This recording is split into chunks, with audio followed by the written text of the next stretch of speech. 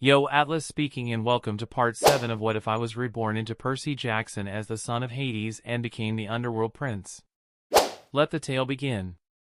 Chapter 181, Leaving the Underworld. The tension was thick as Hades narrowed his eyes at Lucian, his gaze dark and piercing. How do you know of my father's return? His voice was low and controlled, but Lucian could feel the restrained power beneath each word. Lucian scoffed, crossing his arms. How do you think? He asked us to work together, obviously. Hades' frown deepened. And what did you say? Lucian raised an eyebrow, his tone incredulous. What do you think I said? Hades closed his eyes, exhaling slowly to steady himself. Right, he muttered, rubbing his forehead. It appears his return is affecting me more than I'd care to admit. As he gathered his thoughts, Hades turned to face Nico and Bianca, a rare, sorrowful look crossing his features. I fear I made a grave mistake in bringing you two here, he said softly. Perhaps I should have left you hidden, you might have been spared from the fate that awaits us all. Then, Hades returned his gaze to Lucian, his expression hardening. What of my helm of darkness? If my father truly rises, I will need it back to stand a chance against him. Lucian shook his head.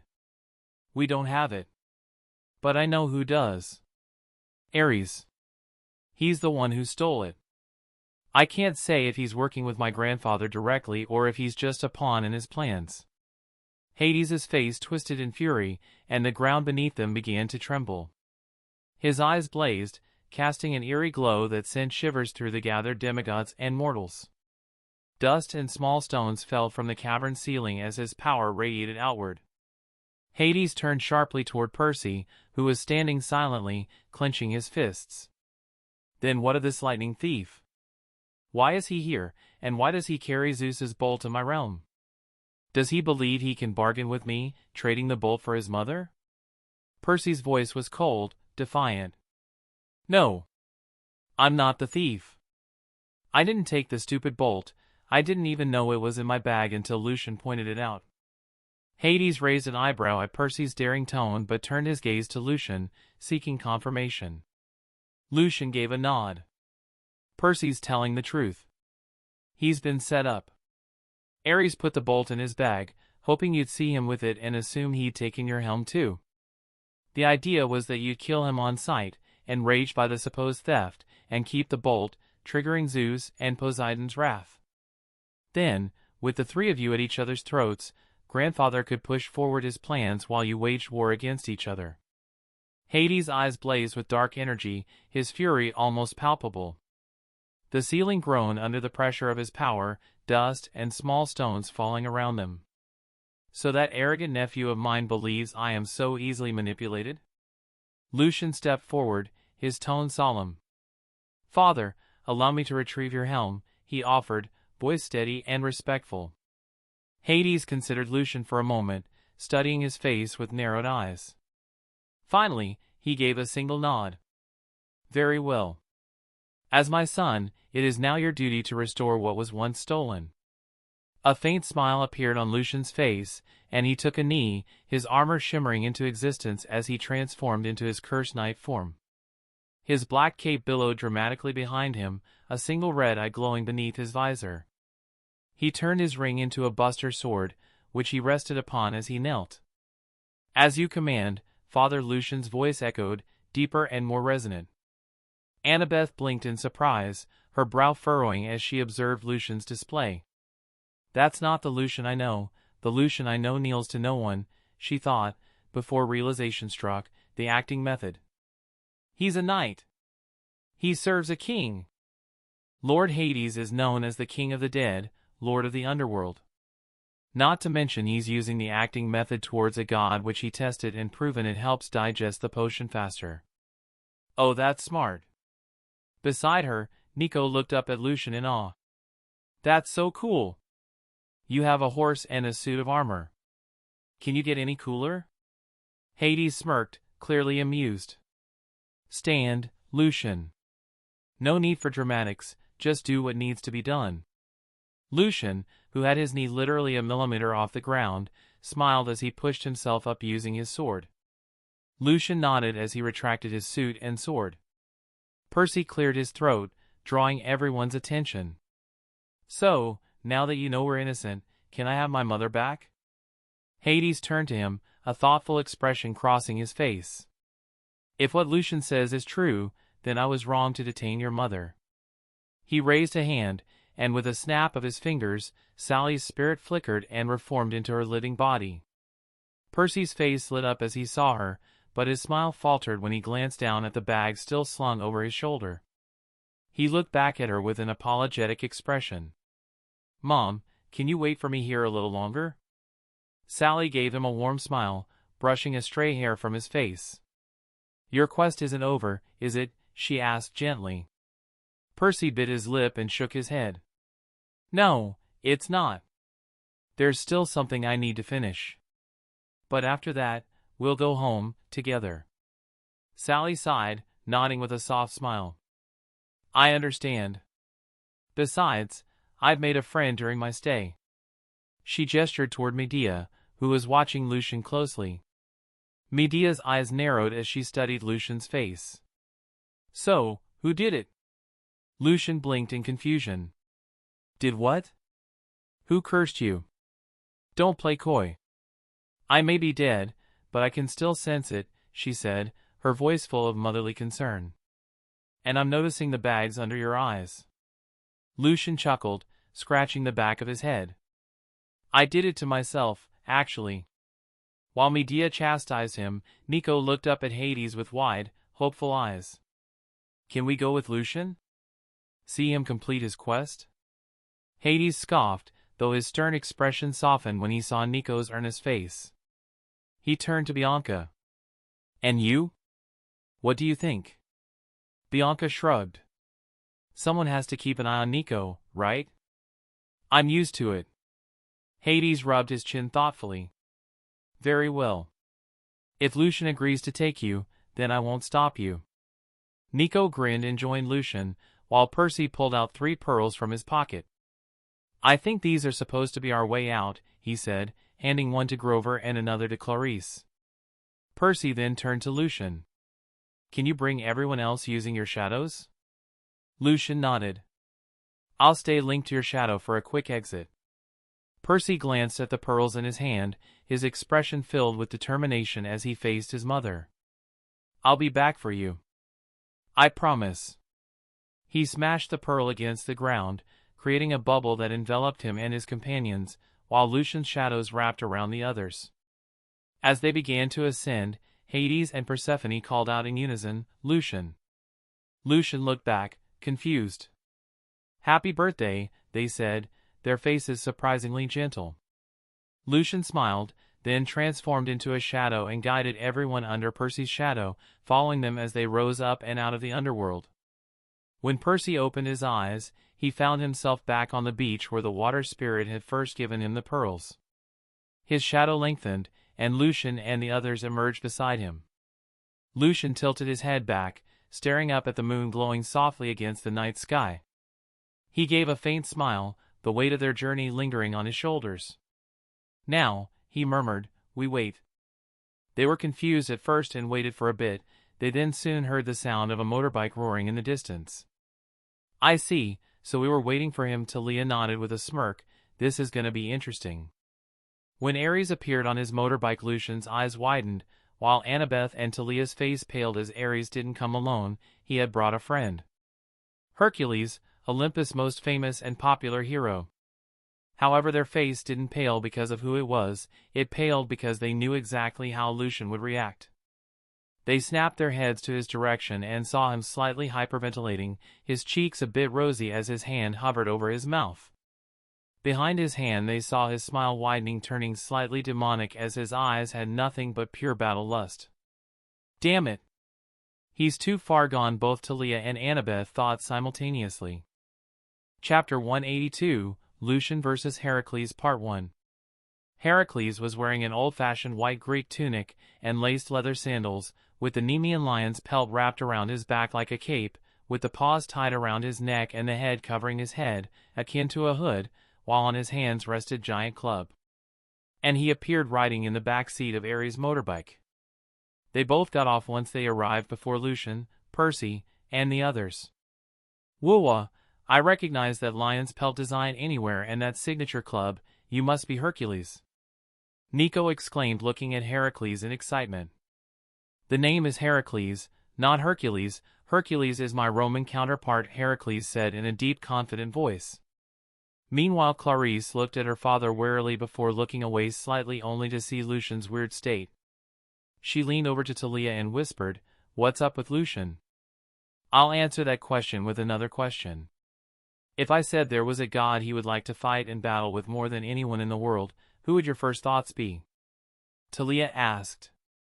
"Your father, without a doubt," Clarice scoffed. "Funny you would think that's the answer, but it isn't. It's him. Lucian doesn't care about battling my father, he cares about battling the one labeled the strongest." "What's with the backup?" Percy asked with a scoff. Ares only smirked.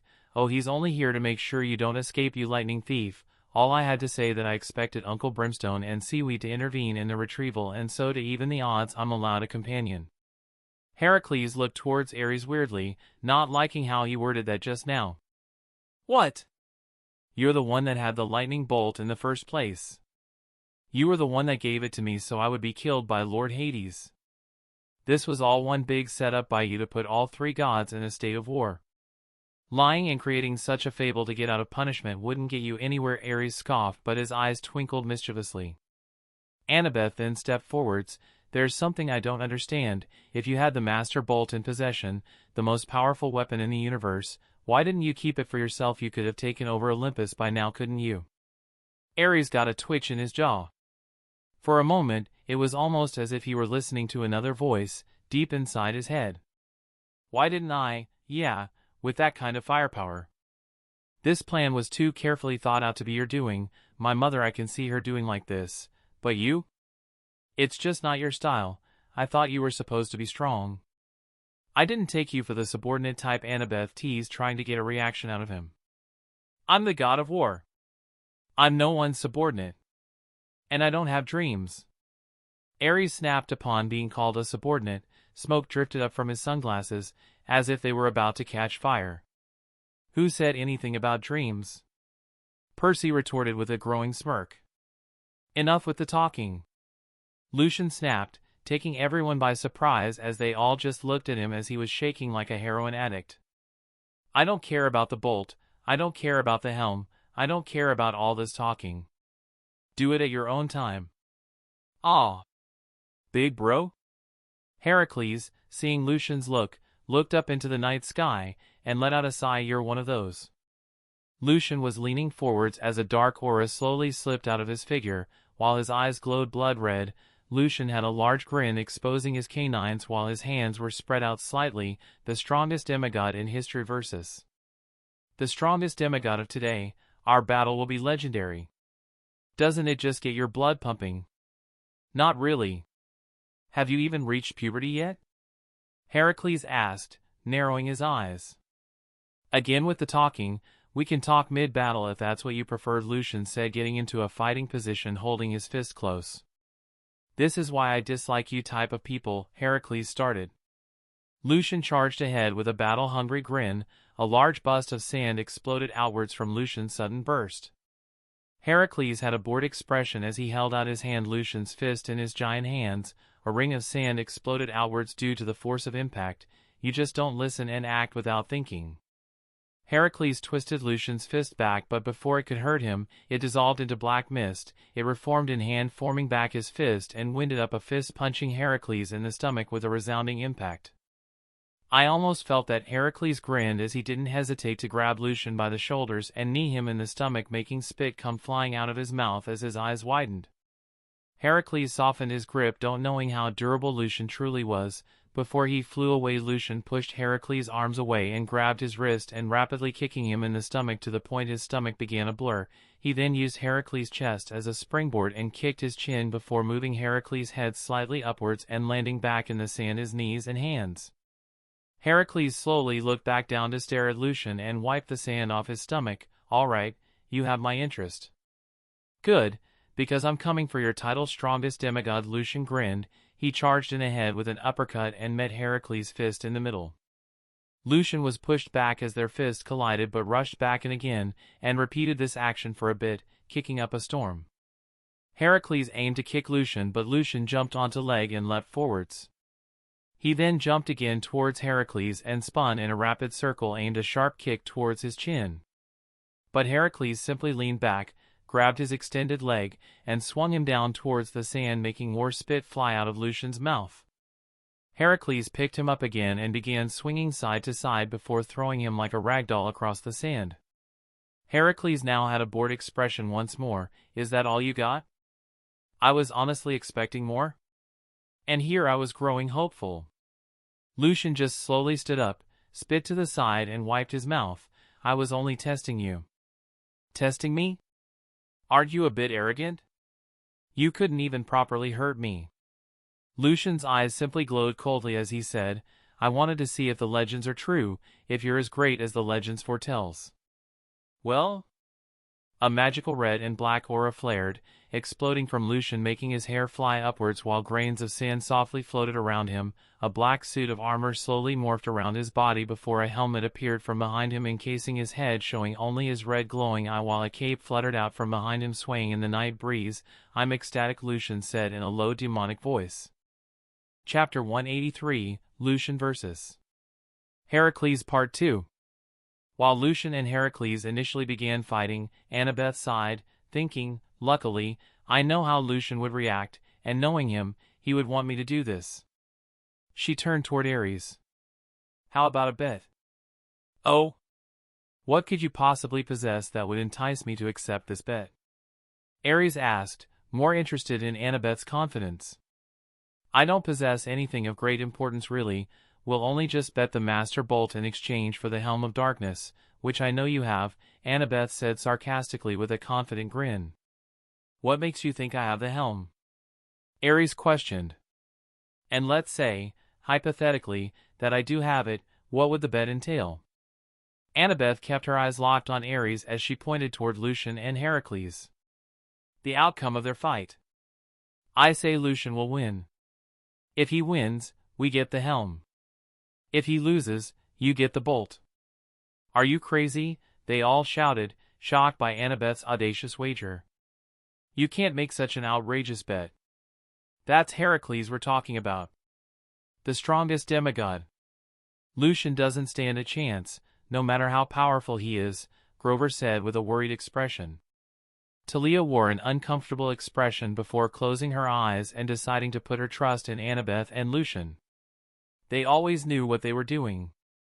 Ha ha ha. Ares laughed boisterously. What a ridiculous bet. You want to lose so badly? Fine. Let's. Wait, Percy interrupted, stepping forward with a serious expression. I'd like to change the terms of the bet. What are you doing? Annabeth asked, bewildered. This wasn't part of the plan. Oh? I'm listening, Ares said, amused. Let Lucian fight Heracles for possession of the helm. I, Percy Jackson, son of Poseidon, challenge you, Ares, god of war, for the ownership of the Master Bolt, Percy declared. Have you lost your mind? Clarice shouted. Annabeth turned to Percy, eyes wide. Why are you doing this? Percy kept his gaze fixed on Ares, who was now smirking in amusement. He's toyed with Clarice's and my life too many times. I want my payback. This is for trying to get me killed and, most of all, to make him leave us alone. His presence is beyond annoying. Clarice stared at Percy in shock, her eyes glistening with emotion. He's willing to fight my father, for my sake? Heracles eyed Lucian's transformation with amusement. You're an interesting demigod, I'll give you that. Answer me this, Heracles said, pointing his club at Lucian. Why do you wish to fight me? Is it simply because I hold the title of the strongest demigod, or is there more to it? What are you trying to prove, little demi? Lucian summoned his scythe and transformed it into a bow staff, spinning it rapidly as he assumed a fighting stance. I wish to see the summit, he said. Heracles' eyes widened before he burst into laughter. Ha ha ha ha. I like you. You're making me excited. Bring it! Heracles watched Lucian intently. As Lucian stepped forward, he vanished and reappeared at Heracles' left side, swinging the bow staff down and striking him across the face. Surprised, Heracles' instincts kicked in. He grabbed the staff and used it to hurl Lucian to the ground, kicking up sand. He raised his foot to stomp on Lucian, but Lucian dissolved into black smoke before his foot landed. The smoke shifted, forming multiple copies of Lucian, each wielding a bow staff and attacking Heracles. Smirking, Heracles swung his club, shattering most of the shadow clones. The real Lucian blocked the strike with his staff but was still sent flying. Skidding to a stop, Lucian anchored the staff behind him. Length, he commanded, and the staff extended, propelling him at blinding speed toward Heracles. Lucian leaped with both legs, enhancing his strength with darkness and magic, and struck Heracles square in the chest, making him skid back. Lucian swung the staff down again. Width! The staff expanded into a pillar and slammed into Heracles. Heracles caught the pillar with one hand, absorbing the shockwave as it sent sand flying, forming a crater beneath him. Before he could react further, Lucian returned the staff to its normal size and pointed it at the ground. Grow! Their shadows expanded, and the pillar reappeared beneath Heracles, hitting him with enough force to launch him skyward. Lucian aimed his staff down once more. Length, he said, shooting himself up into the sky to pursue Heracles. Passing him, Lucian spun and aimed. Grow! The pillar shot downward at Heracles with immense speed. Chuckling, Heracles released his club and raised his arms. The pillar collided with him, forcing him downward with such force that his sandals and feet caught fire. He crashed into the beach, creating an explosion of sand and forming a massive crater with a large and squared squat.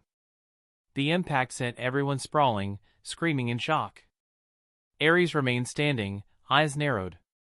It seems our duel will wait until theirs is finished, little guppy. The others slowly stood, Annabeth glaring at Ares. Swear on the river Styx that you'll uphold the terms we discussed, no matter the outcome. You don't get to command me, little girl, Ares growled. What's wrong? Afraid to commit? Talia taunted, supporting her friends. Ares snarled. I'm the god. Yes, yes, we've heard it 1,000,000 times. You're the god of war. So are you agreeing, or are you too scared? Percy challenged. Ares' sunglasses melted as his eyes turned to flames. Do not test my patience, boy. Just because I indulge your whims doesn't mean I won't kill you here and now. Fine. You have a death wish? I accept the duel. Once their fight concludes, we'll battle. I swear on the river Styx. The sky rumbled with lightning, illuminating Lucian's tiny figure. That's my big brother, Nico muttered with admiration. As the sky rumbled, the pillar was too wide for Heracles to gain a proper grip, which gave Lucian the opportunity to call it back. He decided to switch tactics. His bow staff transformed into a bow, and black leather wings suddenly sprouted from his back, as if the night sky itself were supporting him. The darkness coalesced into a beautiful ebony arrow, which gained a red hue and a black flame at its tip. As Lucian charged the arrow with power, he removed his helmet, allowing his black hair to whip around in the wind. At that moment, he looked like an illustrated piece of art, a crescent moon framing his form, his black wings fully spread, one eye closed while the other burned a vivid red. He raised one leg slightly and muttered under his breath. For some reason, I can't help but think of you, Lady Artemis. What do you think of my form right now? Your form is beautiful, worthy of high praise. Now release your hold. Lucian smirked at the uncharacteristically soft tone of her voice. As you wish, my lady. Heracles looked up, puzzled. Did he run? He cut himself off and scoffed. That little bastard is charging up an attack where I can't reach him. Heracles grinned as he saw the black beam of energy swirling with black and red. He laughed and spread his arms as if to catch it. Bring it on! Let's see what you can do. He kicked off his sandals, wiggling his toes in the sand, but realized too late that the beam kept growing in size as it approached rapidly. Just as he prepared to meet it head-on, his instinct screamed at him, "What? This could actually hurt me!" The arrow, shot from Lucian's enchanted bow, was designed to bypass both physical and magical defenses. Heracles grinned even as he winced at the heat burning his palms. "Ha ha ha ha ha!" He pushed back against the force. "Ah!" he roared as he squeezed his hands together. Boom! The accumulated energy exploded in a billow of black smoke. Heracles took a step back from the force, surprised.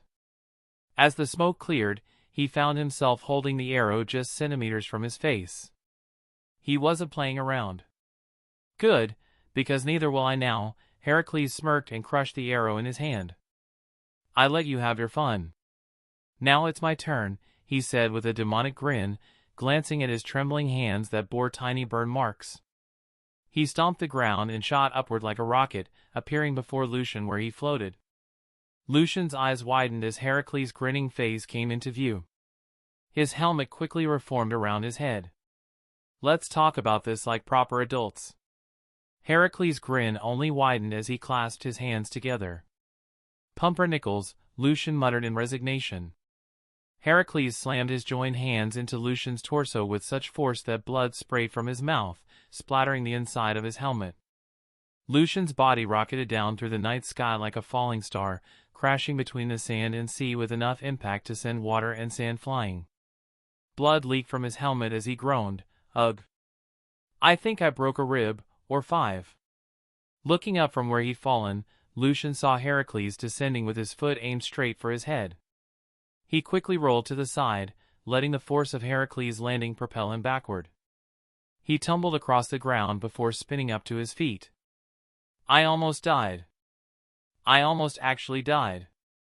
Not to mention the taste of blood in my mouth.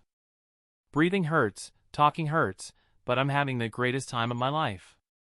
Lucian laughed, barely able to see straight from the pain. More, bring it on, Heracles. I won't call myself the victor until I see your ichor." "Ha ha ha, I can't wait!" Heracles roared back. "They're going to kill each other, aren't they?" Talia asked with a wary expression. Annabeth wore an awkward expression. "Yup." Chapter 184, Lucian vs. Heracles Part 3. Lucian, still clad in his knight's armor, leaned forward when suddenly his fist darkened and ignited with flames. He pumped his fist downward as if starting an engine, causing the flames to burn darker and hotter. He channeled the power he used to create and manipulate curses to fuel the strength of his cursed flames. Raising his fist once more, he slammed it down. A trail of black flames lingered on the sand as he vanished, turning into a blur of black fire. Heracles did not hesitate and charged toward Lucian. Lucian's eyes burned red as his fist left a trail of black flames while he raised it slowly, while Heracles' fist descended, leaving a white trail as it cut through the air. Both combatants grinned with a wild, crazed look. When their fists collided, a shockwave erupted, sending sand flying around them. Their fists soon became a blur as loud explosions resounded with each strike. Heracles felt the burn of the curse spreading from his knuckles to his chest, while Lucian's bones rattled, cracks forming in his armor. They swung their fists without any technique, driven purely by raw power and a lust for battle. Heracles delivered an uppercut that shattered Lucian's helmet and some of his teeth, sending him flying back. As Lucian landed on the ground, Heracles leapt after him, his punches becoming a blur as he pounded Lucian. All Lucian could see were Heracles' fists raining down, pain radiating through his body as his consciousness began to fade. After a minute, Heracles paused and noticed that Lucian was no longer responding. He withdrew his fist, observing the blood dripping from his knuckles and Lucian's battered form. His armor lay broken, and blood soaked the sand. Heracles sighed as he stood up. "A pity. I was really having fun. But I have to say, kid, you've earned my respect. At such a young age, to wound me. There's no doubt you'll be great one day, maybe even greater than me." You're just too young, too full of youthful energy. I'll fight you again when you're older, Heracles said, turning away. Big bro! Nico cried, tears streaming down his face, while Bianca covered her mouth in shock, her eyes watering at the sight of Lucian's state. Percy stared, wide-eyed. He had never expected to see Lucian like this. He couldn't believe it. Ha ha ha ha. Ares laughed heartily. I have to say, as much as I enjoyed it, a loss is a loss, little girl, Ares said, turning to Annabeth smugly, expecting to see devastation. But all he saw was a cold look as she watched, arms crossed. Talia, too, stood watching, hands behind her head. Ares scoffed. No matter how long you stare, wishing to change the outcome, you already lost. He's unconscious. Annabeth sighed, shaking her head. You don't know Lucian like Talia and I do. If Luke were here, he'd say the same. If you judge Lucian's victory or defeat by whether he's conscious, you're a fool. What are you talking about? Ares demanded, narrowing his eyes. This is a duel. He lost the moment he lost consciousness. That wasn't the deal, Talia said with a frown. We never said this was a duel, we only said there would be a winner and a loser. Annabeth and Talia smirked simultaneously. And for Lucian to lose, you'd have to kill him first. Grover, shaking his head, added, no disrespect, Lord Ares, but knocking Lucian unconscious only makes him more dangerous. He loses all restraints and restrictions. Annabeth pointed to Lucian. Not to mention, Lucian is a very sore loser. She smirked as Ares' eyes widened in shock. Lightning crackled between Lucian's fingers as they twitched. Unconsciously, he began using the powers he gained from drinking the potions. First, he used magnetic manipulation to control the blood spread throughout his body, forcing himself to stand. Lucian stood limply, surrounded by his own blood, head thrown back and arms hanging at his sides. His knight's armor crumbled away, leaving him shirtless in black sweatpants. Heracles, who had bent to pick up his club, froze with a confused expression. He raised a brow as he looked back at Lucian. That's some serious willpower, wanting to fight even while unconscious. You keep impressing me, kid, Heracles said with a smile. Lucian's body activated curse manipulation, modifying his self-inflicted curse that prevented him from sleeping, and changed it to ensure he wouldn't lose consciousness even when his body wanted to. Lucian's eyes fluttered open as his head swayed. He could barely stand without staggering. Kid, just go down. If you push it any further, I might kill you by accident, Heracles said seriously. Do you hear it? Lucian muttered, loud enough for Heracles to hear, his head still slightly back. Hear what? Heracles asked, wondering if Lucian was hallucinating from blood loss. Lucian grinned, blood staining his mouth as his eyes turned pitch black with 2 red dots. Boss music! Ha ha ha. Maybe it's just my heartbeat, but that's still music to my ears. Lucian laughed with a crazed expression. As long as there's blood in my veins and my heart still beats, I can't be stopped. He crossed his arms, lightning crackling as his fingers snapped. He spread his arms wide as if crucified, using magnetic manipulation to clean himself of blood. His blood was levitating in the air in forms of tiny droplets, even the blood in the sand wasn't spared. Lucian then began dancing in the sand. He stuck his hand out and began to spin, running his fingers on top of the other as he used 2 abilities simultaneously, magnetic manipulation and sigil crafting. Sigil of regeneration. Sigil of strength. Sigil of endurance. Sigil of speed. Lucian twirling around in the sand, curling his fingers as he used magnetic manipulation to draw on his own body different symbols and runes. The drawing started from his hands and went to his arms and then body, legs, neck, and all the up to head and face. What? What is he doing? Ares asked, disturbed. Annabeth chuckled. He's having fun. Though she wasn't the strongest magic user, she knew exactly what Lucian was doing, thanks to studying Medea's books. That brilliant bastard, that's why I love him. He's using his own blood to draw sigils to enhance himself. Blood is the strongest medium for spells and creations, and his blood, imbued with the power of both a god and a witch, is even more potent. This will make his sigils stronger and more effective. It's absolutely ingenious, Annabeth thought, eyes twinkling with excitement. Lucian used magnetic manipulation to embed the blood into his skin, ensuring the sigils wouldn't break. When he spun around, creating a circle in the sand. He took a deep breath, puffing his chest. His fists were aimed slightly upwards before he smashed them into each other. When his fists connected, the designs on them pulsed with dark red magical energy. The energy swirled through his body, lighting up each sigil with power. It traveled down his legs and up his face, past his blackened eyes. His hair whipped wildly in the air as if charged with electricity. Lucian crossed his feet in a balletic stance and spread his arms, closing his eyes. Hecate-sensei, what do you think of my new technique? I think Medea created a suicidal monster. Do you realize how close your body was to dying? Only you could think of something this reckless and dangerous. But I can't deny I'm proud, Hecate's voice rang in his head. As the sigils lit up, Lucian's wounds began to heal, red sparks crackling across his body from the energy contained within. As my magic teacher, I shall give you the great honor of naming this technique, Lucian teased. Heracles! Lucian shouted with a wide grin. Are you ready for round 2? Bah! You're a lunatic, boy.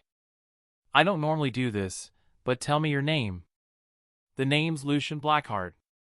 Then Lucian Blackheart, when this is over, you will have my acknowledgement, and I will consider you a friend. Lucian dropped into a runner's stance, his grin wide. I would be honored. Chapter 185, Lucian vs. Heracles Finale.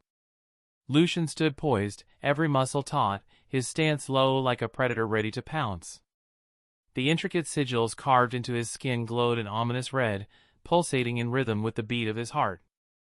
His eyes, black as the void, locked onto his opponent with unyielding determination. A thin smirk curled at the corner of his lips as he muttered under his breath, "Let's do this."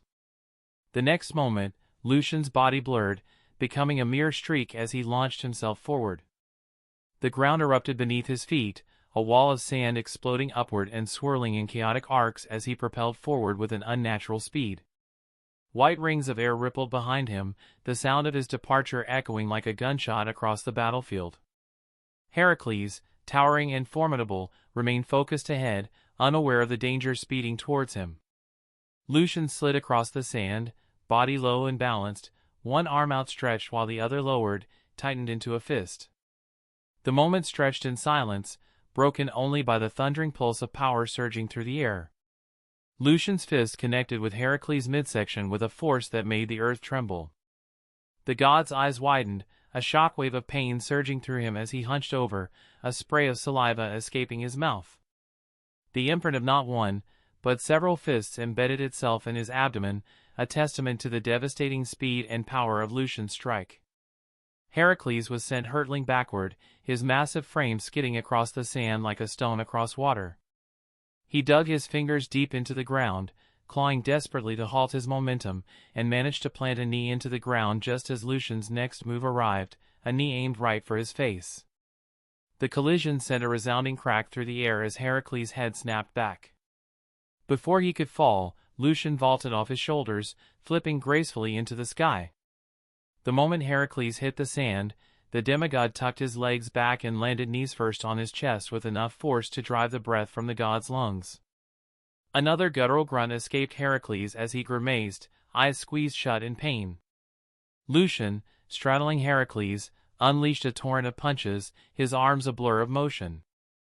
The sharp crack of fists meeting flesh echoed repeatedly, each blow landing with bone-crushing force. To a mortal, this barrage would have been lethal, beyond lethal.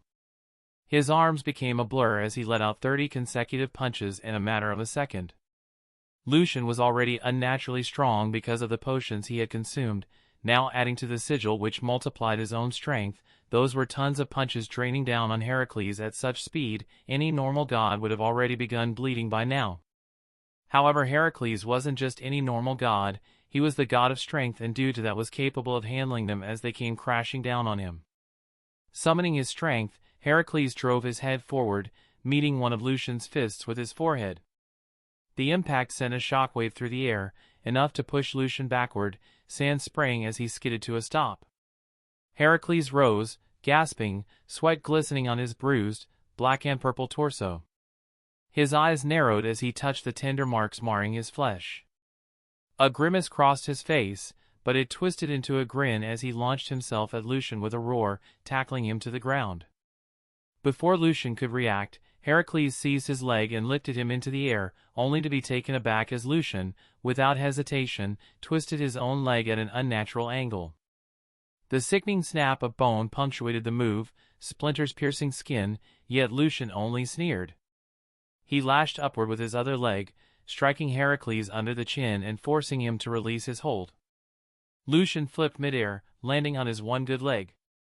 He set the broken limb back with a grotesque twist, the crack of bone realigning audible even in the chaos. "That felt weird," he muttered, testing the limb with a satisfied grin. Heracles, wiping a trickle of spit from his chin, let out a low chuckle. "Kid, no, Lucian, what the hell is wrong with you?" His tone was both impressed and bewildered. Heracles then moved his mouth around with a confused expression and spit to the side to show a tooth on the sand. Both combatants stared at it for a heartbeat, Heracles in disbelief and Lucian in irritation. "Why that look?" Heracles asked, arching an eyebrow. "Knocking a tooth loose should be a grand achievement." "If I were content with just a tooth, you'd best kill me now," Lucian snarled, eyes narrowing. "I won't stop until I see blood." Heracles laughed, deep and hearty. "All right, then. Come! Make me bleed!" His muscles flexed, preparing for the next exchange. "Oh, I will." Lucian's voice dropped to a dangerous whisper as he assumed his stance again, a wicked smile playing on his lips. "By the way, I'm keeping that fucking tooth." Heracles scoffed as he charged in again. Lucian blocked Heracles' punch with his forearm and punched his fist. Heracles blocked his next punch and punched Lucian's torso. Lucian blocked Heracles' next knee attack by crossing his arms, switching over using his raised knee as leverage and kicking his chest. "They're going to be at this for a while, aren't they?" Ares muttered, arms crossed, eyes glued to the spectacle with a deadpan expression. "Yup." Annabeth flicked her fingers, turning the sand beneath them into sturdy seats. She dropped down and crossed her legs. "Might as well get comfortable." Ares sighed as he took a seat, followed by the rest of the onlookers. "How long do you think they'll go on?" Bianca asked, a mixture of awe and concern on her face. "Knowing Lucian?" Talia smirked, her voice dry as the desert air. "Until the sun rises." Wah! 6 hours later. Multiple magic circles materialized across the sky, raining down weapons like a tempest aimed at Heracles. With a powerful swing of his massive club, he shattered them one after another. Meanwhile, Lucian darted through the storm, slashing his scythe with fierce precision. Heracles leaped into the air, the force of his jump leaving the ground trembling. He swung his club in a wide arc and came crashing down with a resounding impact, sending a shockwave rippling outward. Lucian used the pole of his scythe to block the attack, but the force of the collision surged through him, making his arms tremble as he gritted his teeth. "Arg!" Heracles roared, pressing down with even greater force. "Just quit already.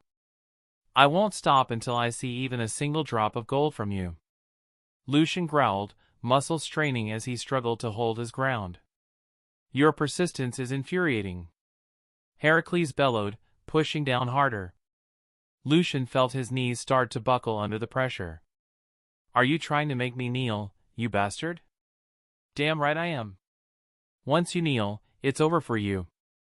Lucian bit down on his lip until it bled, his face twisting with rage. "I kneel for no one, except my mother," he snarled. Veins bulged on Heracles' forehead and arms as he pressed down with relentless force. Blood trickled from Lucian's lip, and his knees dipped lower as he prepared for a final gambit. Summoning every ounce of focus, he reached deep into his well of magic and shadow. The glow around his sigil began to fade, and weakness clawed at him. At the last moment, Lucian shifted back, letting the club crash into the ground with explosive force. Using the shockwave to propel himself, he rolled across the sand and planted his hands on the shadows. The darkness spread out, forming a circle around him with a hidden magic circle at its center. Heracles, momentarily caught off guard, glared down at the shadowy trap. Lucian activated his cursed eyes, freezing Heracles for a split second. "I'm putting everything I have into this. This untested technique has to work," Lucian thought, sweat pouring down his face. Heracles, known for his iron will, broke free from the brief paralysis and scoffed. "Shadow switch," Lucian muttered. In an instant, their positions flipped. Heracles found himself standing directly over the hidden magic circle. Before he could react, a massive black dome enveloped him, shrouding him in utter darkness. He strained his eyes but saw nothing, not even his hands. A sudden, unnatural weakness overcame him, forcing him to use his club for support. "What is this?"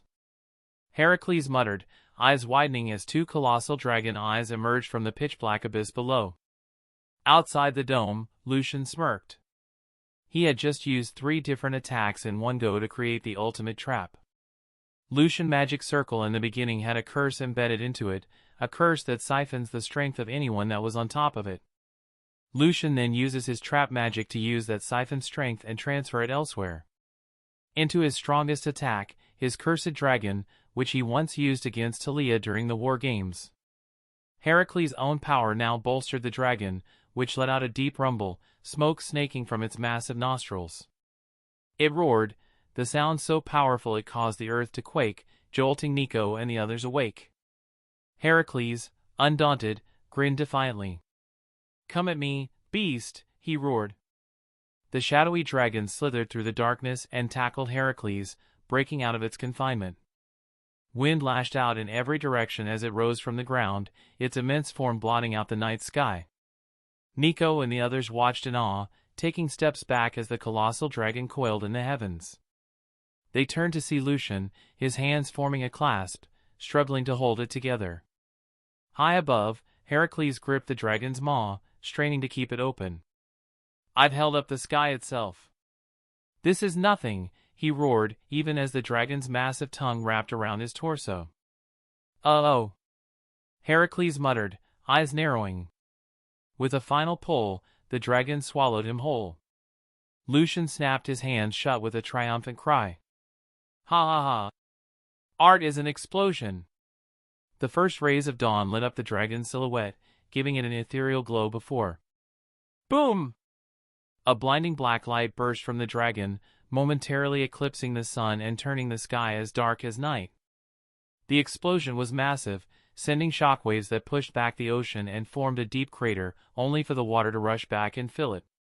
The force swept over the beach, knocking everyone to the ground. Bianca screamed as she clung to Nico, who was nearly blown away. Sand whipped through the air in a storm, battering their faces and obscuring their vision. Windows shattered across distant streets, and debris scattered far beyond the shore. Amid the swirling smoke, a dark blur shot toward the beach. Heracles crashed into the sand, forming a crater. Everyone turned to him, breath held, as he lay still. Suddenly his eyes snapped open and with a painful groan slowly got up. As he rose to his feet, he was brought back down to his knees, letting out a painful cough. Gold-streaked blood dripped from his mouth, and his eyes widened in disbelief as he looked at his bloodied hand. Staggering, he met Lucian's gaze, a reluctant smile tugging at his lips. "You crazy bastard, you actually made me bleed." "That's good, because I'm about to die now," Lucian replied with a weary, warm smile. "What?" Slowly blood started dripping down Lucian's mouth, painting his entire chin red, followed by his nose, eyes, and ears. Cracks began appearing over his skin as more blood spilled out. "Sigil, used on body, too long," breaking Lucian muttered before his eyes rolled to the back of his head and dropped down to his knees and face planted on the ground. A pool of blood spread beneath him as Annabeth screamed, "Lucian," and raced to his side, with the others following not too far behind. Chapter 186, Suicidal Branding. Lucien! Annabeth screeched as she ran toward him. She slid on her knees across the sand and appeared beside Lucien. Talia turned into a streak of lightning as she rushed to them, her expression unreadable as she knelt beside Lucien. Annabeth didn't hesitate to flip him over, staining her hands with his blood. She glared at Lucien's bloodied and broken form as she said, "You better not die on me." "It's far too early for you to die," she whispered as she reached into her pouch and pulled out a vial of nectar, meant to help demigods recover quickly. She held Lucien with one hand and uncorked the potion with her mouth. She tried feeding Lucien the nectar, but he only sputtered and choked slightly. "Give it here," Talia said, snatching the nectar from Annabeth's hand and taking a sip herself. She grabbed Lucien's head and began feeding him the nectar mouth to mouth. As Talia administered the nectar, Grover, Percy, Clarice, Bianca, and Nico all came running toward Lucien with tears in their eyes. Nico sniffled and said, "I just gained the coolest big brother ever. Please don't let me lose you. You said you would teach me how to use my powers." Bianca's lips quivered upon hearing Nico's words. They all surrounded Lucien as Talia finished giving him the nectar, her mouth stained red with his blood. Lucien's wounds began to close slowly, giving everyone a flicker of hope. However, the cracks in his body burst open even further, revealing the true severity of his injuries. Through the entire ordeal, Lucien remained conscious due to his curse, which forced him to stay awake even when he lacked the strength to blink. Heracles frowned as he watched the scene unfold. Before he could offer assistance as the god of fertility and health, /n, it's in the wiki, look it up, Lucien's shadow expanded, and a figure emerged from it, Beatrice. "Beatrice!" Annabeth exclaimed in surprise. She was supposed to be away on a mission, so everyone looked at her sudden appearance with shock. "I felt our Lord dying and couldn't just stand by and watch," Beatrice said, kneeling beside him and reaching into his shadow. Her hands moved rapidly, her expression shifting into one of deep concentration. Slowly, she pulled out a round vial filled with glowing golden liquid. Beatrice opened the vial and applied a single drop to Lucien's forehead. As it touched his skin, the wounds on his body began to close, and he started glowing faintly with a golden hue. "What did you just give him?" Heracles asked with a frown, narrowing his eyes as he sniffed the air. "And why does it smell familiar?" Noting Annabeth and Talia's curious expressions, Beatrice explained, "It's one of the most potent healing potions my lord and I created together using seeds from a golden apple, said to be filled with immense vitality. Though I remember him mentioning the golden apple for a potion, I don't recall him saying he was working on it," Annabeth said with a slight frown. "That's because we weren't sure it worked. We hadn't tested it yet, it was still in the experimental stage." "You could say this is our first trial," Beatrice said, her expression shadowed with worry. "We were going to use it to create miracles to spread his name as a god and further the cult. He didn't want to reveal it, but we had no choice." "Forgive me, my lord." Lucien groaned as he pushed himself up, shaking his head and letting his hair fall over his eyes. "Good work, B," he sighed. Beatrice bowed graciously. "Happy to help, my lord." "Lucien," they all shouted happily, with Annabeth and Talia tackling him back to the ground. "Oof! Ladies, I'm feeling the love," Lucien teased. Just then, he heard Hecate's voice in his mind. "You wanted a name for your technique, right? How does suicidal branding sound, you idiot?" she scoffed in annoyance. "Is someone worried about me?" Lucien teased. Hecate huffed. "You'd bring me nothing but shame if you, my student, died early.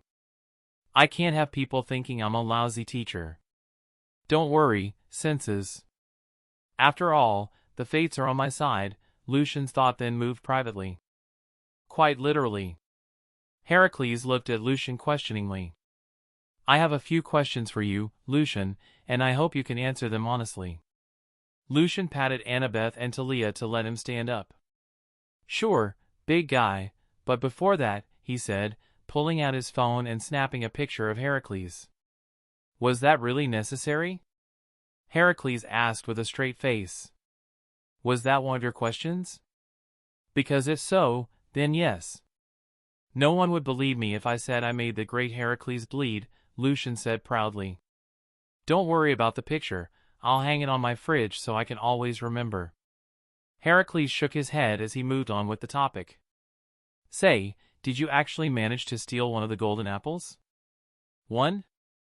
I took a bunch. You should have seen her face when she couldn't take them back from me, Lucian scoffed. You can even ask Ares over here, he was there. Ha! You actually managed to steal from her precious tree. Good on you, kid. I knew I liked you for a reason.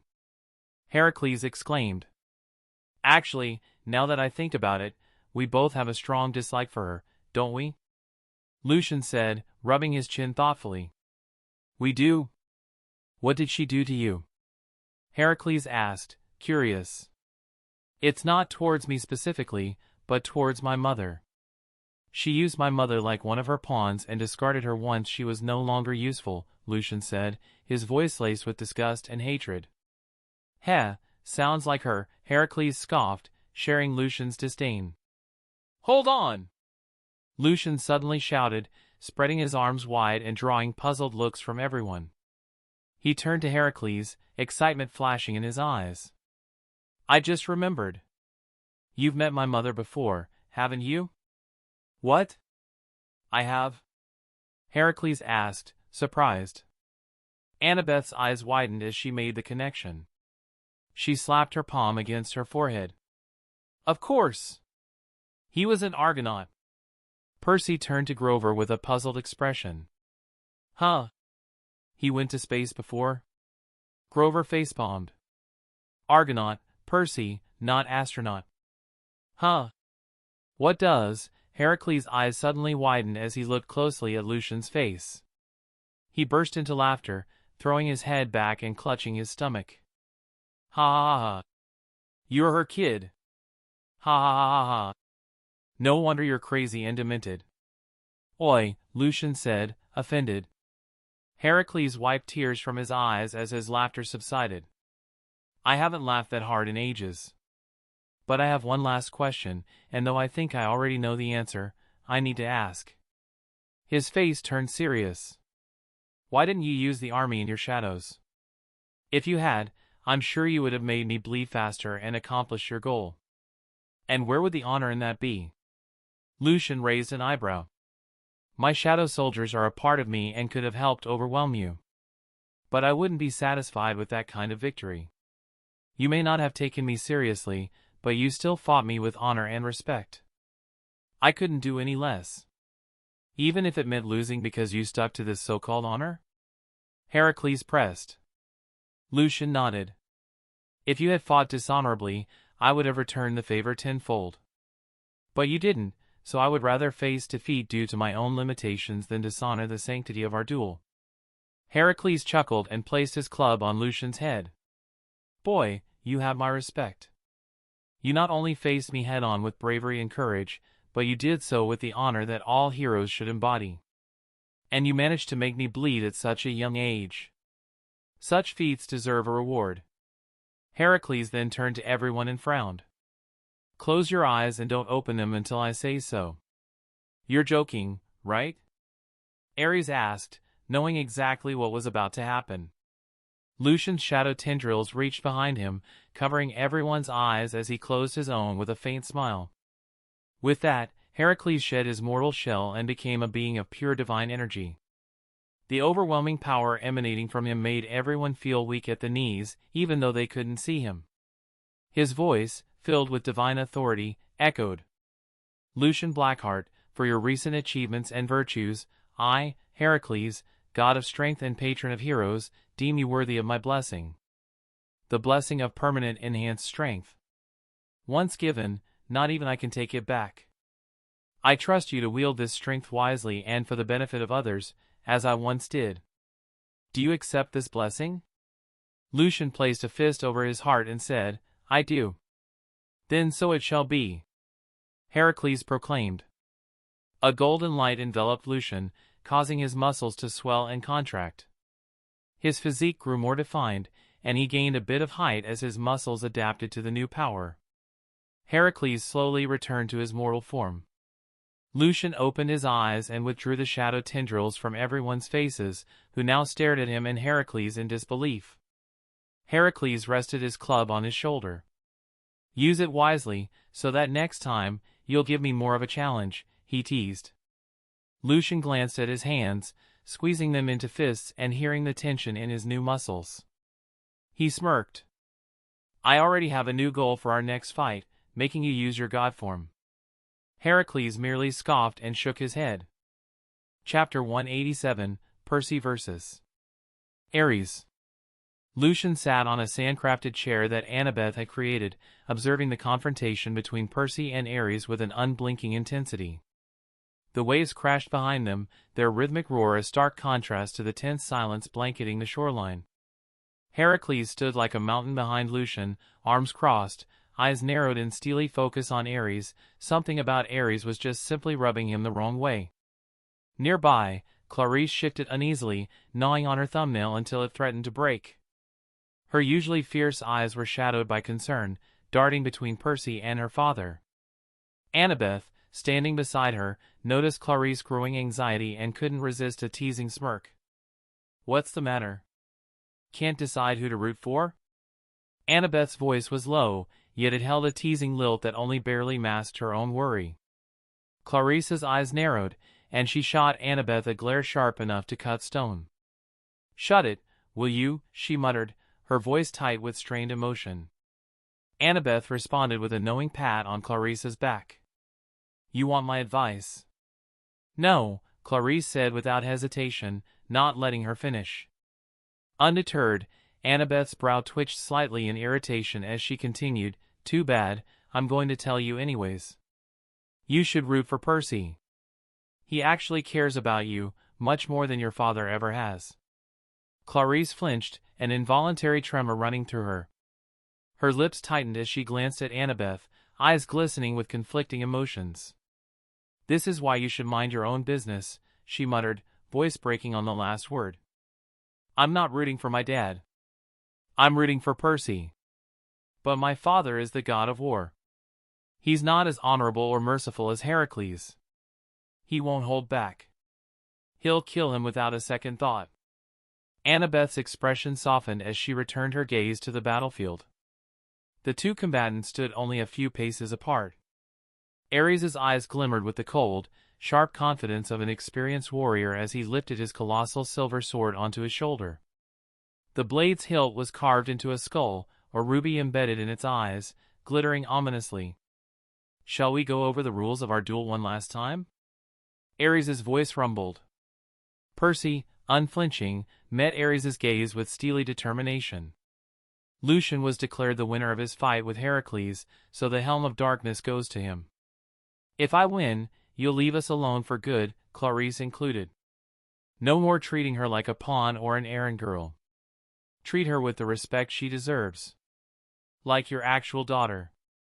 Ares' mouth curled into a scoff, his eyes alight with derision. "And if you lose?" "It won't come to that," Percy said as clenched his jaw. He raised his fist, clenching it until the trident tattoo on the back of his hand glowed with a deep ocean green. The tattoo peeled away, morphing into a shimmering, ethereal trident that hovered in the air for a moment before he grasped it firmly. With a practiced motion, he reached into his pocket, uncapped a simple pin that shifted seamlessly into Riptide, his celestial bronze sword. Heracles shifted behind Lucian, the hero's eyes widening just enough to betray his astonishment. "That sword." Percy positioned his trident defensively and held Riptide at the ready, every muscle taut. The sea breeze tugged at his dark hair, but his eyes remained locked on Ares. Ares threw back his head and laughed. "Two weapons? You think wielding two will make you have a better chance at defeating me? I need only one to prove your defeat." He twirled his massive blade, the skull hilt catching the light in an unsettling gleam. "Are you done showing off, or can we get this over with?" "I have things to do," Percy snapped, the edge in his voice daring Ares to make his move. Ares' grin faltered, turning into a scowl. "I'll let you make the first move, punk." Without hesitation, Percy surged forward, his trident aimed for Ares' midsection. But Ares moved like lightning, parrying the strike with an ease that bordered on arrogance. The collision of metals sent sparks flying, tiny stars that landed on the sand and sizzled into nothingness. Percy pivoted, slashing with riptide. Ares intercepted, blades scraping and screaming in protest. The air around them crackled with tension, each clash sending shockwaves that rippled through the sand. As Percy's attacks grew faster, his movements more precise, Ares responded with effortless counters. It was as if the god could read his mind, blocking each strike before it even formed in Percy's thoughts. The two continued to clash for a good while when suddenly, Ares roared and raised his sword high, both hands gripping the hilt. He brought it down in a brutal arc, eyes glinting with feral glee. Percy crossed riptide and his trident, bracing himself as the sword connected. The force was monstrous, vibrating through his bones with enough power to numb his arms. He bit back a cry, feeling the shock reverberate through his very core. Ares lashed out with a boot to Percy's gut, and the demigod was launched backward, air ripped from his lungs. He hit the sand hard, rolling and coughing. Pain lanced through his midsection as he forced himself to rise, wiping the corner of his mouth where blood had begun to pool. With a flick of his hand, his trident flew back to him, and he spun it with a flourish. Ares was already storming toward him, sword gleaming with lethal intent. Percy tightened his grip, thrusting his trident forward. A column of seawater erupted from the prongs, shooting toward Ares like a spear. The god dodged nimbly, the spray glistening as it fell in scattered droplets. He closed the distance and slashed for Percy's head. Percy ducked low, the edge of the blade grazing his cheek and drawing a thin, stinging line of blood. He rolled to the side, a hiss escaping him as he clutched his face.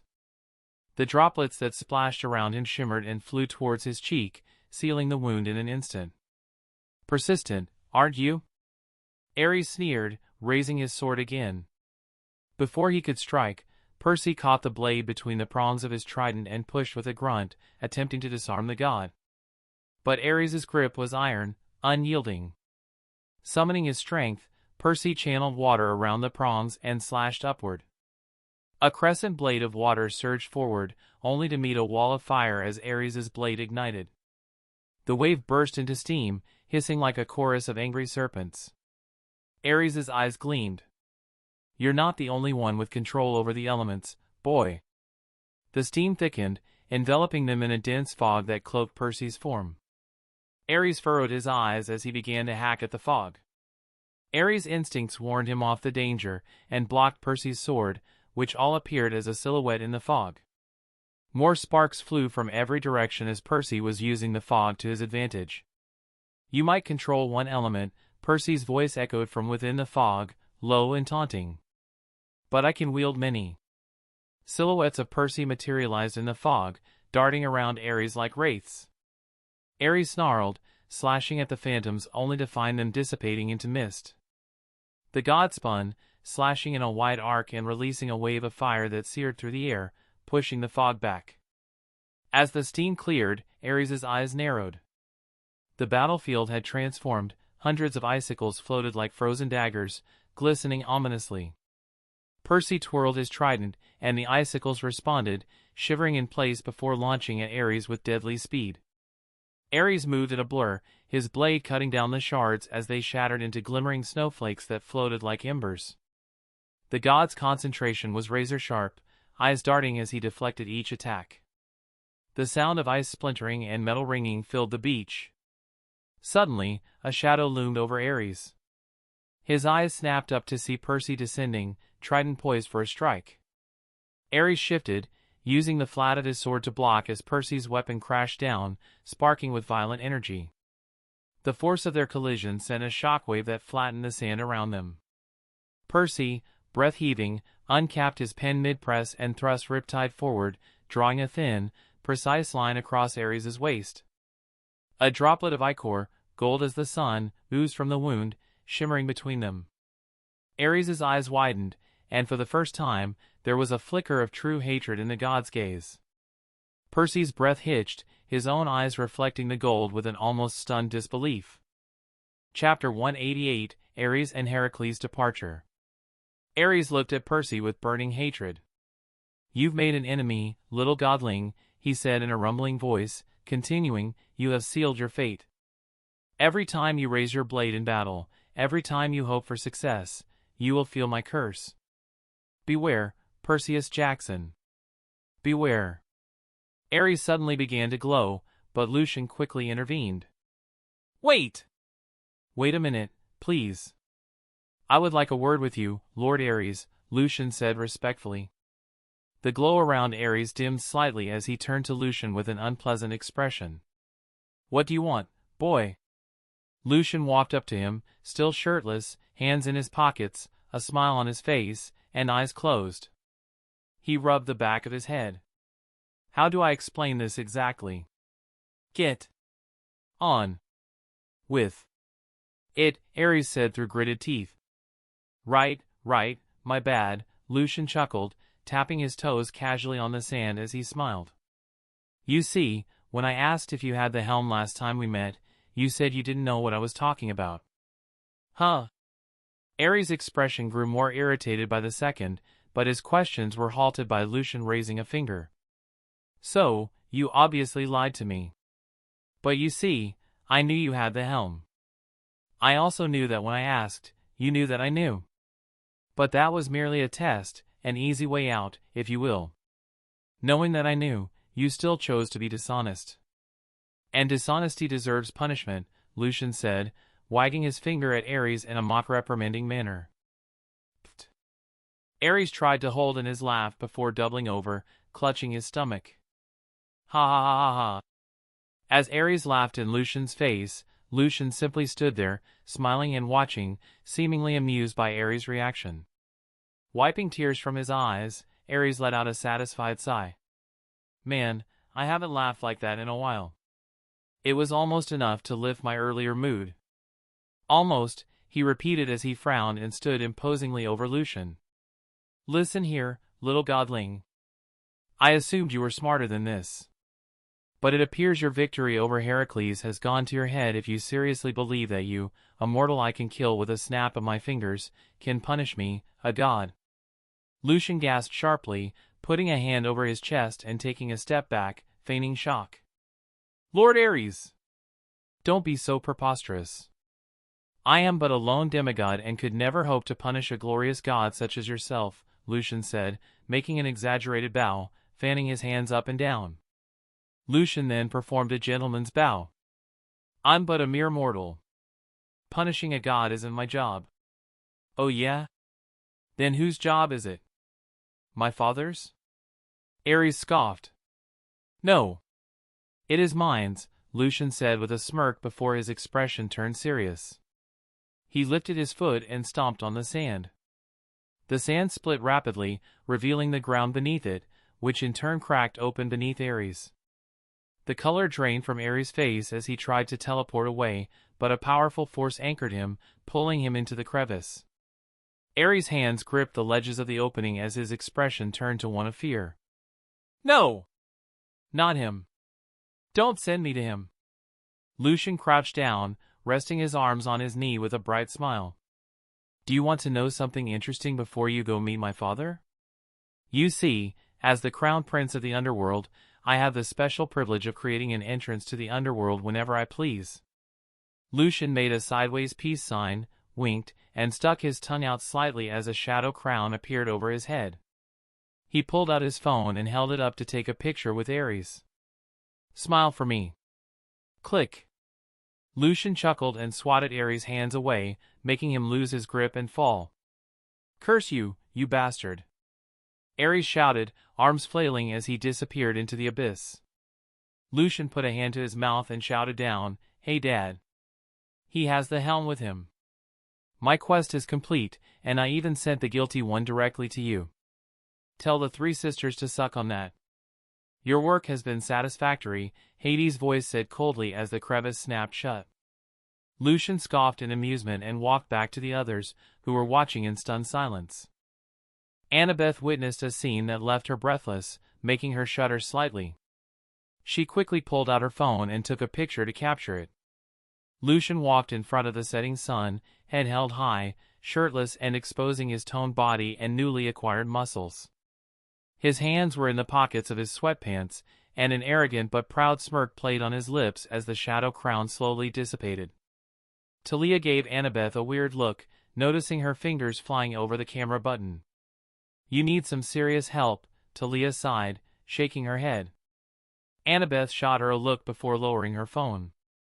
Talia's phone buzzed, and she frowned in confusion as she checked it, realizing Annabeth had sent her some of the pictures. Talia glanced at Annabeth with a deadpan expression, then scoffed and secretly saved the photos. Annabeth saw this and scoffed back, muttering, "Hypocrite." As the crown faded, Lucian began walking toward them with large, proud strides. "I finally got revenge on that ba."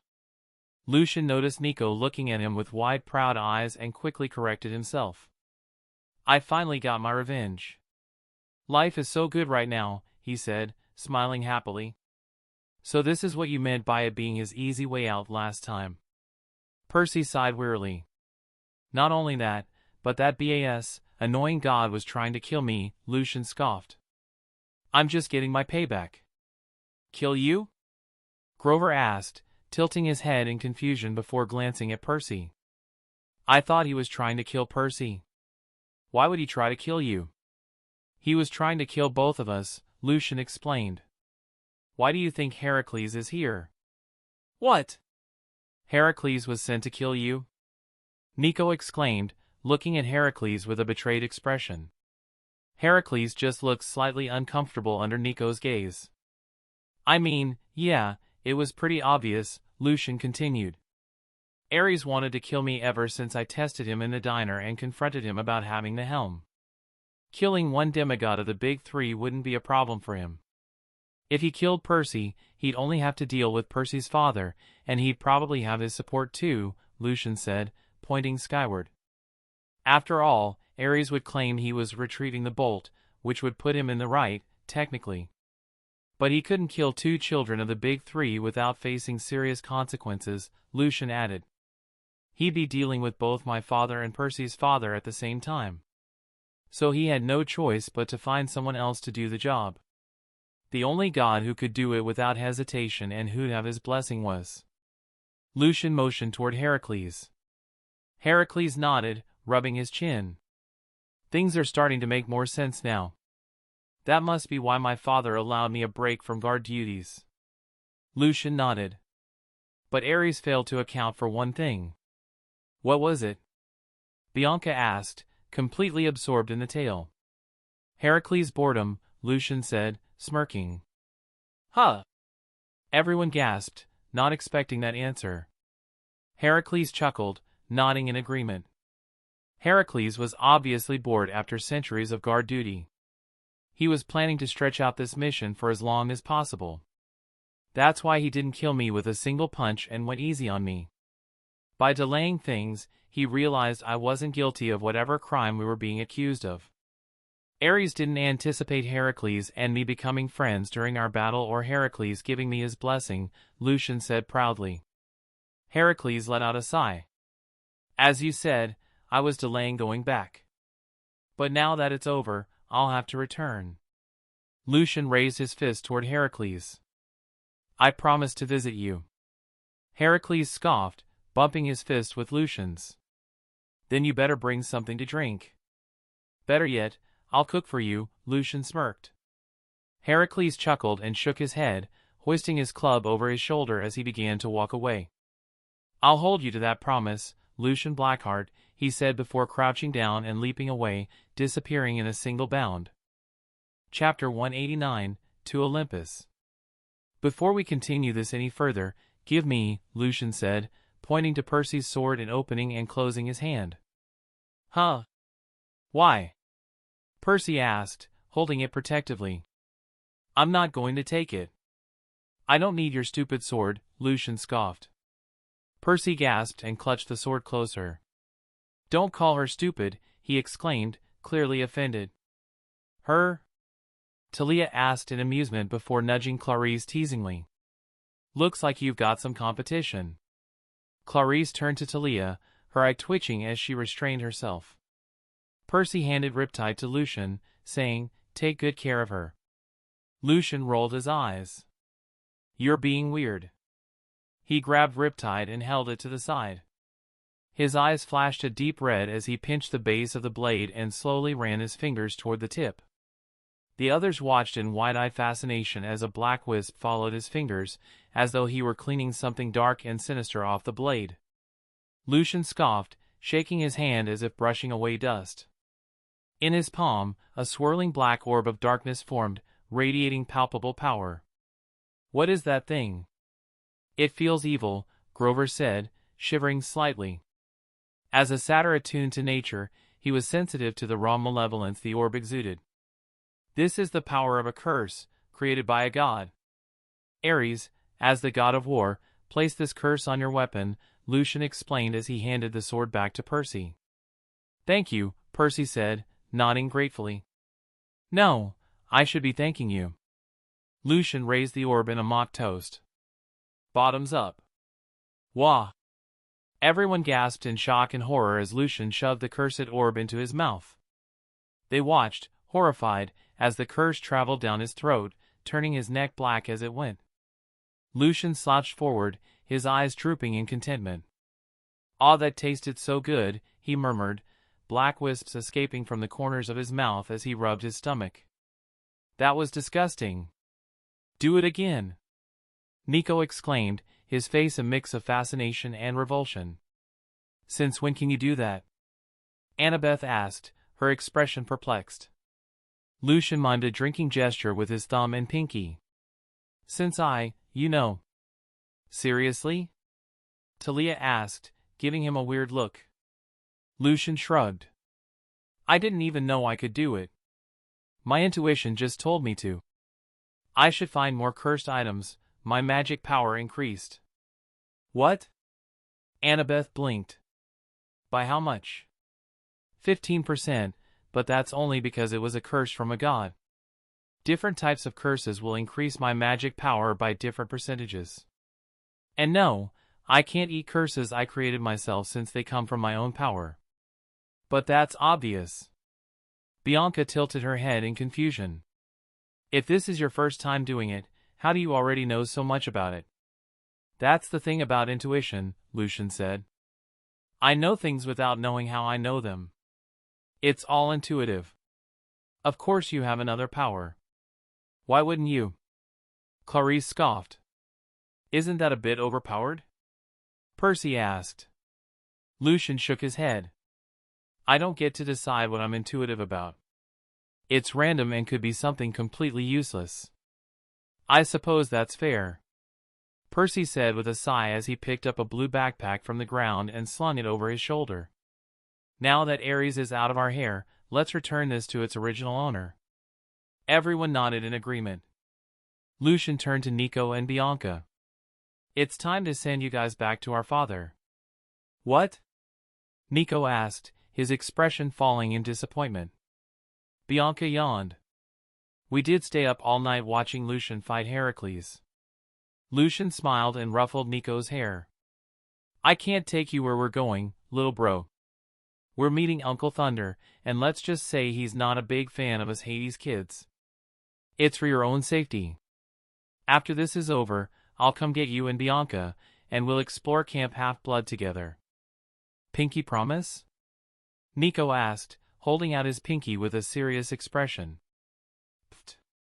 Yeah, I pinky promise," Lucian teased, locking pinkies with him. Then he turned to Bianca, wiggling his pinky teasingly. "You want one too?" Bianca just stared at him with a deadpan expression, her tired eyes half closed.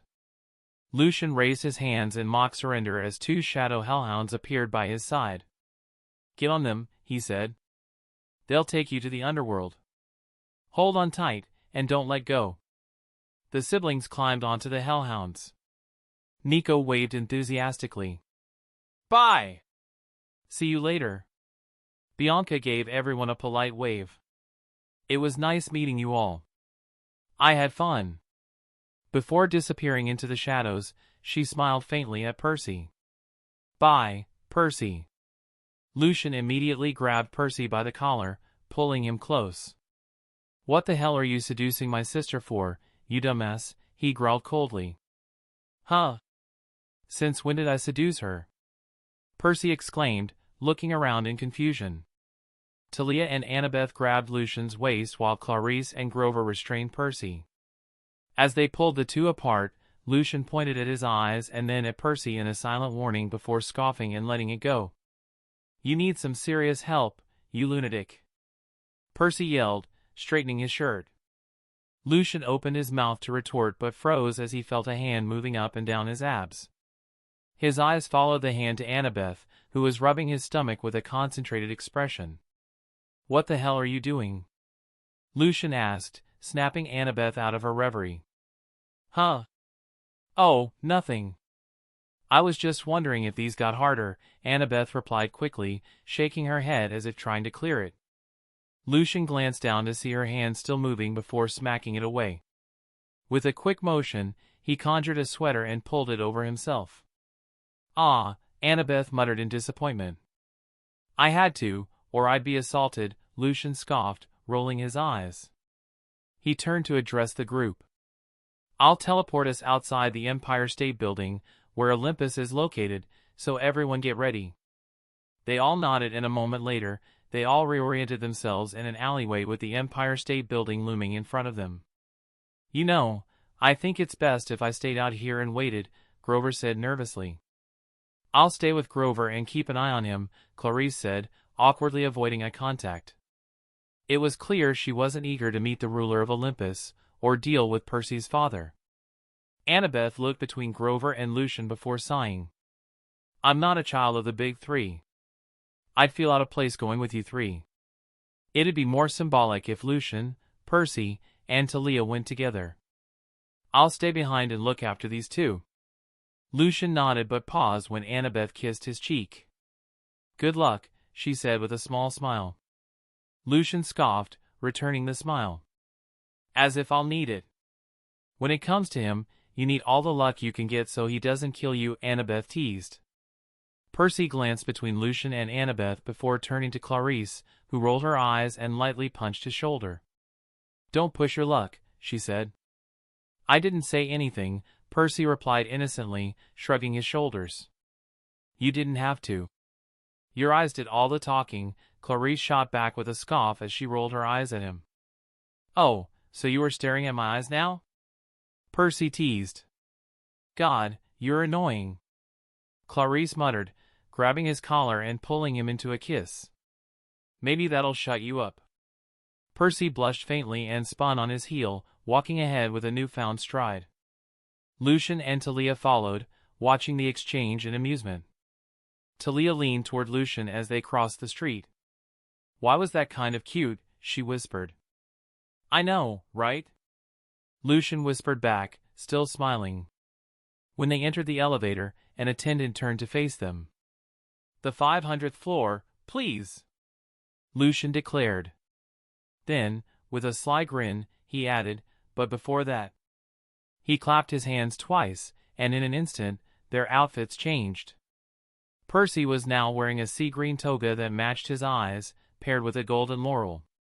Talia's outfit transformed into a radiant golden toga with a matching laurel, and Lucian himself was adorned in a sleek black toga with an autumn-colored laurel crown. Percy and Talia looked down at themselves, then turned to Lucian with deadpan expressions. Was this really necessary? Talia asked flatly. Yes. Yes, it was, Lucian replied proudly. We have to dress for the occasion, after all. The elevator began its ascent toward the 500th floor. Chapter 190, Reporting to Olympus. Percy stood frozen in awe as the elevator doors slid open to reveal Olympus in all its glory. The radiant golden city sprawled before them, its shimmering towers piercing the azure sky.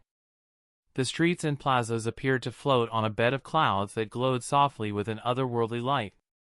The air hummed faintly with divine energy, carrying the faint scent of ambrosia and wildflowers. So this is Olympus, Percy muttered, his voice barely above a whisper, as he stepped onto the ethereal cloud path. The three began walking down a long, gleaming trail that wove through the dazzling cityscape. Percy hesitated, glancing nervously at the clouds beneath his feet. His brow furrowed as he leaned slightly to peer into the misty abyss below. We won't, fall through this, right?" he asked, his voice tinged with worry. Lucian smirked and let out an exaggerated sigh. "Oh, absolutely. You should be very careful. Wouldn't want to end up like Jeremy," he said solemnly, shooting a sly wink at Talia. "Jeremy?" Percy asked, his face growing pale. "Who's Jeremy?" Talia rolled her eyes and shook her head dramatically. "Exactly," she said, her tone heavy with mock regret. "He was a good kid," Lucian added, his expression taking on an almost theatrical look of sorrow. "Such a shame, really. He didn't know where Olympus ended and the actual clouds began." Talia chimed in, her voice laden with feigned grief. "One wrong step, and poof. Gone forever." Percy's face contorted into a mix of horror and disbelief. He gulped loudly, his hands twitching at his sides as he glanced nervously at his feet. Then he noticed it, the corners of Talia and Lucian's mouths twitching, their expressions faltering. "You're messing with me, aren't you?" Percy asked flatly, narrowing his eyes. That was all it took. Both Talia and Lucian burst into laughter, unable to contain themselves any longer. Talia doubled over, clutching her stomach, while Lucian leaned back, wiping tears from his eyes as his laughter echoed through the air. "You guys are the worst," Percy grumbled, his face flushing with embarrassment. "I actually believed you." Lucian clapped Percy on the back, still chuckling. "A valuable lesson, my friend, never be so gullible." Percy groaned and turned his attention to their surroundings, ignoring the whispers and giggles of passing nymphs who were now pointing and glancing at their little group. Lucian, ever the showman, strutted confidently ahead, hands clasped behind his head, flashing a playful wink at the onlookers. A few nymphs giggled and blushed, whispering to each other behind dainty hands. Talia, unimpressed, smacked Lucian on the back of his head. "Ow!" Lucian yelped, rubbing the spot. "What was that for?" "Stop flirting with other girls," Talia said, giving him a pointed look. "In case you forgot, I'm your girlfriend." Instead of looking contrite, Lucian grinned smugly and began walking with an even more exaggerated swagger. Talia rolled her eyes. She knew him too well to take him seriously and knew exactly what he was thinking and decided to drop the matter. The trail soon led them to the grand entrance of the Olympian throne room, a massive set of doors carved from celestial bronze and inlaid with intricate golden patterns that seemed to shimmer and shift like living light. Percy hesitated, his heart pounding. The enormity of the moment hit him. He was about to meet the gods, and more importantly, his father. Lucian, however, had no patience for dramatic pauses. He pushed the doors open with a dramatic flourish, striding in boldly. "Sup, fam," he bellowed, throwing up devil horns with his fingers and puckering his lips in an exaggerated kiss. "Y'all know what time it is. Family reunion." Talia groaned and facepalmed. Percy whispered urgently behind him, "Lucian, I wasn't ready for this. Mentally or emotionally." Inside the throne room, the scale of the gods was staggering. Two massive thrones loomed high above them, each carved from materials so radiant they defied mortal comprehension. On one sat Zeus, the god of the skies, his piercing gaze as sharp as lightning and his presence crackling with authority. A few thrones away sat Poseidon, the god of the seas, exuding a calm yet commanding aura, his eyes the color of the deepest oceans. Both gods turned their immense gazes toward the newcomers. Percy felt a lump form in his throat as he struggled to keep his composure. Lucian, undeterred, grinned widely and held his pose. "If it ain't my favorite uncle!" Lucian exclaimed as he pointed two fingers to Zeus while leaning back. As lightning cracked ominously in the distance, Zeus gripped the armrests of his throne so tightly that the veins on his hands bulged. His eyes shimmered with divine fury, sparks of electricity dancing dangerously. "It seems you wish to meet your father early, boy," Zeus boomed, his voice a rolling thunder that shook the very clouds beneath them. Lucian sighed dramatically, letting his shoulders slump as he crossed his arms. "Uncle, we've talked about this. You need to relax. Take a deep breath, count to 10. Before anything else, we're family. Can't we just act like it for once? He raised his fist in a half-hearted shake, his expression a mix of exasperation and playful defiance. Zeus's face darkened further, and a bolt of lightning crackled from his fingers, splitting the air beside him. Return my bolt, you insolent child, before I disintegrate you. Your crimes will not go unpunished. Lucian matched Zeus's intensity with his own unyielding resolve, jabbing a finger in the god's direction. I didn't take your stupid bolt, old man. Maybe you should look closer to home before accusing me. I deserve an apology. As the two bickered, Percy turned his gaze to Poseidon, who had remained calm amid the storm of accusations. The sea god sat tall and unbothered, his teal eyes watching Percy with an unreadable expression. Despite his collected demeanor, something in his gaze stirred an unexplainable swirl of emotions in Percy, a mix of longing, sorrow, and a deep, unspoken connection.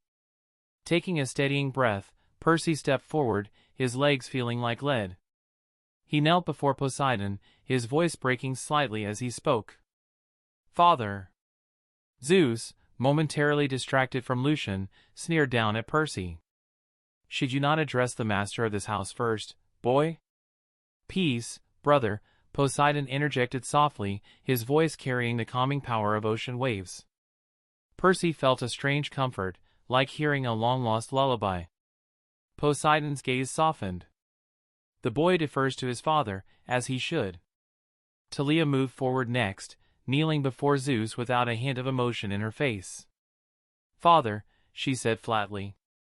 Zeus's sneer deepened. It seems you still choose to claim this child you sired against our sacred oath, have you? Talia rose to her feet, her head held high.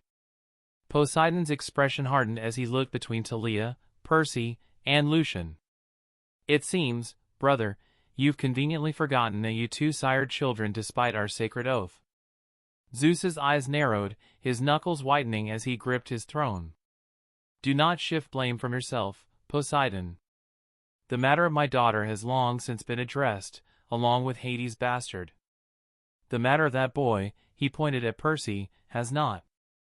Do not attempt to justify your sins with mine. Poseidon's calm remained unbroken. I have already admitted my wrongs, brother. I am not here to debate. I am here to listen. Zeus glanced back at the trio of demigods, his gaze lingering on Lucian. His eyes flickered, noticing something unusual. There was a divine mark, a faint glow of power that radiated from Lucian. The faint blessing of Heracles. Zeus's lips tightened as the realization hit him. He doesn't just give his blessing to just anyone, especially that kind of blessing. In fact, he hasn't given that blessing to anyone yet. Very well, Zeus said, leaning back into his throne, his hand stroking his beard thoughtfully. Speak, then. But be warned, if I don't like what I hear, the consequences will be severe. Lucian, ever the provocateur, grinned cheekily. Uncle, have you done something different with your beard? It's looking especially majestic today. Honestly, I don't think my father could pull it off as well as you. Poseidon, Percy, and Talia all knew what Lucian was trying to do and looked down to avoid smiling or laughing. Zeus snorted but rubbed his beard absently, his divine pride swelling despite himself. Do not think flattery will save you, boy. Speak. Percy looked between Lucian and Talia and began his tale of his quest, from leading the camp, to fighting the snake-dragon monsters. Percy and Lucian glared towards Poseidon when they got to meeting Medusa, then fighting the giants, stopping by the arch to train, meeting Ares at the diner and having Clarice help him retrieve his shield. The Lotus Casino, he explained Ares' plan of giving him the bag which contained the bolt knowing they were going to the Underworld and his plan to have them killed. Their meeting with Hades and leading to fight both Heracles and Ares before coming here. Both Talia and Lucian were surprised that Percy took some things out from his explanation. Like them knowing that Luke was truly the lightning thief. When Percy finished, a tense silence hung in the air. Zeus stroked his chin, his brow furrowing. I sense the boy speaks the truth. But for Ares to orchestrate such treachery, it is uncharacteristic. That's because Ares wasn't himself, Lucian interjected, stepping forward. Zeus's eyes snapped to him, narrowing. Explain. Ares spoke of strange dreams, Percy added, his voice firm. Dreams that seemed to guide his actions. I've been having similar dreams, too, Percy said as he began to explain his dreams. Talia's face grew uneasy, her voice tinged with weariness. He's trying to rise again, father, from Tartarus. The tension in the room became palpable. Zeus and Poseidon exchanged grim looks, their faces shadowed with the weight of ancient knowledge. Together, they muttered the same words in ancient Greek, their voices heavy with dread. Our Father. Chapter 191, Insolent Nephew. Zeus's eyes flicked between Poseidon and Lucian before settling on the master bolt in his hand. His expression was a storm of barely restrained irritation. We will not discuss this here, brother, he said, his voice rumbling with authority. Let us save it for another day. In the meantime, I will personally cleanse this bolt of all the human filth it has been tainted with, in the sacred waters of Lemnos. Rising from his throne, Zeus held the bolt aloft, its divine energy crackling like a caged storm. As he turned to leave, his gaze softened ever so slightly as it fell upon Percy. You've done me a great service, boy, Zeus said gruffly. Few heroes could have accomplished as much. Percy straightened, a mix of surprise and pride on his face. Thank you, sir. But I had help, from Clarice, Grover, and even. Zeus cut him off with a dismissive wave. To show my gratitude, I shall spare your life. However, do not mistake my leniency for trust. I do not like what your arrival portends for Olympus, Percy Jackson. But for the sake of family peace, I shall let you live. His words were sharp, like the snap of a whip, and he raised the bolt once more. Wait, uncle. Lucian's voice rang out, filled with desperation. Zeus paused, lowering the bolt slightly, his face darkening. Speak carefully, boy, he thundered. Your casual tone grows tiresome. If you forget your place again, I will defy even the fates that work so tirelessly to keep you alive. Now, what is it? Lucian hesitated, his usual bravado faltering. He pressed his index fingers together and scuffed the floor with his foot, his posture radiating uncharacteristic meekness. He glanced up at Zeus with wide eyes, lips puckered in a sheepish pout.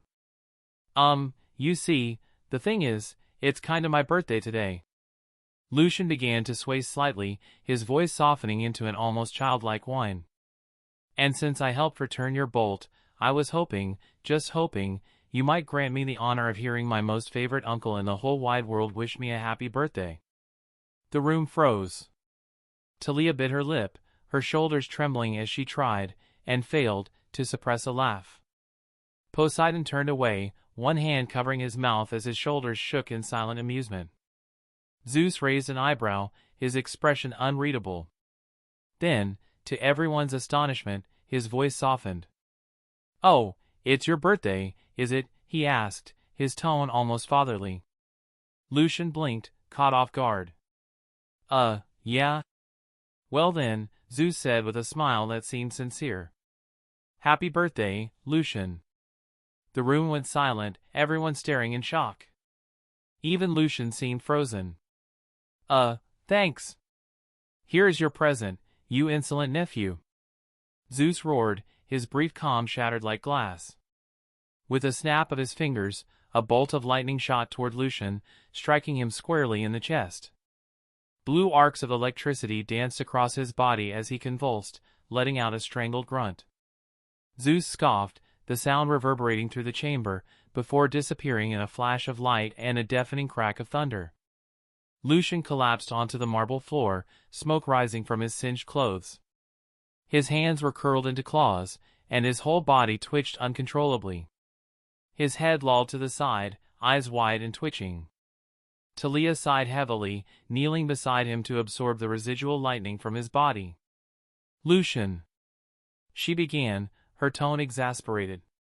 What the hell is wrong with you? Why do you keep provoking him? You know this always happens. Lucian, still sprawled on the ground, groaned. Slowly, he reached into the shadows and pulled out his phone, holding it triumphantly in the air with trembling fingers.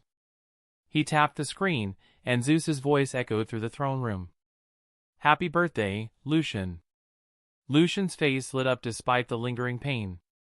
"I got it on tape," he cried, tears streaming down his cheeks, though it was hard to tell if they were from joy or residual pain. Percy slapped a hand to his face. Poseidon, however, burst out laughing, his booming laughter filling the hall. Talia shook her head as she hauled Lucian to his feet, his arm draped over her shoulder for support. "You're impossible," she muttered. Lucian grinned through his exhaustion. "Best present ever. One day, he's actually going to kill you," Talia said with a worried sigh. "Don't worry," Lucian replied, wincing as he shifted his weight. "I know when to draw the line." Poseidon, still chuckling, turned to Lucian. "Not that. I didn't enjoy the show, but I need to speak with Percy. Alone. Would you mind giving us the room?" Lucian's grin vanished, replaced by a scowl. "We were just leaving," he said coldly. "Come on, Percy, we'll wait outside." Talia glanced at Lucian in surprise but followed him toward the doors. Poseidon frowned, clearly taken aback. "Is he mad at me?" he asked Percy, bewildered. "I don't recall doing anything to offend him."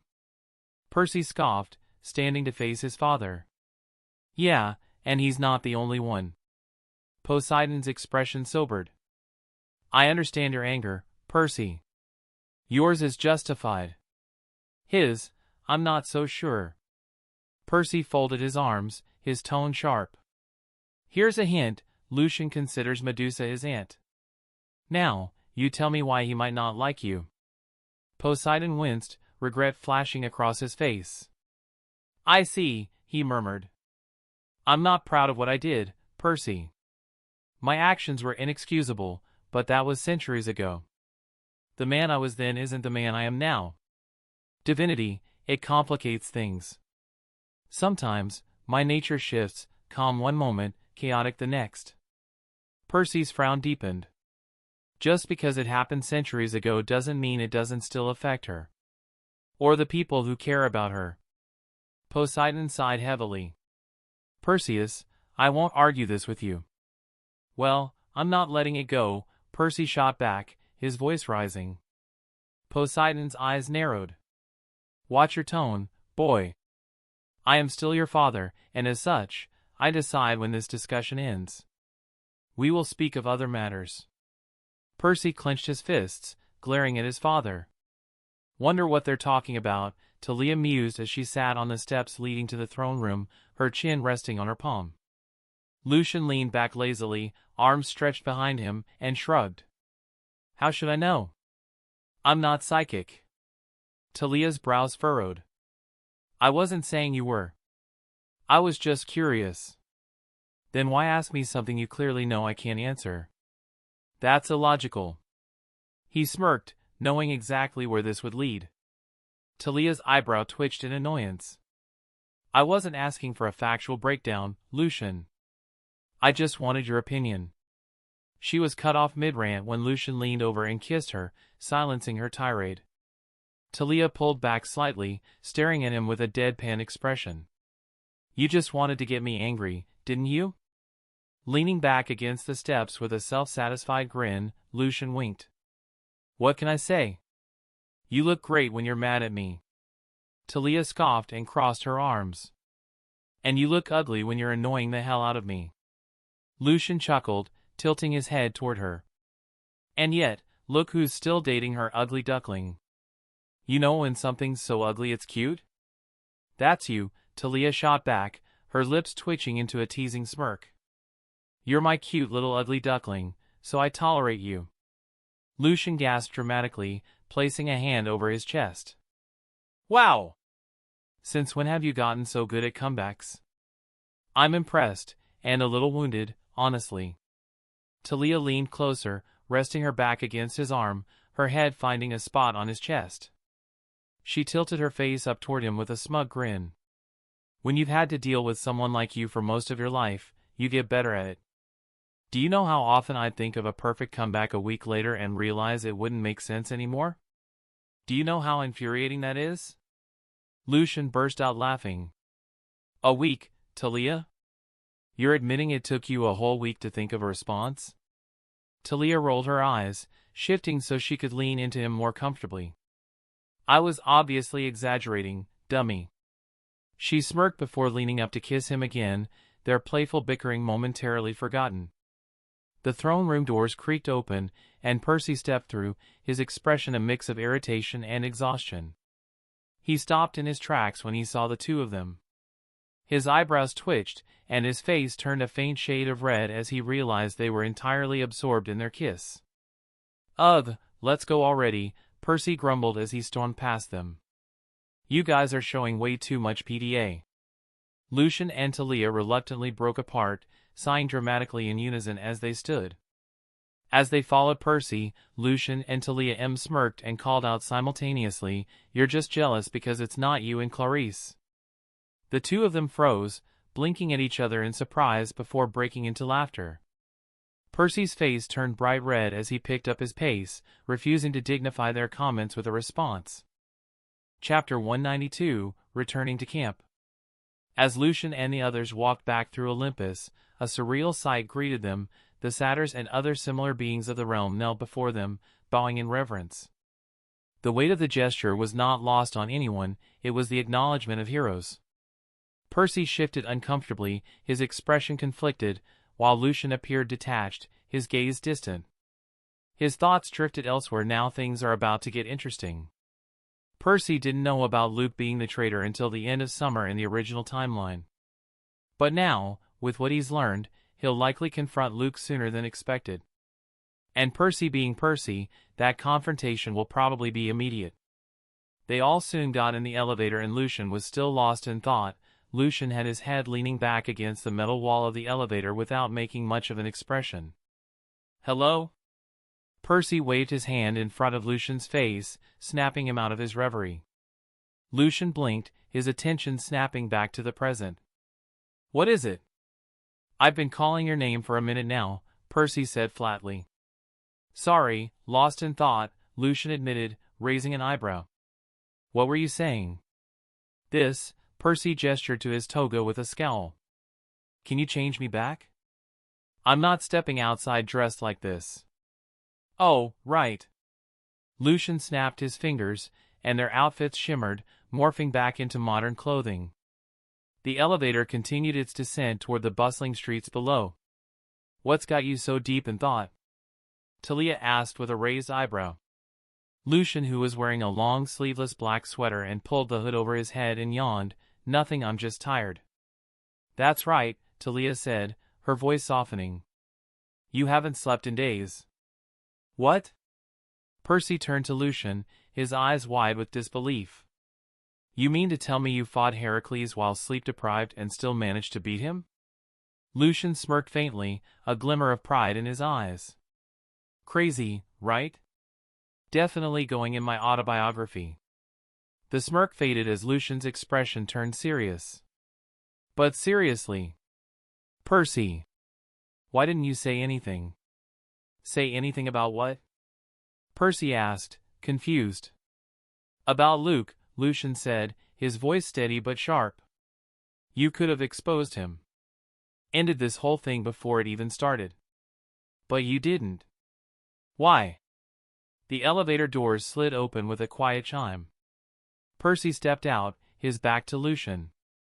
For a moment, the only sound was their footsteps echoing in the corridor. Then Percy spoke, his voice low and heavy with emotion. Because he was my friend too. Talia and Lucian exchanged a look, a mixture of understanding and conflict, before silently following Percy into the streets of Manhattan. They went and quickly reunited with the others that were waiting for them. So how did it go? Annabeth asked curiously. Lucian just held out a peace sign. I got electrocuted. I don't think that's something to brag about. How are you not dead? Grover wondered with a wary expression. Lucian began kissing his biceps, because of these bad boys. You were on the ground crying, Talia said with a straight expression. No, I was not, Lucian retorted with a blush. Lucian, can I ask for a favor? Percy asked awkwardly. Depends on the favor, Lucian said with a raised eyebrow. Before we go to camp, can you teleport me back home? My father said my mom was sent back home thanks to Lord Hades. I wanted to see her. Sure, Lucian said as he plucked a hair off Percy's head. Ow! What was that for? Percy asked, rubbing his head. A locator spell? Duh! I don't know where the hell you live, Lucian said with a scoff as he activated the spell and gained a clear image before using his navigation powers to lead them. You could have asked, Percy pouted slightly. Didn't wanna, Lucian said as he snapped his fingers and they were all swallowed by Lucian's shadow and rapidly arrived in front of Percy's home. Percy turned to look at his home with a determined gaze, but Lucian stopped him. Wait, Percy, before you go. My intuition is acting up. Hold a minute, Lucian said. He held out his palm. From Lucian's palm a black and ominous magic power began to rise and form a ball. That ominous power was Lucian's curse energy, which he used to create curses. It slowly compacted and formed the shape of a marble as it radiated with power. Lucian then used his transmutation magic to change the form of his curse. The curse suddenly began to harden and it turned into a rock with a red sigil right in the middle of it. Here, he said, handing the stone to Percy. Percy just looked at it in confusion. The hell is this? Something I literally just came up with. I call it a spell stone. I activated a spell and turned it portable for other people to use. What you have in your hands is one of my curses, a petrification curse to be more specific. Smash it at someone's feet and they would be turned to stone, Lucian explained proudly. Thanks, Percy muttered with a confused look before heading inside, stuffing the pebble in his pockets and heading inside. As Percy let a silence hang around the group, which was broken as Lucian began drumming at his thighs. Nice weather we're having, Lucian said awkwardly. Annabeth just scoffed in amusement as she went and sat by the steps of the building with the others following along. Although Lucian couldn't really fall asleep, his eyes were still heavy, so he closed his eyes to give them some rest from being opened all the time. He felt Annabeth's hand over his head as she moved his head and set him down on her lap. Lucian let out a sigh. If only you were thicker. Lucian, I'm going to literally hit you. Don't play with me, Annabeth threatened, squishing his cheeks. I'm kidding, Lucian chuckled, swaying his leg as he continued to relax on the lap pillow. A few minutes later, Percy came out with his hands in his pockets. I'm done with things on my end. We can go, guys. What did you do with Gabe? Grover asked, curious about what he did with the spellstone Lucian had given him if he'd used it on him. He then looked towards Grover as he said, I gave it to my mother. I left it up to her to decide. And knowing her, she chose to do the right thing. I'm just glad it's over. You were taking forever. I was growing bored, Talia said with a groan as she pushed herself up. Percy rolled his eyes towards Talia. You could have left without me. You three didn't need to stay. We took different quests together after all. Annabeth ushered Lucian off. As they both stood up, she dusted her butt off as she said, we started our quest together. It's only right we ended it together as well. Percy grew a faint smile as he nodded. All right then. Let's all go back to camp together. Just like how we started. Annabeth looked towards Lucian as she wrapped her arms around his. If you would do the honors. It would be my pleasure, Lucian said as he snapped his fingers, causing them to be swallowed by his shadows. As the darkness retreated from their gazes, they stood on top of the tallest hill just outside the camp. They looked down towards Camp Half-Blood, where it all began. Chapter 193, Party Time Part 1. As Lucian and the others stood atop the hill, he turned to them with a smirk and asked, You guys want to do a slow-mo walk down the hill? Hell yeah! Percy agreed with a grin. Absolutely, Grover added excitedly. Clarice scoffed, looking at them like they were idiots. There's no way I'm embarrassing myself like that. I'm with Clarice on this. I'm too old to be seen doing something like that, Talia said, crossing her arms. Yeah, sure, too old. Whatever you say, Eternal 15, Lucian replied sarcastically. I hate you, Talia said, giving him a deadpan look. Ignoring her, Lucian began marching forward dramatically, pointing ahead. Onward, comrades! To the place where it all began, he declared. Everyone exchanged faint smiles before following him down the hill. They instinctively formed a V formation as they descended into the property line of Camp Half-Blood. Near the camp's entrance, someone walking by stopped, did a double take, and then ran back, shouting, "They're back! Lucian and the others are back!" Hearing the commotion, the other campers stopped what they were doing and rushed to the entrance. They gathered in anticipation, watching as Lucian and his group approached with proud, confident grins. Lucian's hood was halfway up his head, and his sleeveless sweater hung open, exposing his toned frame without much care. He walked in with a casual rock and roll hand sign, sticking his tongue out. The campers erupted into cheers. Oh my God, they really all returned. And not a single one of them is missing. Did Lucian really fight Heracles? Not only did he make Heracles bleed, but they say he received his blessing too. You can tell. That's so awesome. And 2 quests completed without a single casualty? Unreal. The Ares cabin must be salty. Percy just got here and already defeated their father. If it had been Lucian, they'd have had more dignity. Hearing all the chatter, Percy flushed slightly. How the hell do they know these things? They literally just happened. The communication hub, Annabeth explained, pointing to the Hermes cabin. News travels fast around here. Before long, Chiron's authoritative voice rang out. All right, everyone, step back. Give our heroes some space. I'm sure they must be exhausted from their journey and the dangers they've faced. The crowd parted into 2 lines, creating a path for Chiron to approach. His hooves trod on the ground as he smiled warmly at the group. It's good to see you all back safe and sound, and in one piece. It's good to be back, Lucian replied casually, his hands behind his head. Chiron's gaze shifted between Lucian and Percy. Congratulations, you too. Not only did you complete your quests, but you've also cemented yourselves in history. He turned to Percy first. You managed to defeat Ares, the god of war and bloodlust, one of the 12 Olympian gods, in a duel, and won. Then he looked at Lucian. And you? You defeated Heracles, the strongest demigod, now the god of strength, and earned his blessing. Lucian grinned as shadows curled into his hand, expelling a tooth. He held it out towards Sharon and motioned. Look, I also took one of his teeth. Everyone froze, staring in disbelief. Hearing about it was one thing, but seeing evidence was another. The silence was broken by a faint whisper from an Athena cabin member. If Lucian defeated the strongest demigod, doesn't that mean that the title of the strongest demigod belongs to him? Eyes widened as the realization sank in. All around, campers looked at Lucian with a mix of awe and apprehension. Lucian smirked. If you all keep staring, I might blush. Great, Clarice scoffed, breaking the tension. Just what we need, to stroke Lucian's already massive ego. Chiron stepped forward, raising his voice. Now then, everyone! Let's throw our heroes a Greek-style party to celebrate their return. I'm giving everyone the day off from camp activities.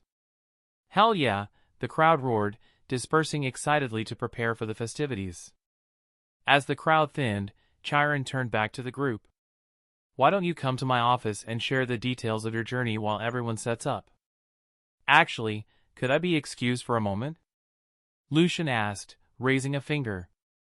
Chiron tilted his head. Why? There are new campers I promised to bring here, Lucian explained with a smile. The others nodded in realization as they realized who Lucian was referring to. New campers? Chiron asked, puzzled. I haven't heard about any new arrivals. That's because they've been in hiding, Lucian said. They're my little brother and sister. Chiron's eyes widened. What? The others can fill you in. Can I be excused now? Lucian asked again. Sure, Chiron replied. I suppose I can't stop you. Lucian shrugged. I was just being polite. Without another word, he fell backward, vanishing into his shadow with his hands in his pockets. He felt as if he had fallen into a bottomless pool, watching as the shadows around him swirled and shifted. His shadow soldiers moved gracefully, and the various items stored in his shadow storage floated by like drifting relics. Lucian kept sinking into the darkness until a sudden burst of light appeared below him. The perspective flipped, and he found himself being propelled upward. He was practically shot out of the darkness, landing on his feet with his hands casually in his pockets. He stood before the grand entrance to the Underworld's castle. Without hesitation, he began walking in, whistling a carefree tune. As he approached the dining hall, where he sensed everyone's presence, he pushed the door open and froze in his tracks. "Happy birthday, Lucian!" "Eh?" Lucian blinked, completely taken aback. His mother's ghost, Hades, Persephone, and even Bianca and Nico were all gathered around a rectangular table. In the center was a chocolate cake adorned with 13 candles. Medea chuckled at Lucian's surprised expression. "We know you wouldn't want to stay long while picking up your siblings, so we decided to throw you something small." She snapped her fingers, lighting the candles. "Come on, Lucy, it's time to blow them out."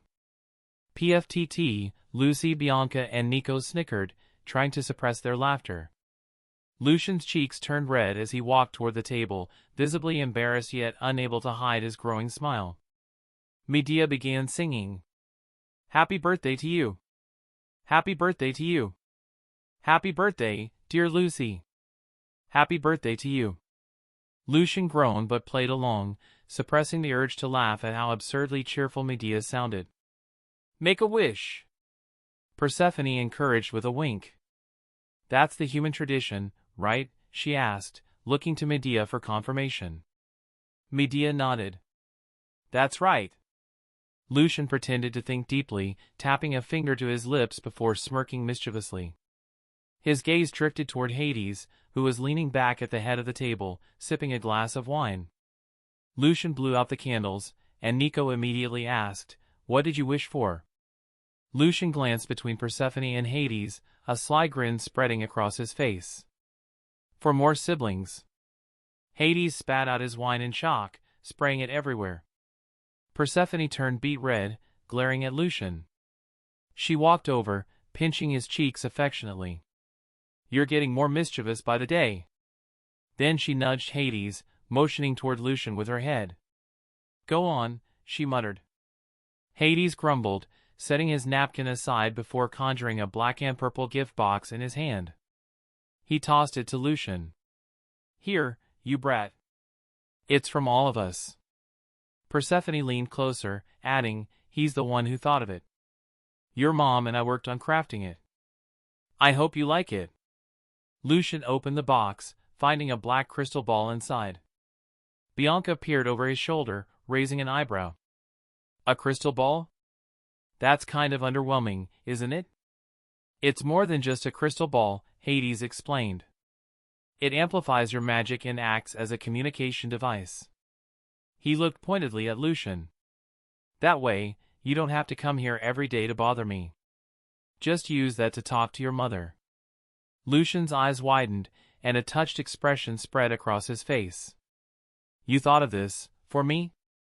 "Yeah, so you'd stop coming here so much and annoying me," Hades replied gruffly. Lucian spread his arms wide and grinned. "You big tsundere. Come here and give your son a hug." "You better stay 10 feet away from me," Hades snapped, glaring. "This is me choosing to ignore you," Lucian sang playfully as he wrapped Hades in a hug. "In 5 seconds, you're going to see me choosing to hit you, despite it being your birthday," Hades said flatly, his face pressed against Lucian's in discomfort. Lucian ignored him, gleefully rubbing his face against Hades, while Medea stealthily took a picture of the scene. Chapter 194, Party Time Part 2. "Ow!" Lucian exclaimed, holding the top of his head and wincing as he rubbed the sore spot. "You actually hit me!" "And I'd do it again if you don't go sit down," Hades scoffed. Lucian pouted as he walked over and sat next to his mother. "Mother." Father is abusive, he whined, pretending to sniffle. Medea only smiled and kissed the top of his head. There, will that make it feel better? Bianca observed the scene with a weirded-out expression before glancing at Hades, who looked mentally exhausted. Meanwhile, Nico simply held a spoon and asked, "Are we going to eat cake now?" "Yes," Hades replied, encouraging Nico, "the sooner we eat, the sooner Lucian leaves. So don't hesitate, dig in and eat quickly." Lucian gave him a deadpan look, which made Persephone chuckle as she began cutting the cake. She smiled warmly, appreciating how full of life the table had become, a stark contrast to when it was just her and Hades. Meanwhile, Medea was instructing Lucian on the crystal ball in front of him. "Right now, it's unresponsive and doesn't have an owner. You need to fill it with your magic until you become its master." Lucian nodded, placed his hands around the crystal ball, and began feeding it his magic. The ball, initially pitch black, started glowing a dark, ominous red. "To complete the binding ritual and make it yours, you'll need to add a drop of your blood," Medea said before leaning closer to whisper, "It will adapt to accept your unique abilities." Lucian nodded, bit his lip until it bled slightly, then wiped the blood with his thumb and smeared it on the crystal ball. The ball absorbed the blood, rippling and morphing in response. "This is your magical focus," Medea explained. "Some witches use grimoires or wands, but your magic is better suited for a crystal ball." "Huh?" Lucian asked, confused. "What do you mean by that? That grimoire you made, how often do you really use it?" Medea asked, raising an eyebrow. Lucian scratched his cheek, thinking, "It's mostly because I didn't want to disrupt my immersion as a knight during my fight with Heracles. But even then, she's right. I barely use it." "Different witches need different focuses," Medea continued. "Your magical insight, abnormal intuition, your future vision, and your solar affinity, which is closely tied to prophecies, all point to your potential as a seer witch. A crystal ball will help you unlock that potential." "Excuse me," Nico interrupted, raising his hand. "Don't you mean wizard? You keep calling Lucian a witch, but he's a guy." Medea smiled warmly at Nico, reminded of Lucian's curious younger self. "No, dear," she chuckled. "That's a common misconception. Being a witch isn't a title, it's a race. When a girl is born with magical aptitude, she's a witch. When a boy is born with magical aptitude, he's a wizard. However, if a boy is born from a witch, he's also considered a witch. Likewise, a girl born from a wizard is considered a wizard, though often mistaken for a witch and vice versa. Offspring of both a witch and a wizard are called sorcerers. Since Lucian is my child with Hades, he's part witch and part god." "What?" Lucian, Nico, and Bianca exclaimed as Persephone passed them slices of cake, giving Lucian the largest piece. Medea blinked at Lucian. "Why are you surprised?" "Because this is the first time I'm hearing about this." "Are you saying I'm not human?" Lucian shouted, holding his head in disbelief. "Have you seriously never known?" Medea asked, tilting her head. "My entire worldview is shattered. You never told me that being a witch was a race. I thought it was just a title because I'm your son. I mean, I understand I'm technically still a demigod since witches are mortal. But this wasn't in your book. How was I supposed to know that?" "It wasn't?" Medea muttered, looking amused. "Well, to us witches, that's common knowledge. I guess I didn't think to mention it. But wait, did you really believe you were human this whole time? That's hilarious." If I may ask," Bianca interjected while eating her cake, "what's the difference between a witch and a wizard? Is it just gender?" Medea shook her head. "No, it's the nature of our magic. Witches excel in enchantments, hexes, potions, and divination. Wizards are better suited for elemental magic, charms, artificing, and are closely tied to nature." Lucian frowned. "Am I part wizard and part witch, then? Because I can do all of that." Medea blinked, thought about all of his abilities, then frowned in confusion. "Lucian, what kind of freak are you?" Lucian stared at her with a blank expression as Medea burst into laughter. I'm only teasing, honey. Your godly nature explains it. What I was describing applies to pure witches and wizards. Lucian sighed, grabbed his cake, and began eating. My mind is scrambled right now. I need a distraction, he muttered, shoving another bite into his mouth. Well, humans and witches aren't that different, Medea said gently. The main difference is our magical aptitude. I'm sorry, honey, if I'd known you didn't realize, I would have told you sooner. How about I explain what your crystal ball can do to take your mind off it? Lucian nodded, spoon in mouth, as Medea stroked his hair and began listing its capabilities. Mana storage acts as he reserves and stores mana for emergency usages, while it needs to be recharged after it's all been used up. Mana amplification enhances the user's magical energy, allowing for stronger and more complex spells than they could cast unaided. Spell reservoir stores precast spells, allowing the user to release them instantly without preparation. Focus casting sharply increases precision and focus, gives the user a mental boost. Telepathic network serves as a hub for long-distance communication, linking minds or other magical devices to enable seamless conversation across great distances. Enhanced scrying allows the user to view distant locations, people, or events in real time with exceptional clarity, bypassing most wards and illusions. Memory Keeper stores visions, allowing the user to replay or analyze them later. Protective Veil, while scrying or performing rituals, it surrounds the user in a protective barrier, preventing physical or magical disruptions.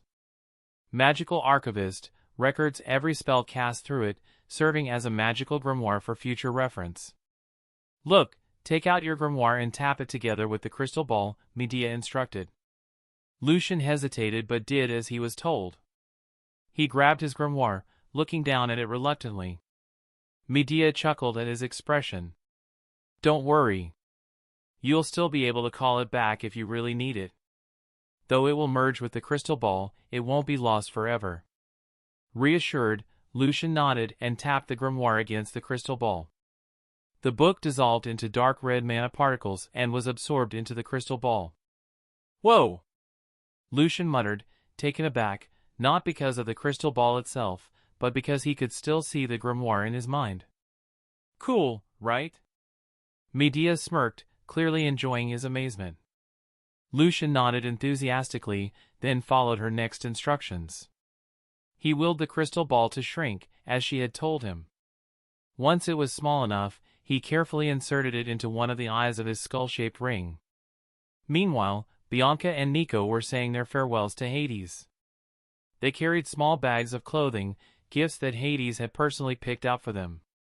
If you need anything else, go to Lucian, Hades said, his tone unusually warm. He might seem and act like an idiot sometimes, but he's dependable. Nico and Bianca nodded nervously, glancing at each other.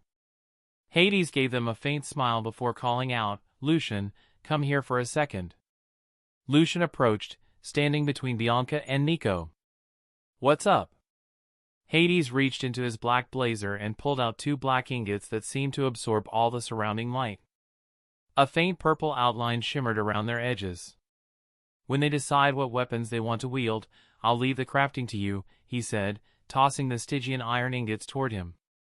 Lucian used minor telekinesis through his ring to catch them, his expression skeptical. Are you serious? I don't have much experience working with this kind of steel. You'll figure it out, Hades replied with confidence. Hephaestus speaks highly of your skills. Lucian sighed but smirked. I suppose I don't have a choice, then, he said, storing the ingots. After saying goodbye to his mother and Persephone, Lucian turned to Nico and Bianca. Are you two ready?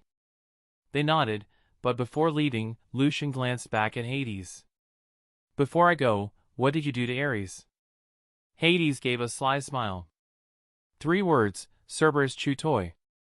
Lucian burst into laughter, clapping a hand on Nico's and Bianca's shoulders. Ha! That's priceless. As they prepared to leave, Nico waved enthusiastically at Hades. Bye, Dad. "It was good to see and meet you," he called, grinning. Bianca, more reserved, gave a polite but awkward wave before Lucian touched their shadows. Moments later, the three sank into the dark abyss of Lucian's shadow, leaving Hades behind with a faint smile on his face. Chapter 195, Party Time Part 3. Lucian, Nico, and Bianca all appeared by the entrance of Camp Half-Blood, its sign hung high by the entrance. "Ugh. I'm still not used to that," Bianca groaned, massaging his face. Nico looked up towards the sign and narrowed his eyes. "What does that say?" "It's Camp Half-Blood. It's mostly a summer camp for Greek demigods," Lucian explained, giving them a brief summary. "Come on, let's go." As soon as Nico and Bianca made it inside the camp, their eyes widened in astonishment. They stood frozen as the view of another world appeared before them. This was the second time they had felt like they were thrown throughout time, however this time it was much more severe. They looked at the marble-white buildings, all the kids running around with large smiles spread across their faces. The atmosphere giving off a festive mood as everyone was preparing themselves. "It's beautiful," Bianca muttered with a look of awe. All Nico could do was stare dumbfoundedly while nodding in agreement with his sister. "Why, thank you," Lucian said quite proudly. Bianca asked, looking at Lucian strangely, his gratitude breaking her out of her reverie. "What do you mean, thank you?" Lucian had a cocky grin as he explained, "The camp didn't really look like this before.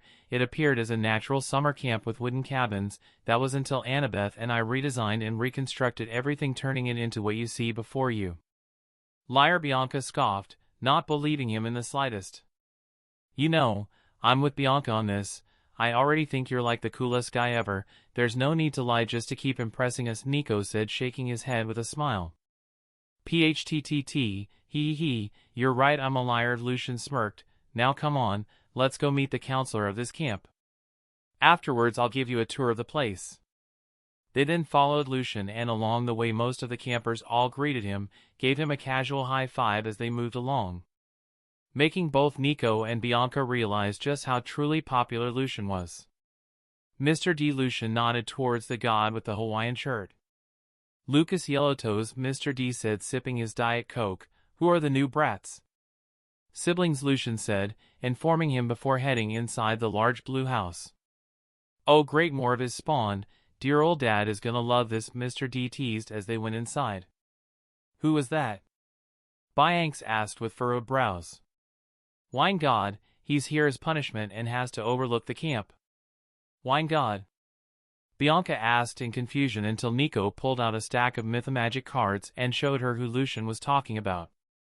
"Ah," she muttered in realization. Lucian simply entered the room where he detected everyone. "Then after Percy went and met with his mother, Lucian teleported us here, and you know the rest," Talia said before turning towards the door to see Lucian walking in. Annabeth, who was lying casually on Talia's lap, quickly sat up upon sensing Lucian's arrival. "Hey you guys, fancy seeing you here," Annabeth teased, as it hasn't been long since they separated. Nico raised a hand in a greeting. "Yo!" Chiron turned from Talia towards Lucian and the two siblings. "I see. I can sense it from them. They're definitely his children, aren't they?"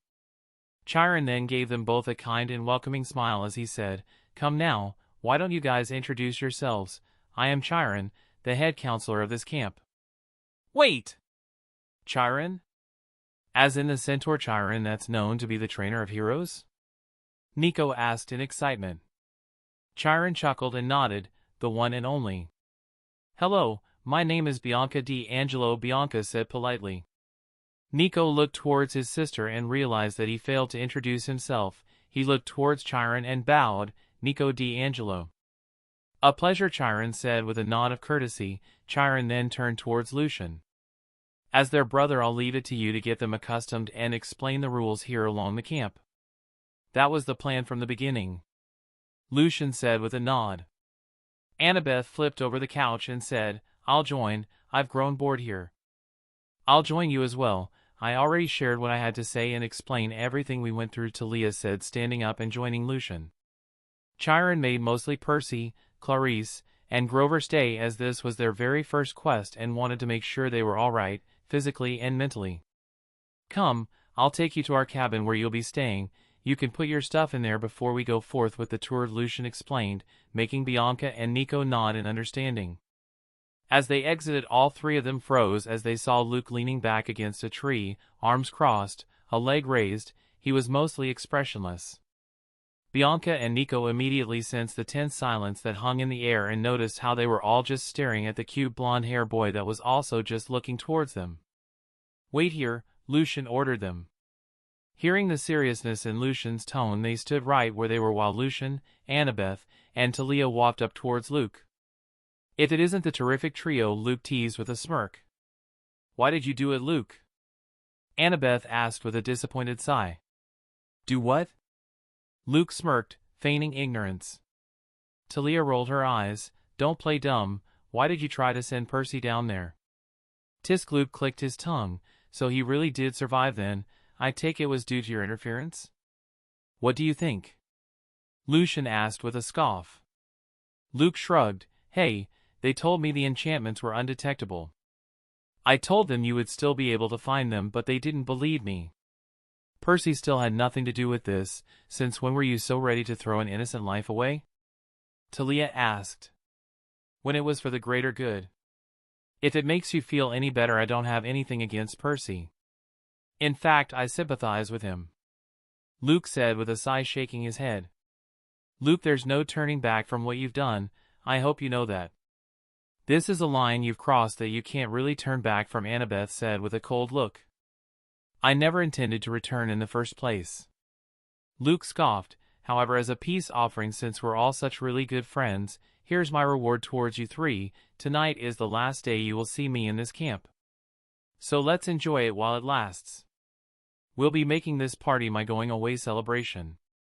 Luke then looked at them with a friendly, charismatic smile, a smile as if they were all still good friends. "This is the last day we will be considered friends. When this party is over, we'll be considered enemies.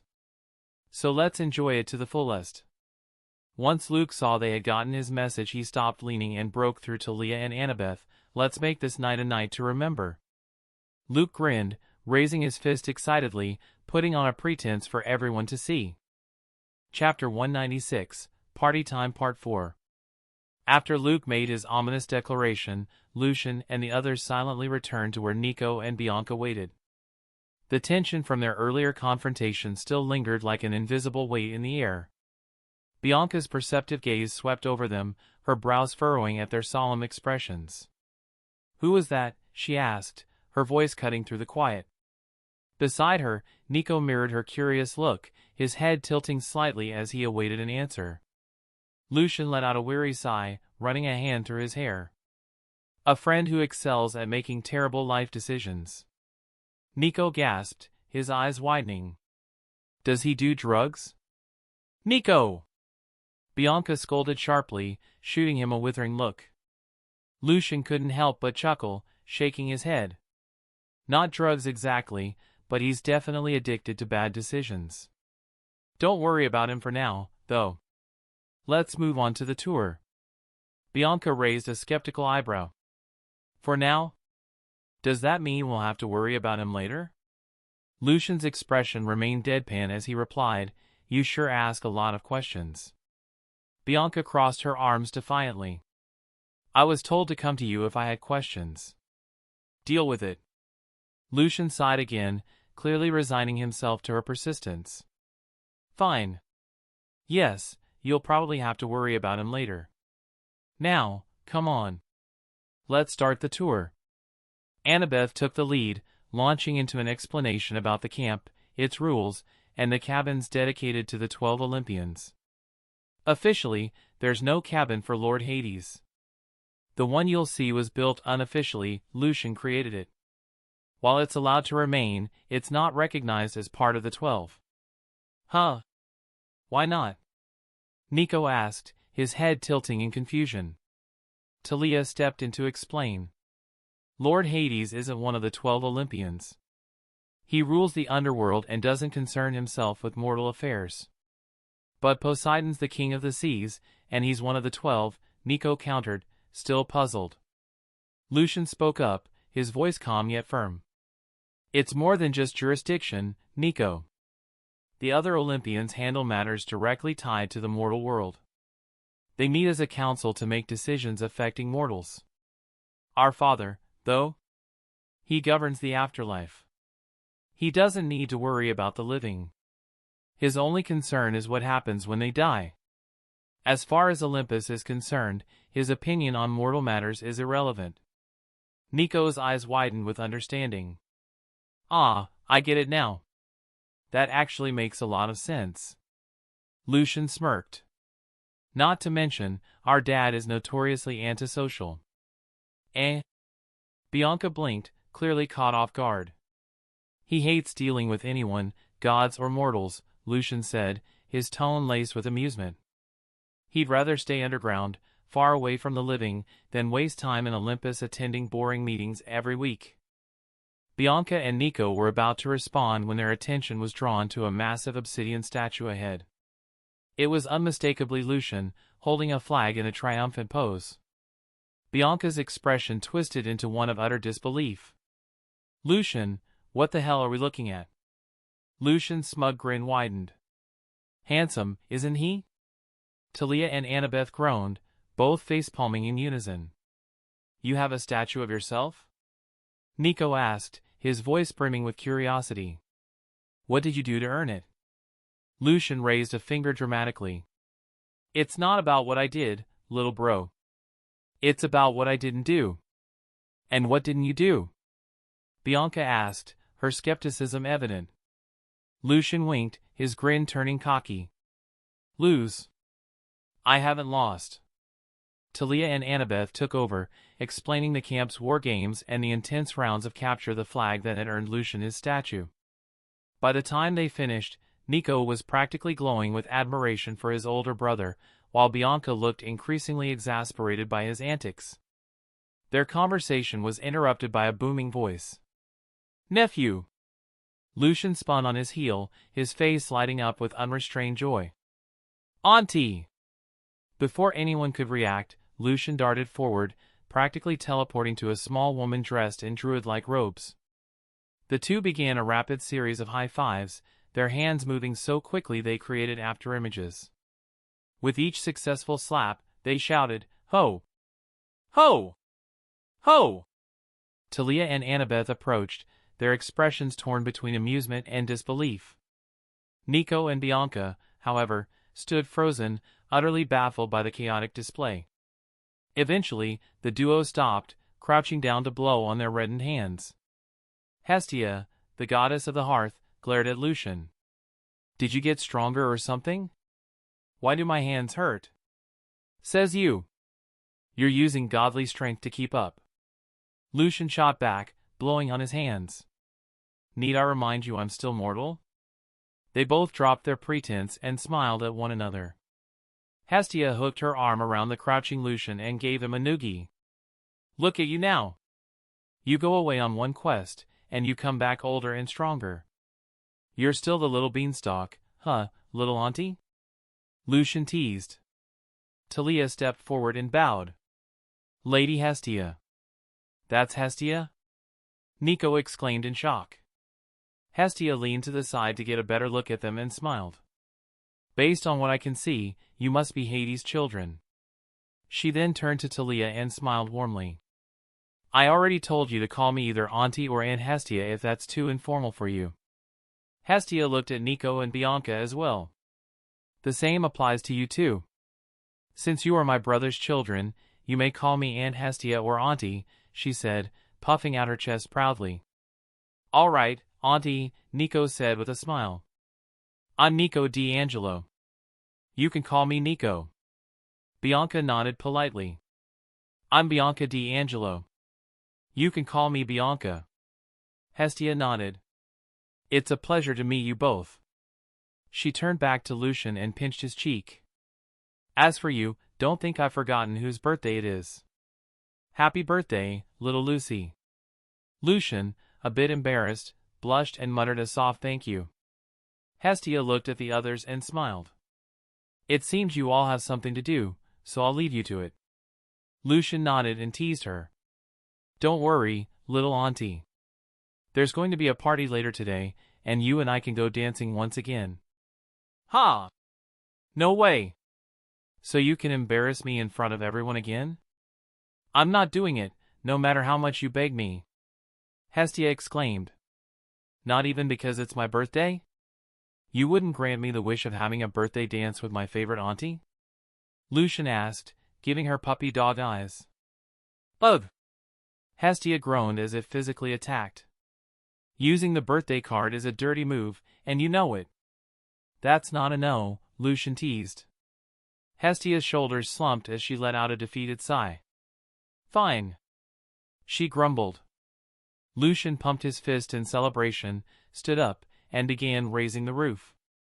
You better warm those feet of yours, Auntie. Lucian exclaimed as he walked away. Because we're going to be raising the roof. Hestia let out a sigh and muttered, I'm already regretting agreeing. The others looked at her with pity before saying their goodbyes. They followed Lucian as he headed toward his cabin, still raising the roof and shouting, Whoop! Whoop!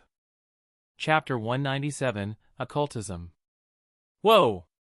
Both Nico and Bianca muttered in awe as they took in the sight of the black obsidian cabin before them. Its smooth, gleaming exterior seemed to absorb the surrounding light, giving it an air of mystery and quiet authority.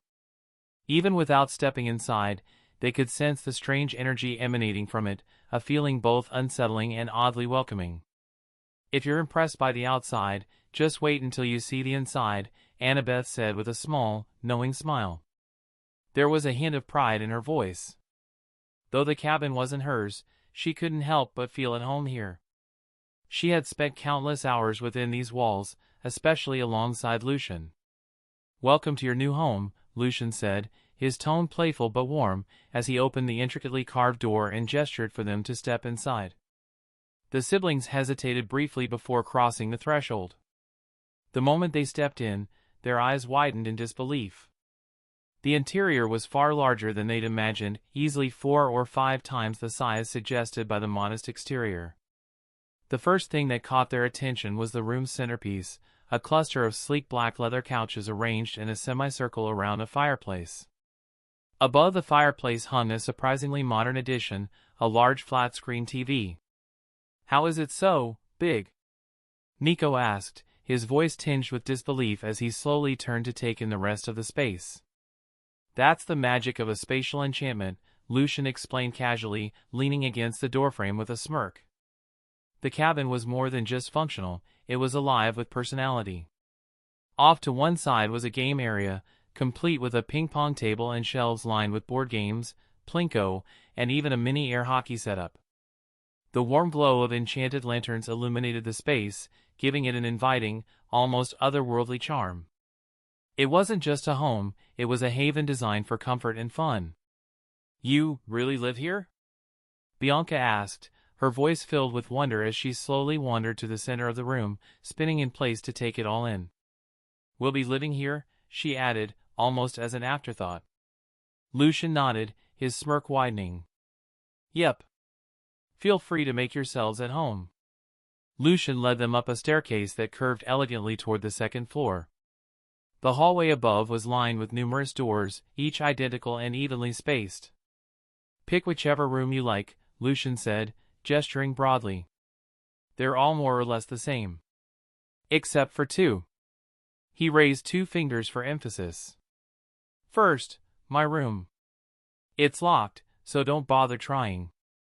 Second, the basement. That's my witch lair, so to speak.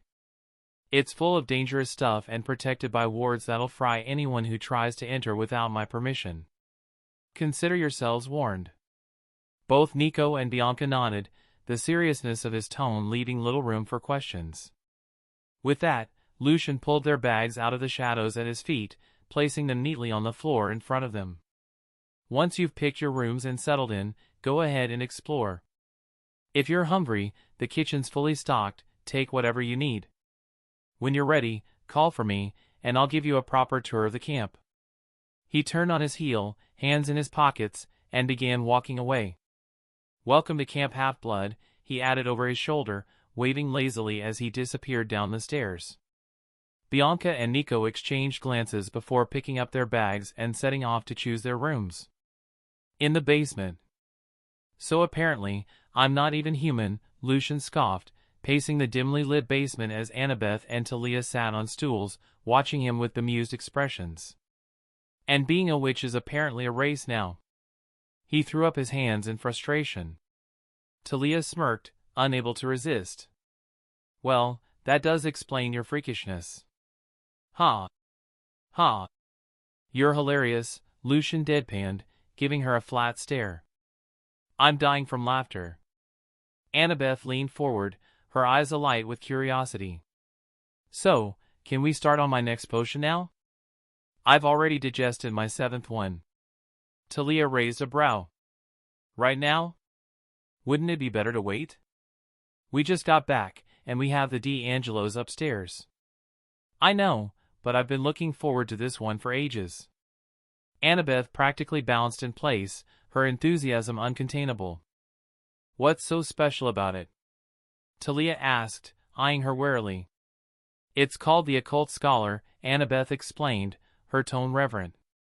It's all about channeling the supernatural knowledge I've gained into actual power. It's the first major power-up I'll get. Talia frowned. Wait, occult? Isn't that the creepy stuff where people use sacrifices, human ones, no less, to get power? Why are you so excited about that? Lucian chuckled at her reaction. You're thinking of the extremists. Not all occultists work like that. The term just means using hidden knowledge. It's not inherently evil.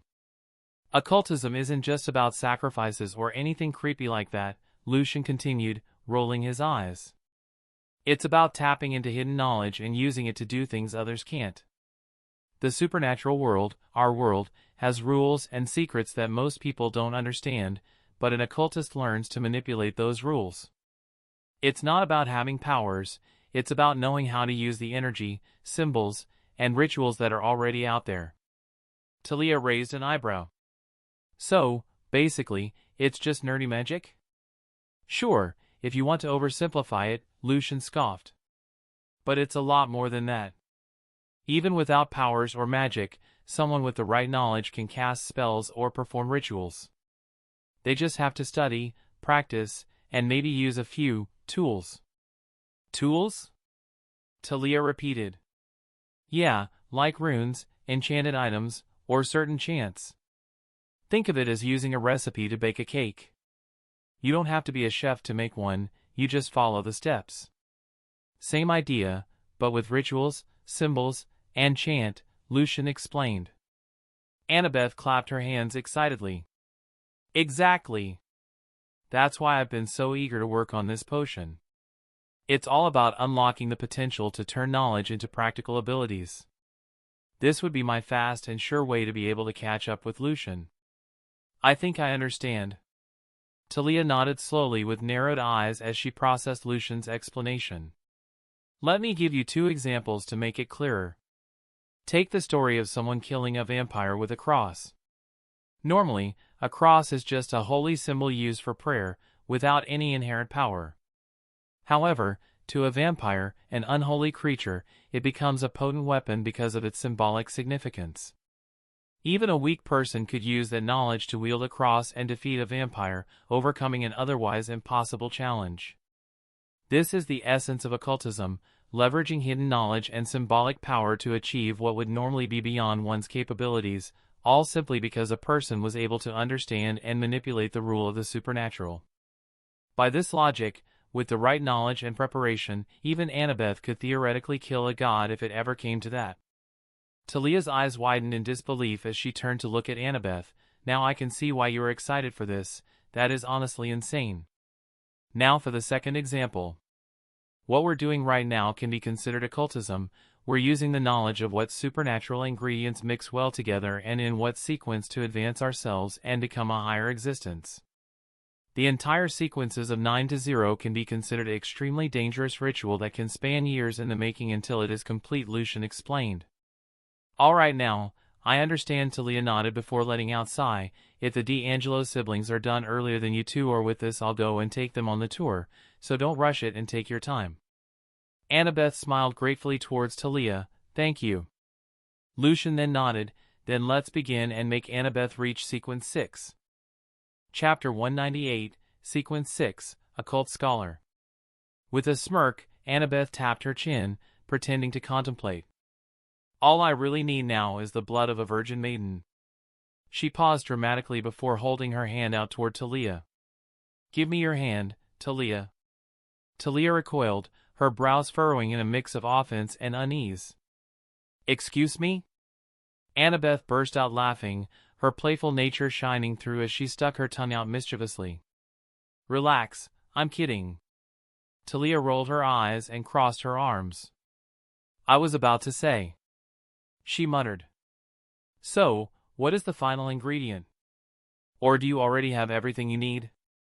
Oh, no, I wasn't kidding about the blood of a virgin maiden, Annabeth replied with an exaggerated sigh. I just didn't want to cut my own hand. Seriously? Talia deadpanned, staring at her friend in disbelief. Annabeth let out a dramatic sigh, feigning tragedy. Yes, as I am, unfortunately, still an untouched maiden, she lamented theatrically, raising an eyebrow toward Lucian with a sly grin. You need some serious mental evaluation, Lucian replied, giving her a weird look. That's not what I meant, you know what, forget it, Talia said, also looking at Annabeth strangely.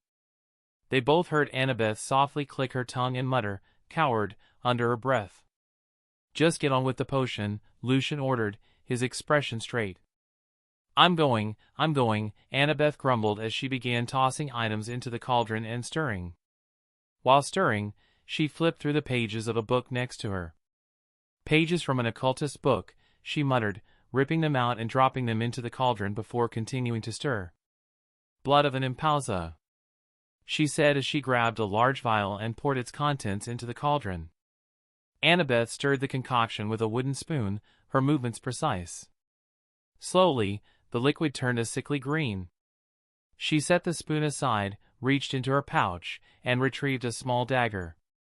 Holding her hand above the cauldron, she pressed the blade into her palm, wincing as crimson droplets fell into the mixture. She clenched her fist over the glowing liquid, letting her blood drip into it until it stopped. Annabeth flicked her hand, sighing regretfully, then grabbed the spoon and continued stirring, holding her injured hand close to her chest. The liquid shifted from green to a royal purple. Once the potion was finished, Annabeth stepped aside, grabbed a healing potion, and poured it over her wound, watching as it slowly healed. She secured the finished potion into a vial, preparing to drink it.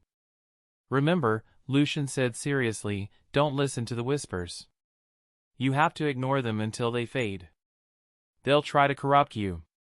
Focus on something that makes you human, or, rather, makes you you. How bad is it, honestly? Annabeth asked nervously.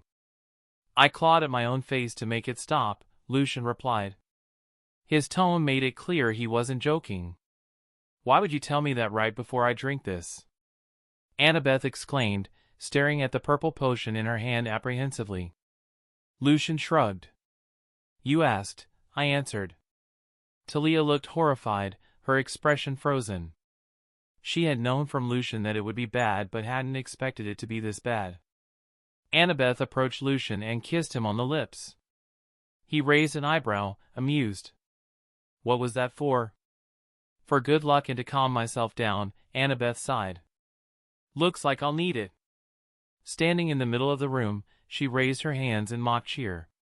Here's to a better tomorrow, she said nervously before gulping the potion in one go, her eyes tightly shut. You're not going to trick me. I'm not letting my guard down. Annabeth shouted, still with her eyes closed. Don't taunt them, you dumbass. Lucian exclaimed. Them? Talia asked, raising an eyebrow. I'm speaking in general, Lucian replied, rolling his eyes. H! Talia and Lucian snapped their heads toward Annabeth, who was clutching her ears. Why is it so loud? She screamed, her voice straining over an unseen cacophony. To Annabeth, it was as if a million voices resounded at once, making her head throb uncontrollably. Ah! My head is going to explode, I can't concentrate, she screamed. Annabeth, remember, Talia began, her voice filled with worry, but Annabeth couldn't hear her. She collapsed to her knees, gripping her hair tightly and clawing at her scalp, chunks of hair coming out. Tears streamed down her face. "Lucian, do something!" Talia screeched, but Lucian remained still, his expression unreadable.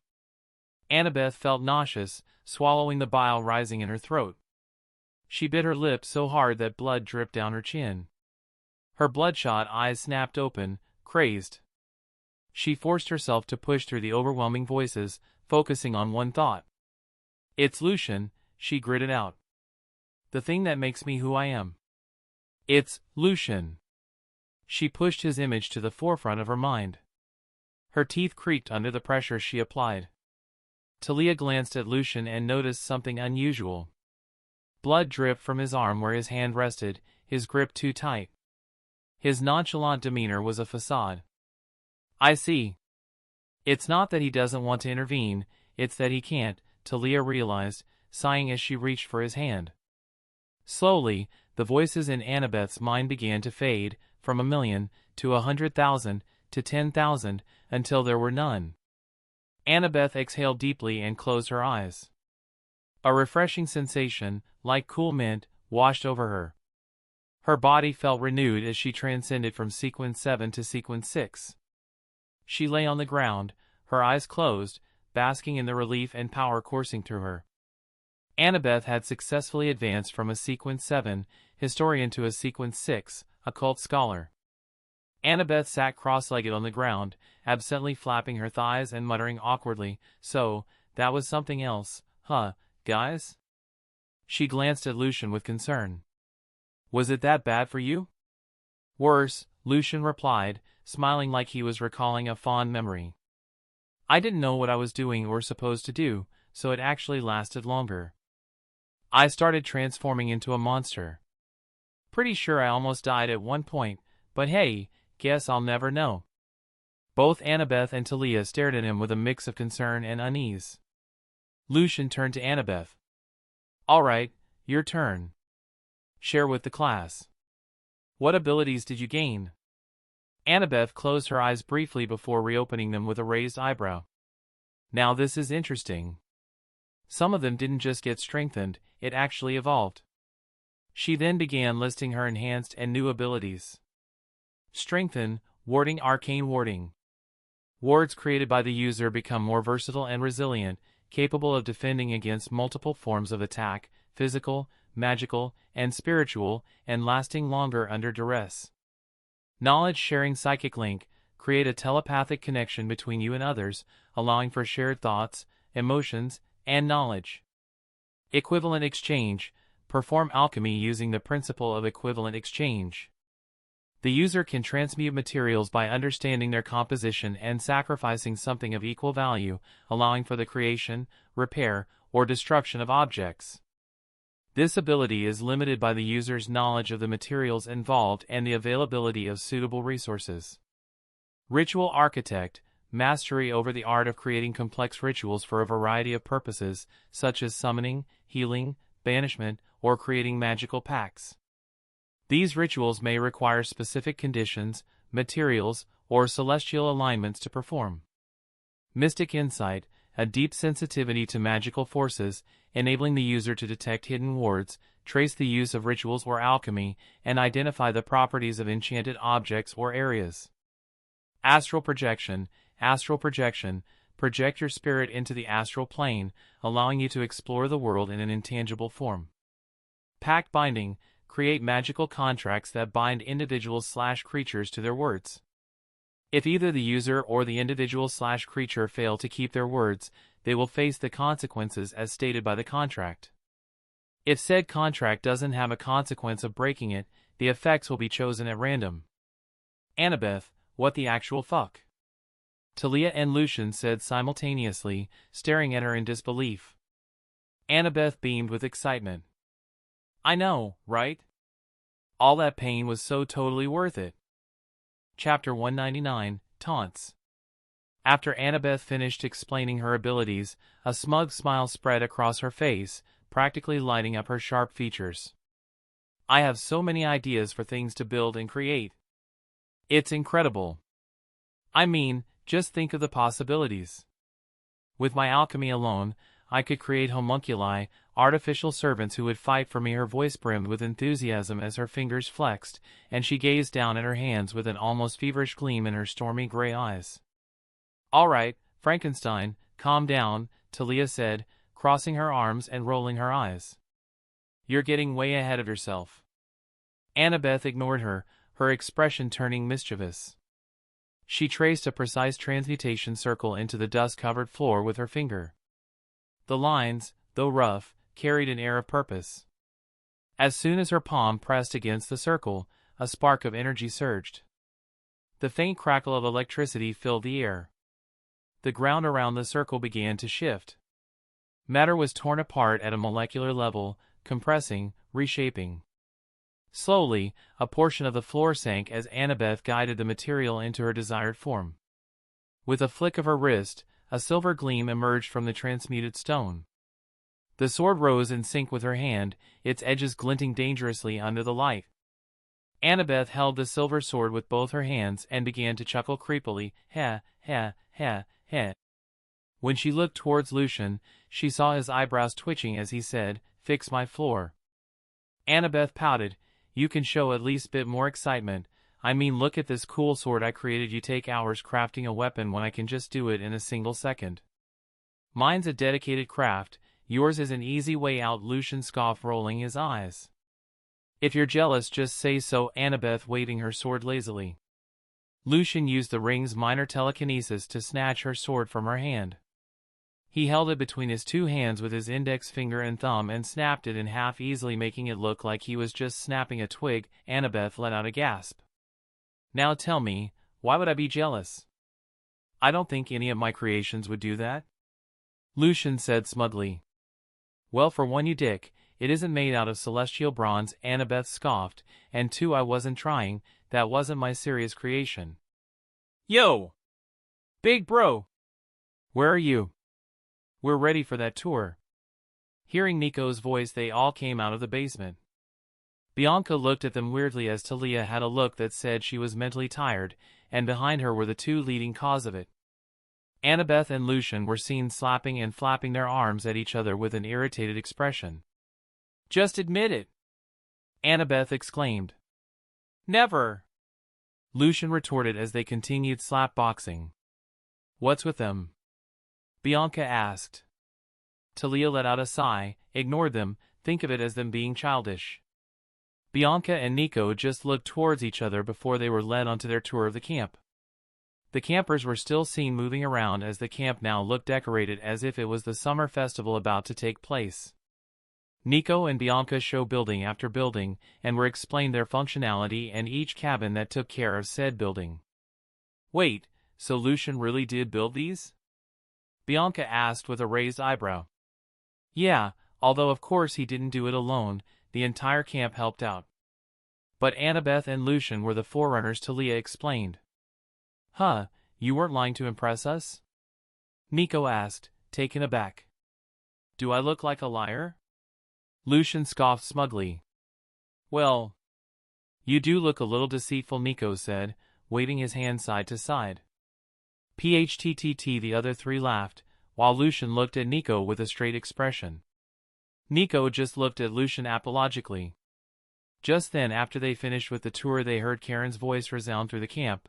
"All campers gather around, it's time we get together for the festivities to begin."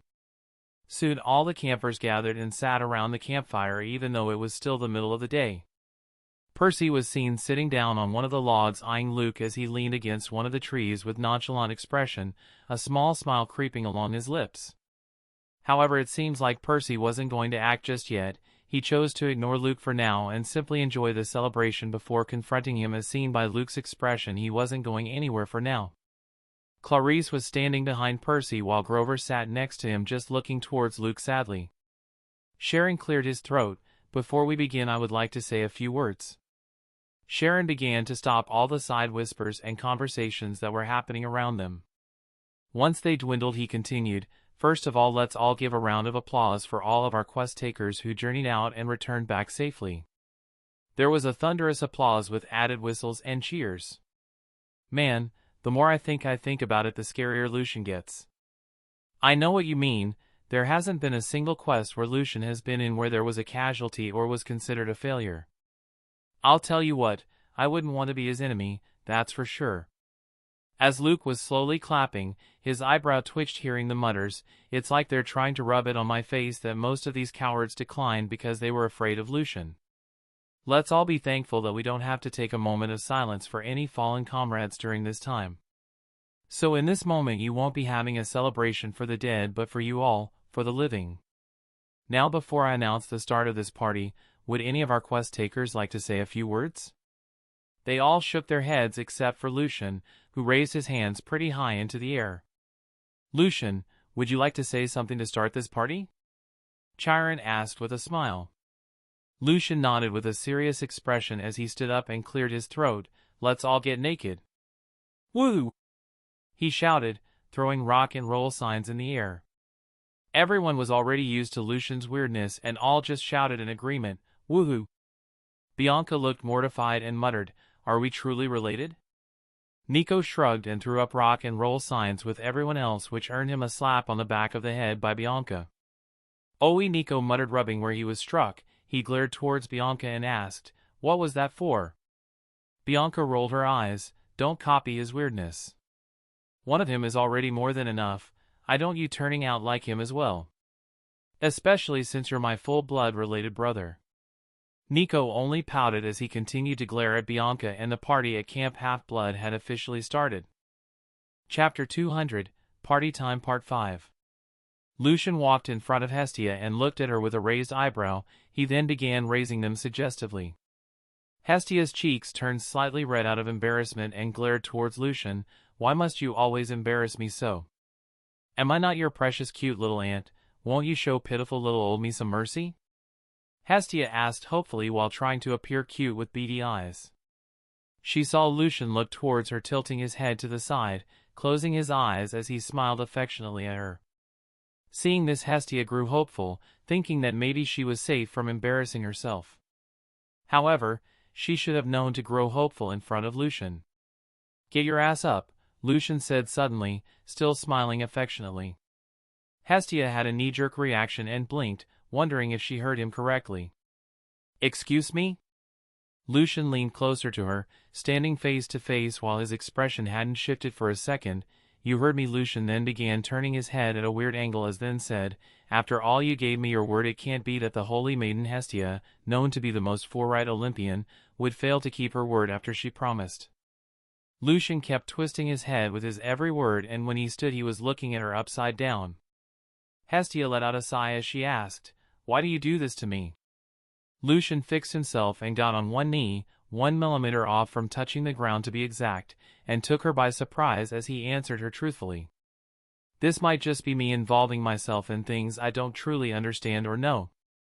"But you are hella underappreciated," Lucian said earnestly. What?" Hestia blinked, her eyes wide with surprise. Lucian nodded firmly. "There are barely any legends or stories about you. For heaven's sake, you're literally one of the most important goddesses. It's absolutely crazy to me that you don't get the recognition or appreciation you deserve." He chuckled softly before continuing. "I've always had a soft spot for those who go unnoticed despite their incredible worth. That's why I go out of my way to bother you or drag you out in front of everyone. I want people to see you, to recognize how amazing you are.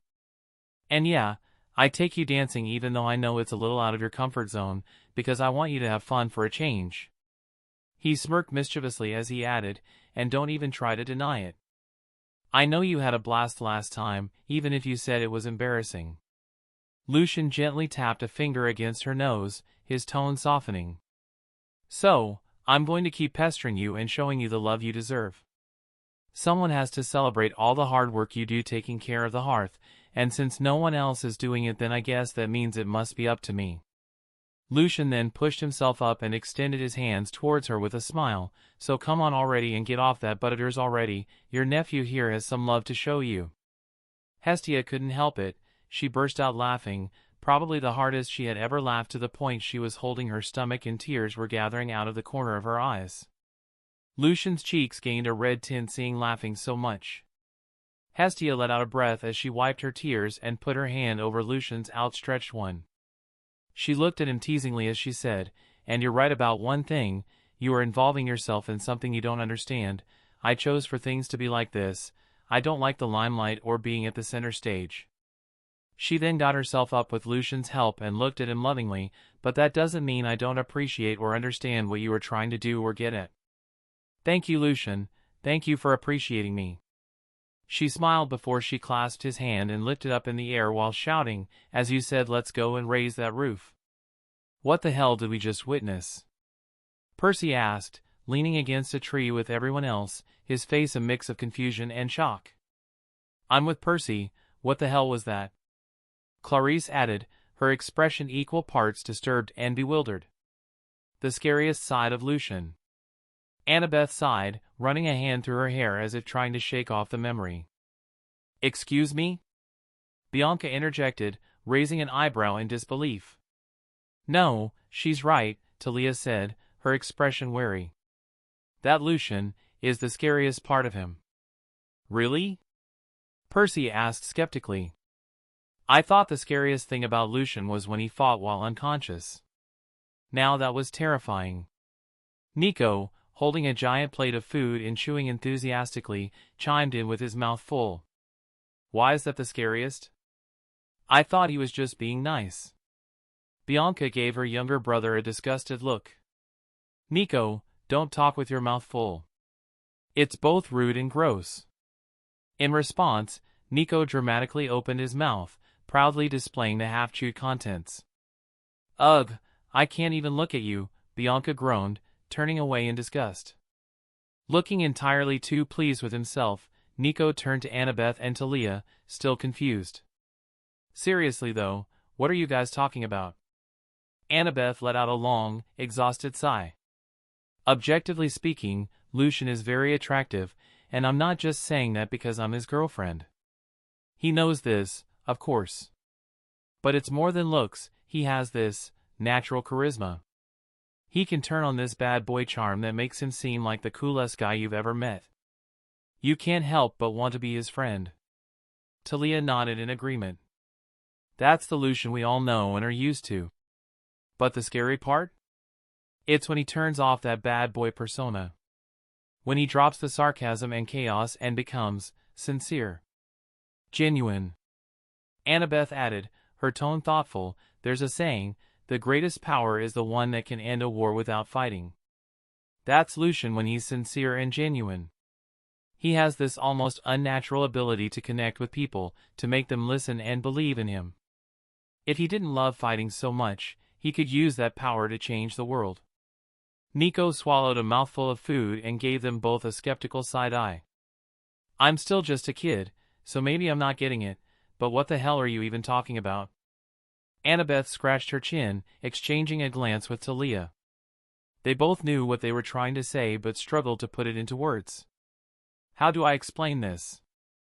Annabeth muttered before snapping her fingers. "Okay, here's an example. Take what just happened. Lucian, with nothing but his sincerity and natural charisma, can somehow make a goddess, who's kept a sacred vow for over 1,000,000 years, be willing to break it. I'm not saying Lady Hestia would, don't get me wrong. It's just Lucian could potentially.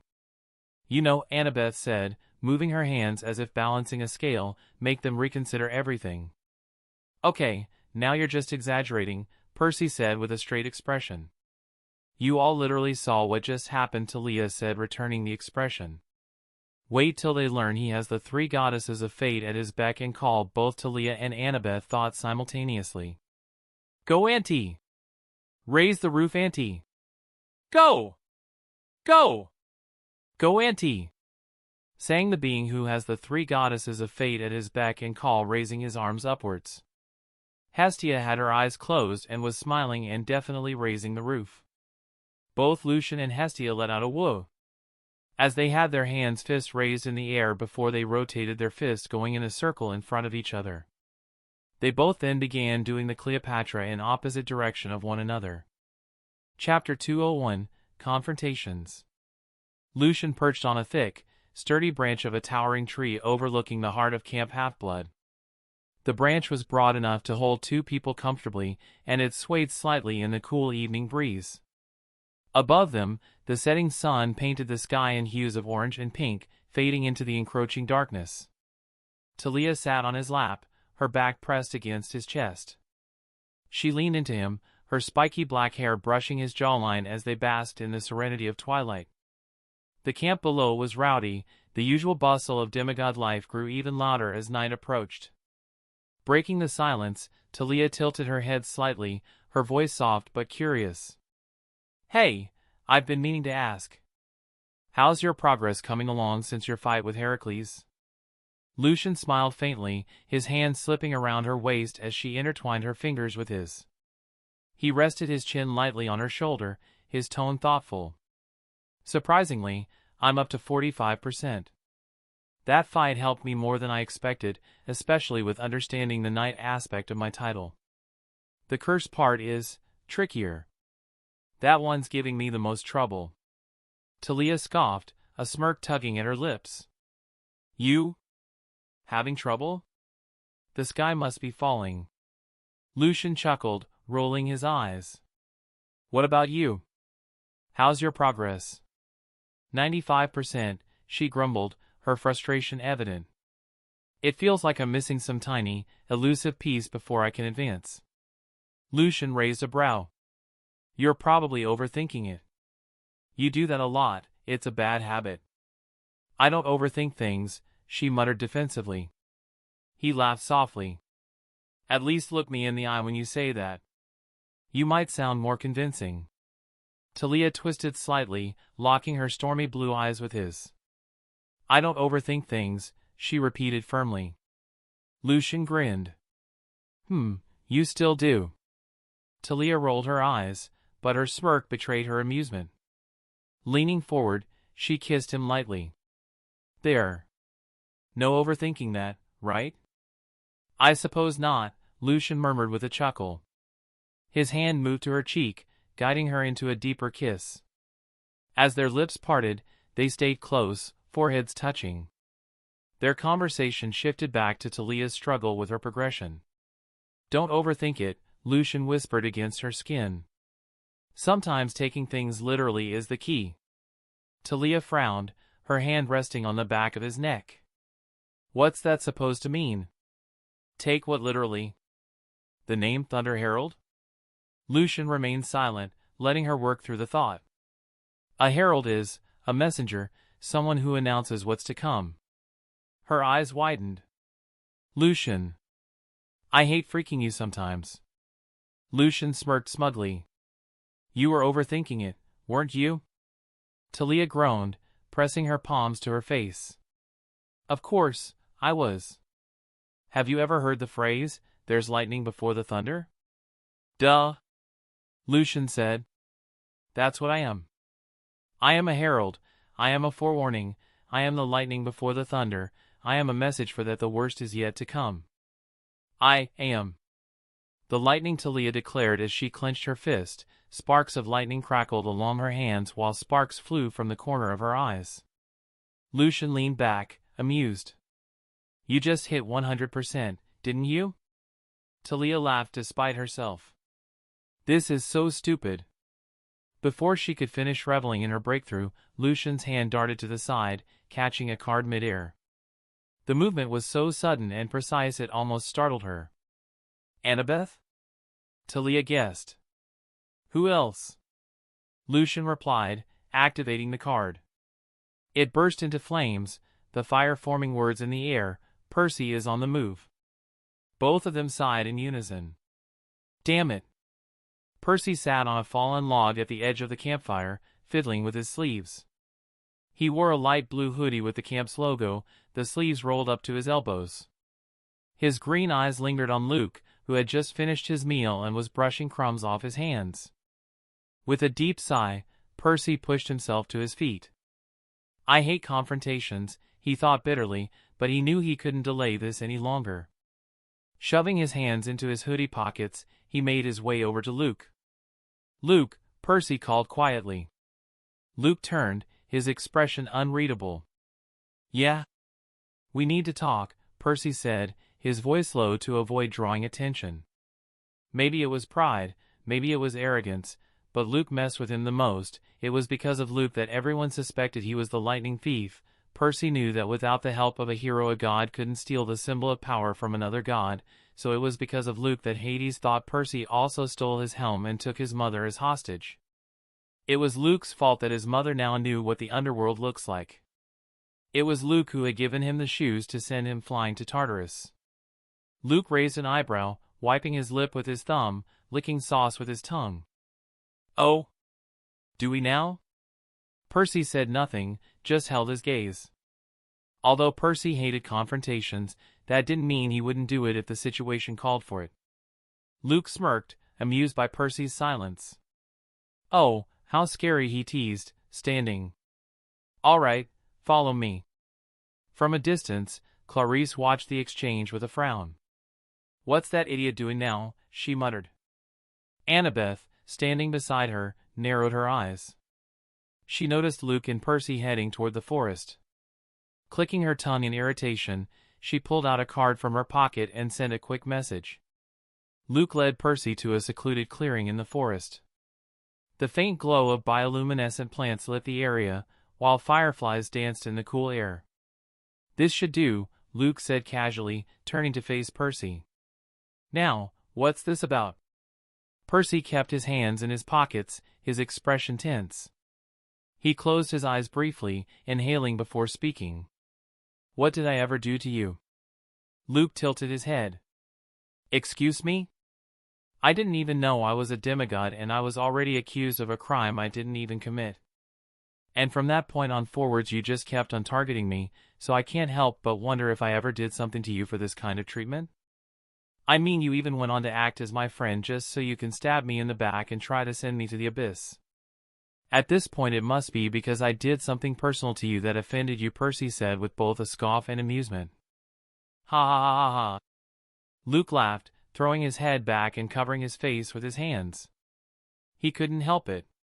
Dude, Percy, as unreliable as my words might seem to you by now, I'm not lying when I say this, it's nothing personal. You're just so unlucky. Percy wasn't offended in the slightest. In fact, he chuckled along with him. Honestly, I don't doubt it. Luke's laughter faded, his expression turning solemn. The gods, Percy, they're a curse to this world, he said bitterly. I'm sure you know this, too. Or maybe you don't. With Lucian and the others around, I doubt you've had many close calls. But did you know? Most of the monsters in this world, those creatures that threaten both mortals and demigods, were created by the gods themselves. And because of that, most demigods don't make it past their 20s. They die fighting the monsters our parents, the gods, brought into existence. Memories of Medusa and his father flashed through Percy's mind, and his gaze faltered. He couldn't look Luke in the eye. He knew Luke had a point. We, Percy, Luke continued, his voice heavy with anger, are nothing but tools for the gods to interact with the mortal world. When they can't enforce their will directly, they send us demigods. We're their messengers, their soldiers, their scapegoats. That's all we are to them, tools. Nothing more. And when one of us steps out of line, when we dare to have an opinion, to defy their wishes, they destroy us. We're not allowed to feel. Not allowed to think. We're just supposed to be these emotionless pawns, serving their egos. Luke's face twisted with rage as he raked a hand through his hair. And what sickens me the most, what maddens me, is how so many of us call it an honor. They think it's some kind of privilege to be used, manipulated, and thrown away like that. His words hung in the air, heavy and suffocating. Percy didn't argue. He couldn't. Because deep down, he knew there was truth in them. Chapter 202, Lucian Versus. Luke Part 1. So, what are you going to do? Percy asked, tilting his head, his voice tinged with cautious disbelief. Kill them all? Not all of them, no, Luke retorted, his tone cold and measured. Only those who refuse to cooperate. Percy raised an eyebrow, his skepticism plain. Cooperate with what, exactly?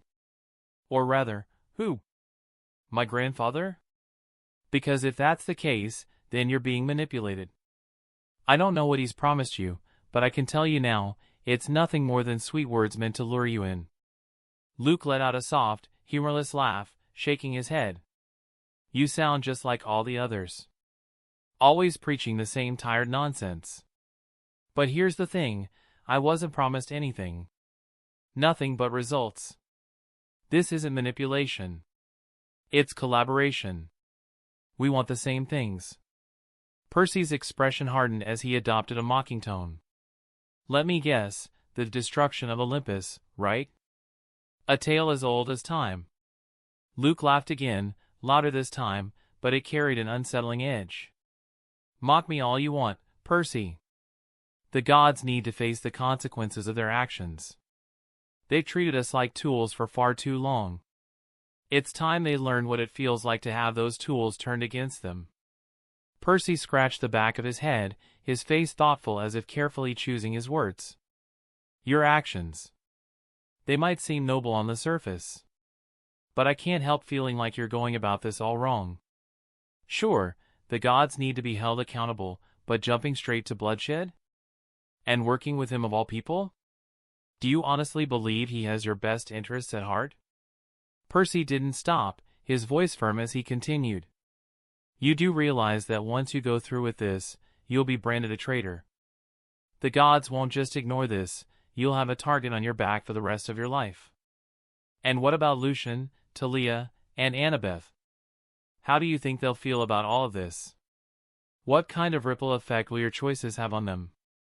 Luke's expression twisted into a sneer. Don't talk to me about them, he spat. Those hypocrites. Percy blinked, startled by the venom in Luke's voice. They call themselves my friends, Luke continued, his tone laced with bitterness. But friends support each other. All they've done is get in my way. And don't even get me started on Lucian. Luke's voice rose, his frustration boiling over. That's right, Lucian. I know you're here, lurking in the shadows, watching like you always do. Percy glanced around warily but saw nothing. Luke's anger only grew. You're the biggest hypocrite of them all. I know you hate the gods as much as I do, maybe more. And yet, you let yourself be their lapdog, completing their quests and pretending to be their ally. What is that, if not hypocrisy? Luke's face contorted, veins bulging on his forehead as he shouted. And that's not even why I hate you. You call me your friend, your brother. But no brother does what you did. A long, exasperated sigh cut through the tension. All eyes turned toward a nearby tree, where Lucian stood upside down on a high branch. He was clad in a black sweater and baggy black jeans, his hands stuffed casually into his sweater pockets. Dark circles shadowed his eyes, making him look both weary and unimpressed. I had a feeling you'd hold a grudge about that, Lucian muttered, his voice laced with boredom. Luke sneered. So you knew and still went through with it? Hypocrite. Lucian shrugged nonchalantly. I'm not going to deny it. You're right, I am a hypocrite. A walking contradiction. What's he talking about? Talia demanded as she landed lightly on the branch beside Lucian. Yeah, Annabeth added, swinging her legs from a lower branch, her curiosity evident. What did you do this time?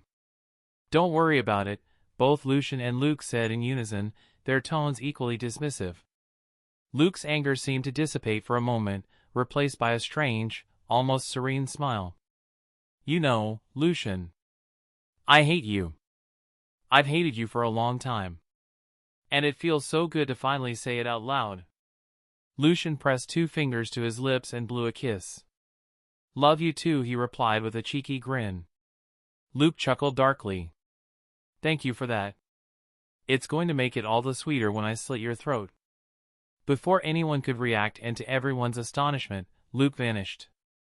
In the blink of an eye, he reappeared directly in front of Lucian, his sword already in motion, its edge aimed mercilessly at Lucian's neck. His eyes burned with cold, murderous intent. Lucian barely had time to summon his scythe, using its shaft to block the strike. The force of the blow sent him hurtling backward, crashing through a nearby tree and shattering it in two. Flipping in midair, Lucian landed on his feet, skidding across the ground. He tightened his grip on his scythe, his brow furrowed in thought.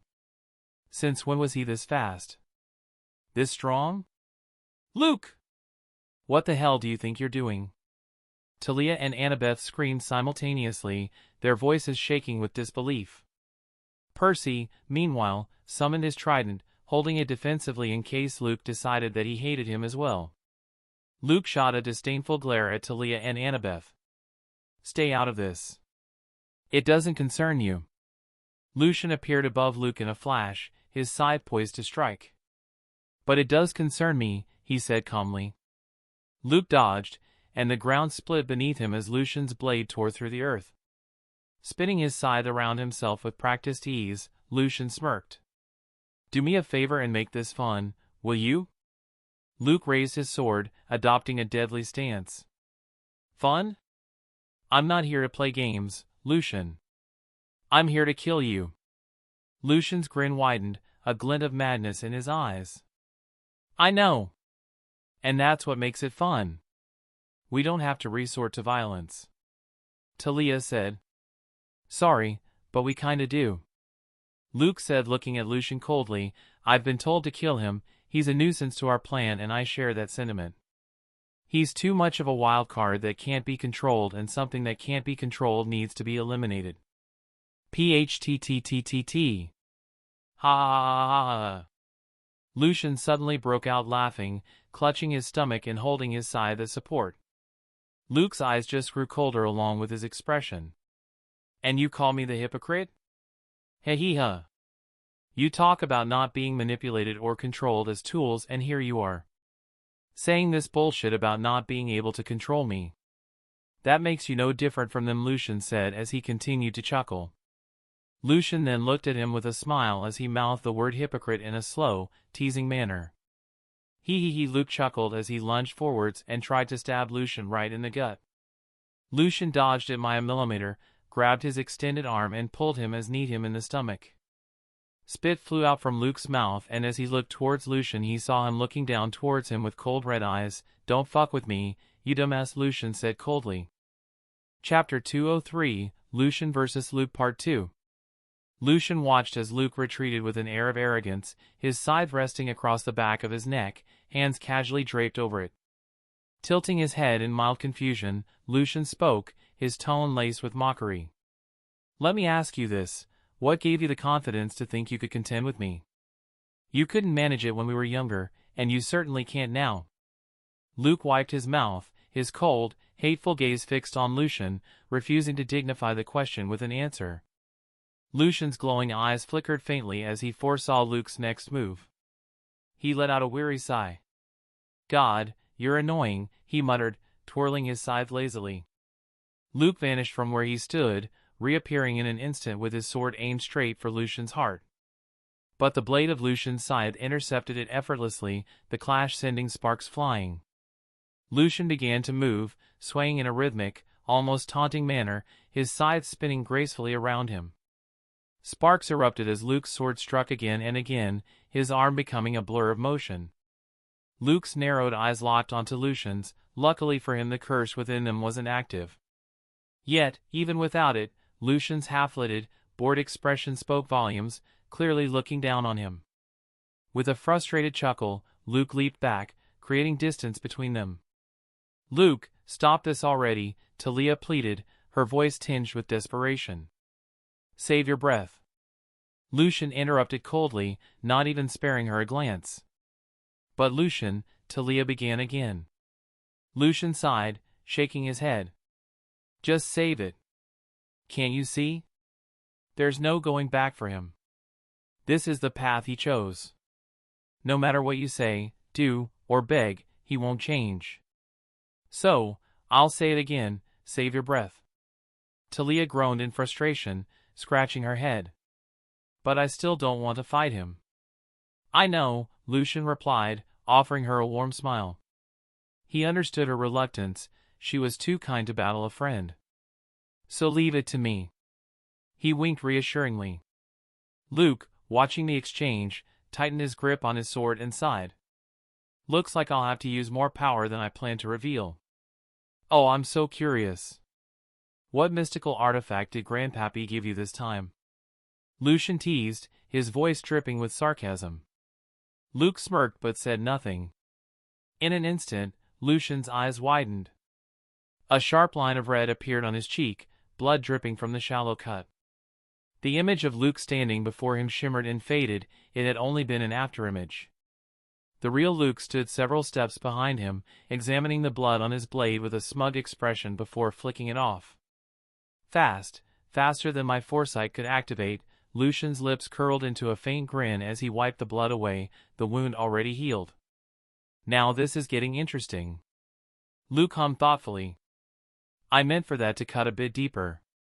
His words were cut off as his eyes widened in shock. He jumped back just in time to evade Annabeth, who came hurtling down from above. Her fist slammed into the ground with immense force, causing the earth to buckle and splinter in all directions. Annabeth rose slowly, her eyes locking onto Luke with an unsettling intensity. Her face was expressionless, but her gray eyes burned cold, a stark contrast to the warmth they once held for him as a friend. Luke, don't think I'll forgive you if you're truly planning to kill Lucian, she said, her voice chillingly calm. If that's your intention, then you are my enemy. Consider your choices wisely. Luke gave her a wry smile, leaning back slightly. You're really one scary little girl, Annabeth. Your obsession with him? It's unhealthy. His tone was mocking, but his words were edged with something darker. Annabeth didn't flinch. Her cold gaze remained unyielding, unimpressed by his attempt to provoke her. Luke leaned forward, a dangerous glint in his eyes. Which means I might need to eliminate you too, before you become a problem. The moment his hand moved toward his sword, Annabeth and Lucian switched places in a flash. Lucian stood in her spot, his scythe intercepting Luke's blade just inches from where Annabeth's neck had been. Sparks flew as metal clashed, the sound echoing in the tense air. Luke's teasing expression faltered when he caught Lucian's gaze. The familiar sleepy, carefree demeanor was gone. In its place were sharp, piercing eyes, as cold and calculating as Annabeth's. With a swift movement, Lucian drove the pole of his scythe into the ground to block Luke's blade. Then, in one fluid motion, he grabbed Luke's face with one hand and his sword arm with the other. Boom! The impact shook the ground as Lucian smashed Luke into the floor, splintering it into spiderweb cracks. His grip on Luke's face was unrelenting as he lifted him again and slammed him back down. Crack! What the hell were you thinking? Lucian growled, his voice a deep, almost demonic snarl. He raised Luke's head once more and drove it back into the fractured floor with brutal force.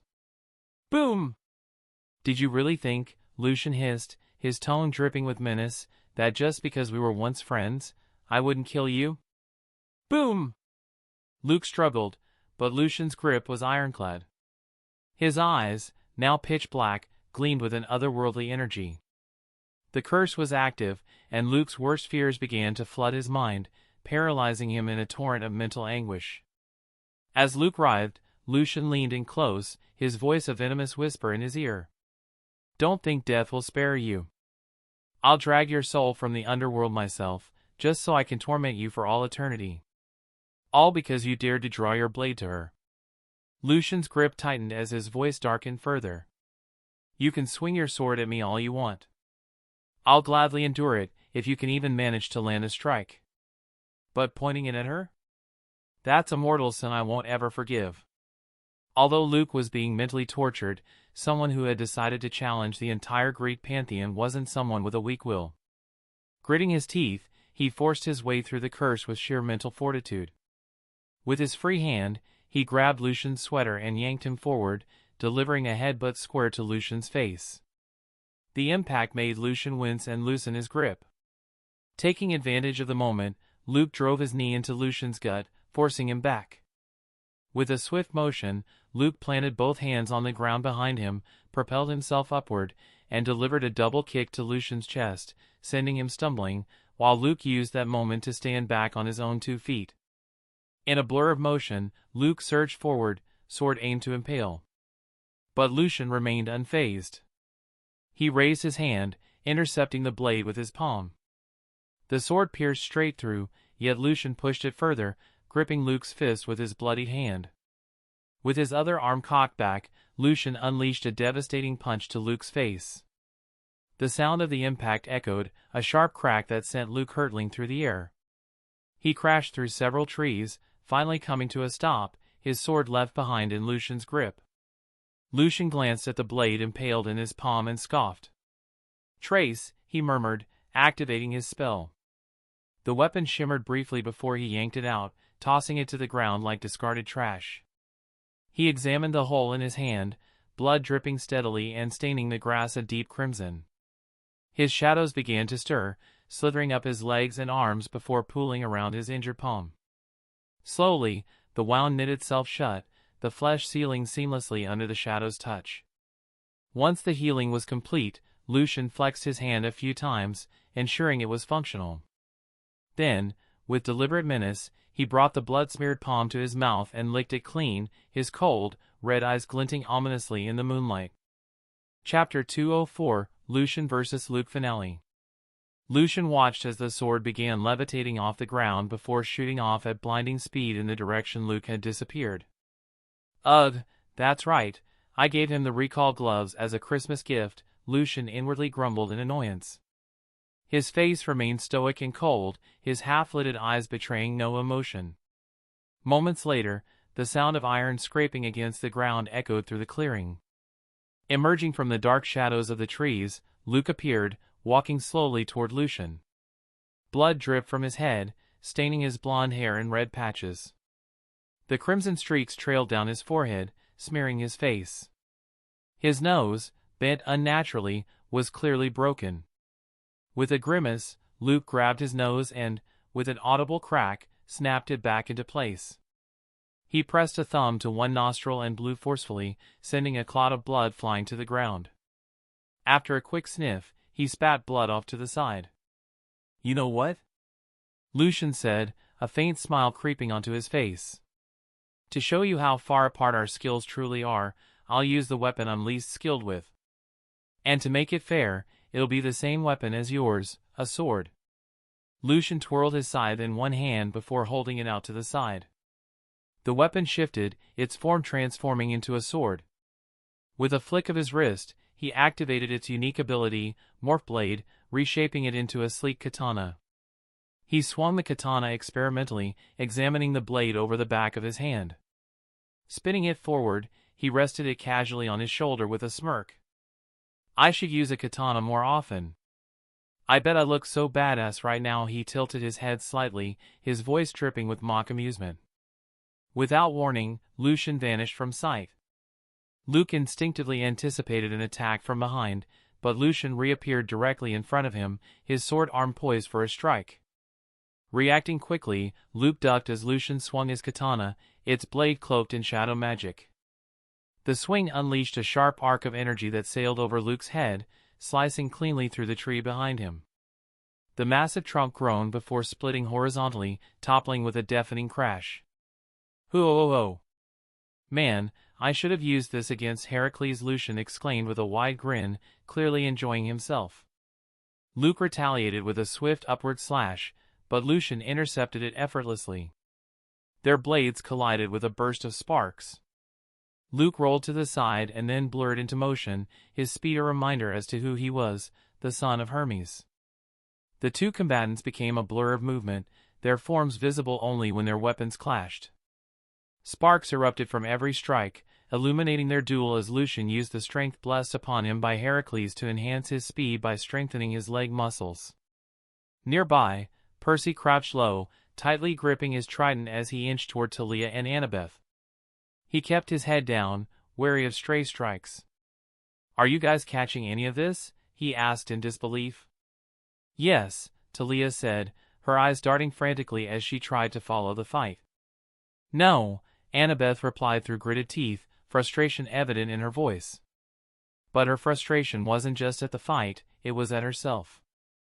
She would have done anything to stop Luke if he truly intended to kill Lucian, but deep down, she knew she wouldn't have survived against Luke. Lucian's intervention was the only reason she was still standing.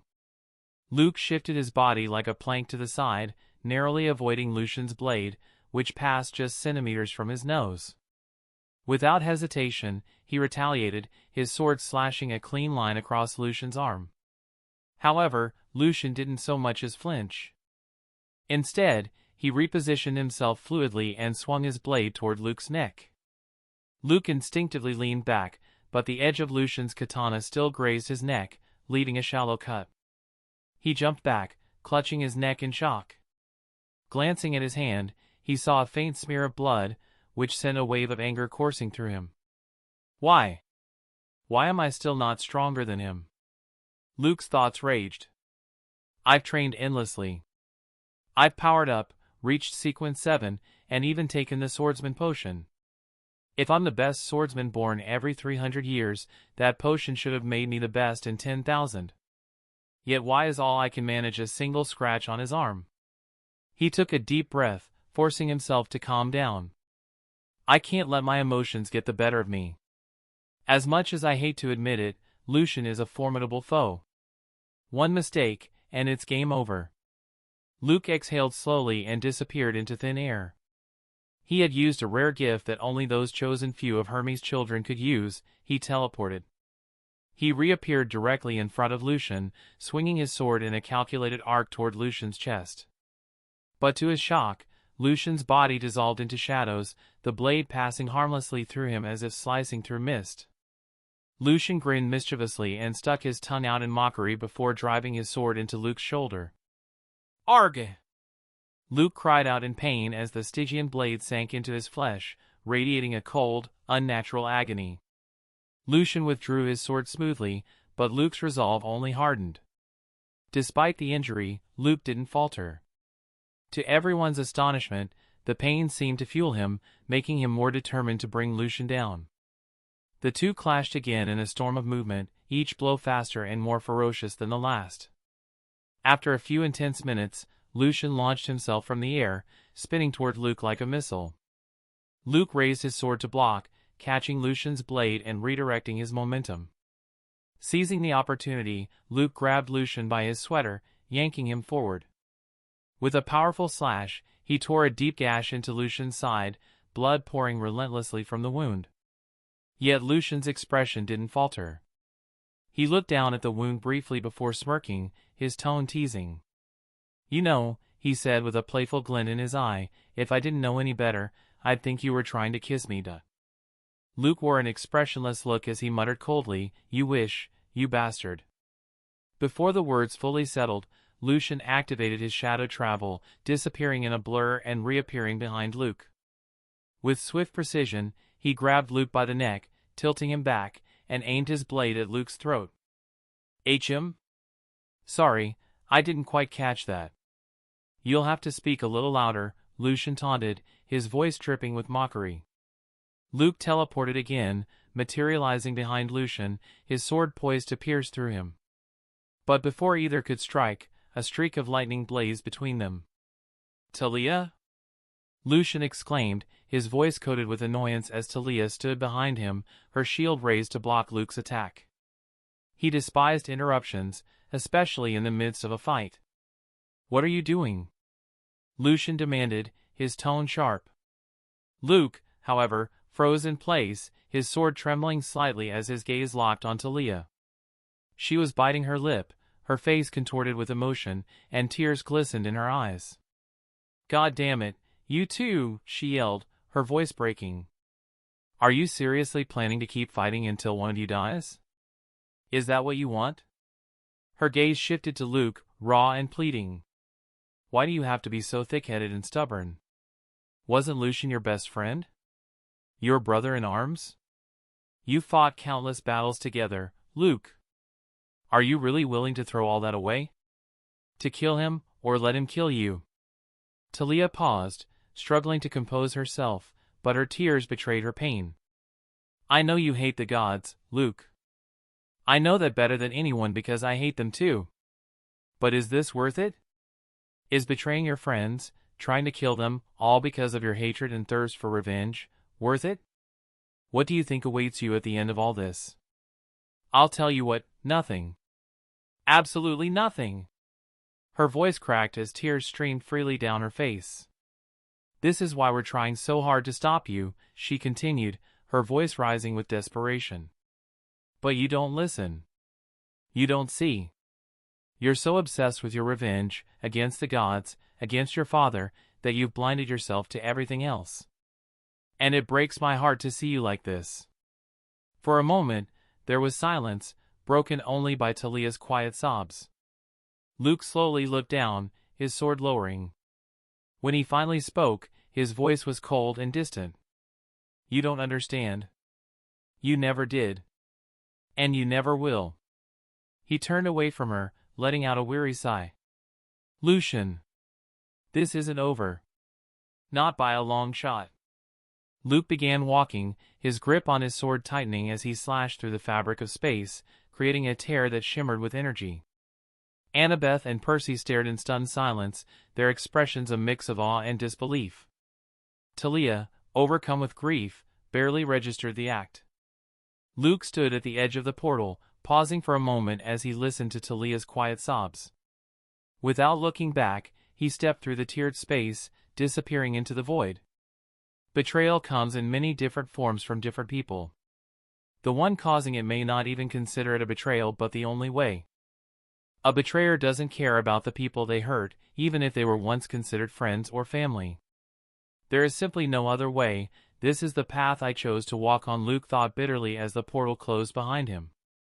In that moment, the betrayer's potion fully took hold, its power completely digested within Luke's being. Lucian was comforting Talia as he sat down by a tree, healing his wounds. I know you care for Luke like family and that you've known him longer, but like you said, he's a stubborn bastard. You weren't going to change his mind. I know, Talia said, wiping her tears, but that doesn't mean I want to see you two trying so hard to kill each other. We were once really close. Did things really have to change so much? Meanwhile, Annabeth was looking towards Lucian in confusion. You know, there's something that's really confusing me. Both Talia and Percy looked towards Annabeth curiously while Lucian was drinking his healing potion as if he was a drunk drinking liquor. There was a point during the fight when you were seriously trying to kill him. And don't deny it, I know you long enough to know when you're feeling murderous. So why didn't you? Not to mention you held back a lot, more so than what you needed to. Like using your sword, you didn't even add your cursed flames to it, you just fought him with limited skills and powers, Annabeth said as she was confused by Lucian's action. What? Talia asked, surprised to learn that Lucian was seriously planning on ending Luke's life. There was a heavy silence in the air as the question hung in the air. Lucian let out a sigh. You're right, I was completely ready to rip his heart out with my bare hands. He tried to kill Annabeth. Talia grimaced slightly as she had forgotten a small detail of Luke seriously planning on killing Annabeth. However, I stopped myself at the last minute from doing it, Lucian sighed. Why? Percy asked, still gripping his trident securely. Because he was suspiciously skilled, Lucian said grimly. Annabeth's eyes immediately widened. Before anyone could question it, Annabeth said, I see, so you were testing him. That's right, Lucian sighed in annoyance. I'm by no means a master swordsman, however I'm not so bad either. With my current skills and abilities I would have easily overpowered a regular Luke, even if he was the best swordsman this camp had seen. He paused, letting the words sink in before he continued, however, you see how he was even able to injure me. Tell me honestly, would the Luke you all know have been able to injure me even with the way I was fighting? No. I wouldn't even injure you the way you were fighting just now. And the Luke we all knew, he wasn't capable of even beating me, Annabeth retorted. The Luke you all knew? Are you trying to say he's an imposter somehow? Percy asked with a confused expression. No. Not an imposter. Annabeth said, a different Luke, an enhanced version of the Luke we know. Talia's mind was spinning, trying to catch up with Annabeth and Lucian were insinuating.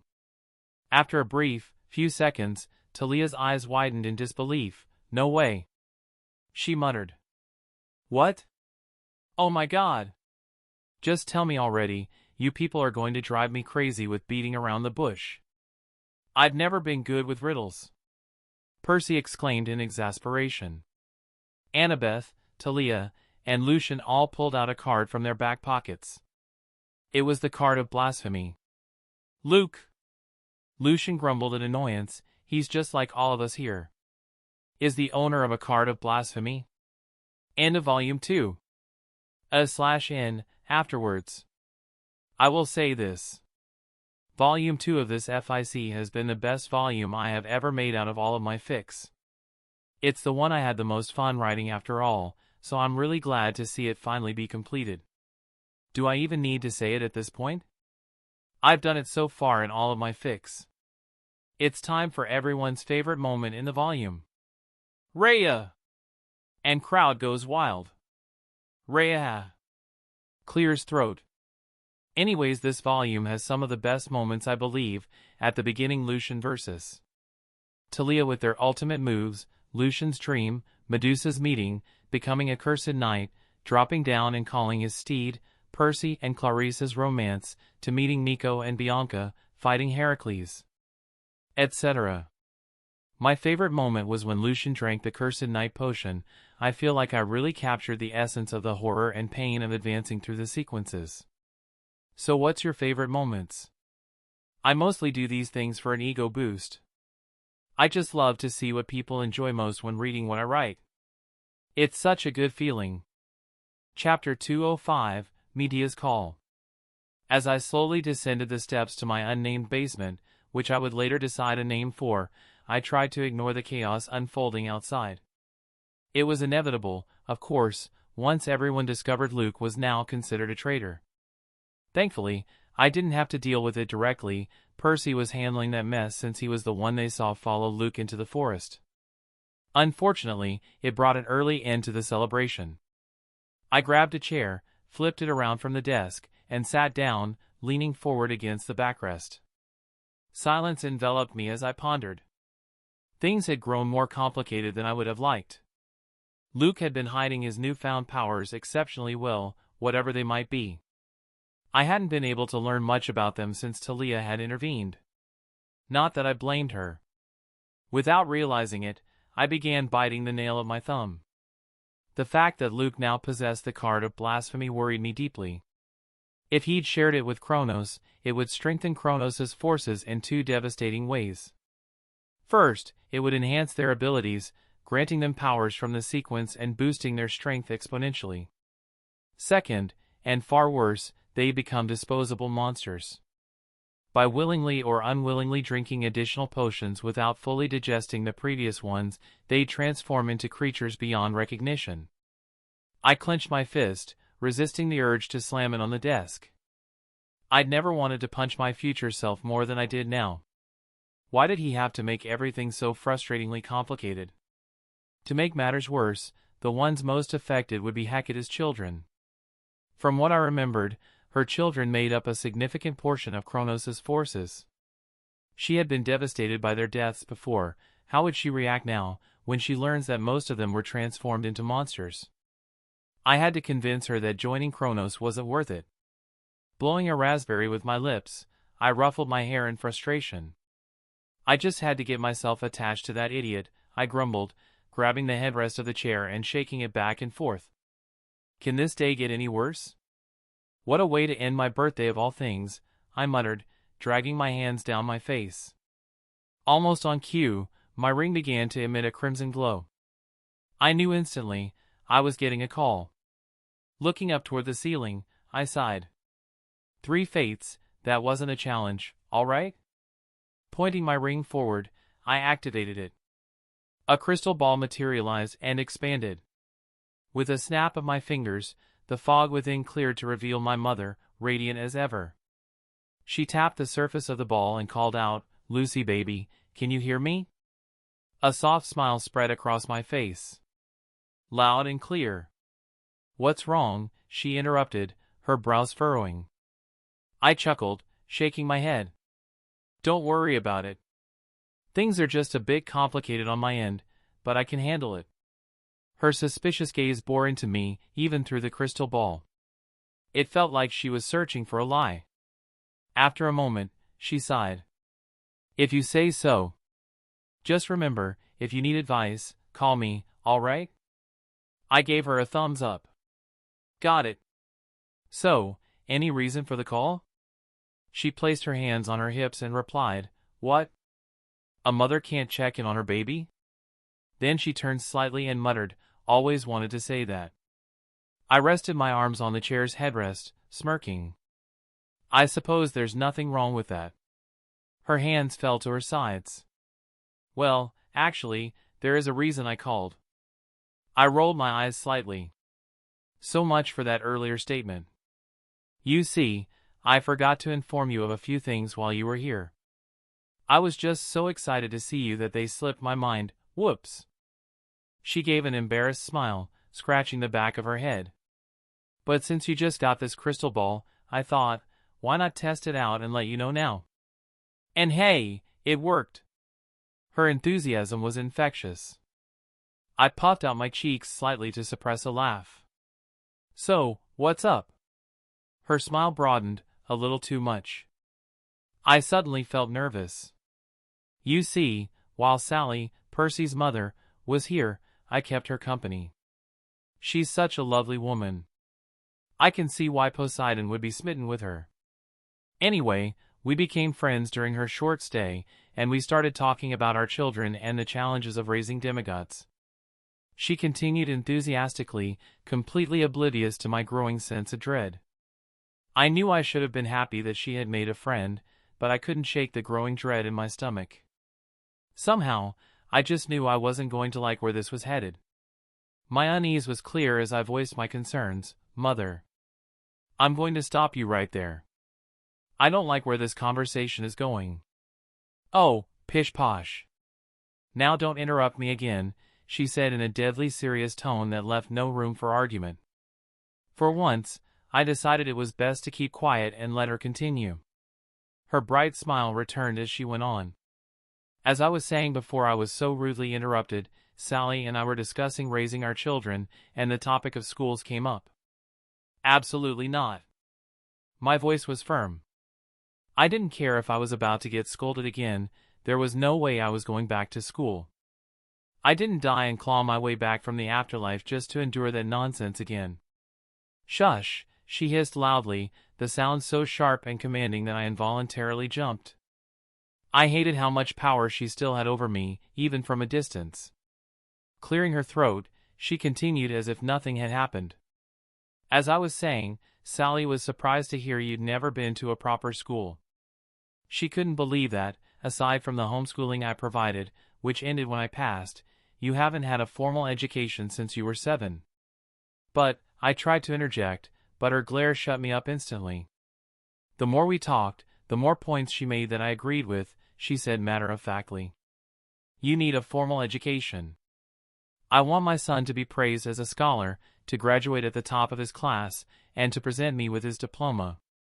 Make a name for yourself outside of this supernatural world. It could be quite good for you. I would rather rot in the deepest part of Tartarus than go to school with some muggles. I blurted, catching myself mid-sentence and hastily throwing in a distraction. It worked. Muggles? She asked, raising an eyebrow. Non-magic people, I clarified, those unaware of the supernatural. Ah, she nodded, seemingly satisfied with the explanation. Then, her gaze turned icy again, fixing me in place. Lucy baby, there seems to be some kind of misunderstanding here. Her voice was calm but laced with an unsettling edge. You appear to be under the impression that you have a say in this matter. Her humorless smile sent a shiver down my spine. No, baby. No, she said, shaking her head slowly. You seem to have forgotten that I am your mother. If I say you're going to school, then you are going to school. She placed a hand over her mouth, her black eyes gleaming coldly as she let out a soft chuckle. How cute, you really thought I was asking for your opinion, didn't you? Leaning closer to the crystal ball, she rubbed the screen as if affectionately stroking my face. Baby, one of the main lessons I taught you was to read between the lines. Context clues are important. If you recall, at the start of this conversation, I said I had something to inform you about, not that I needed your input. You evil witch! I hissed venomously, my voice dripping with frustration and disbelief. Chapter 206, Coven. Mother. My dearest mother. How could you do this to me? I thought you loved me. Lucian cried out, his voice heavy with frustration as he glared at the image of Medea shimmering in the crimson crystal ball before him. Medea rolled her eyes, her tone dripping with mock exasperation.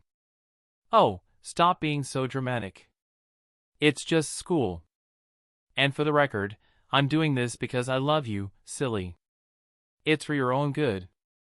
A smug smile curled her lips as she leaned closer to the crystal ball. Lucian clenched his fists around the edges of the crystal ball's stand. If it was for my own good, you'd know school isn't beneficial for me in the slightest. I have training to do, studies to conduct, preparations to make. How am I supposed to do all that if I'm stuck at school? Lucian, sweetheart. Medea's voice softened, though her expression remained aloof. You need a hobby. You can't just train all day, every day.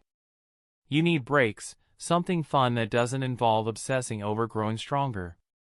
Smithing is my hobby. I don't need another one. Lucian retorted, his tone laced with irritation. Mother, you're killing me here. Medea scoffed lightly. When I say fun, I mean something relaxing, something that doesn't involve you working towards strength or mastery. You know, like sports or maybe some light-hearted reading. But... No buts, Lucy, Medea interrupted, her tone firm but gentle. When I say I'm doing this for your own good, I mean it. I don't want your life to revolve solely around training and goals. You're still a kid, and I want you to experience things kids do. I don't want you to miss out on your youth. Lucian opened his mouth to argue but froze at the affectionate look in her eyes.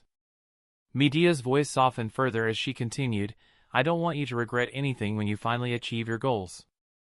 I want you to look back and be glad you lived your life fully, even if you hated some of it at the time. No mother wants their child to experience regret, and I certainly don't want that for you.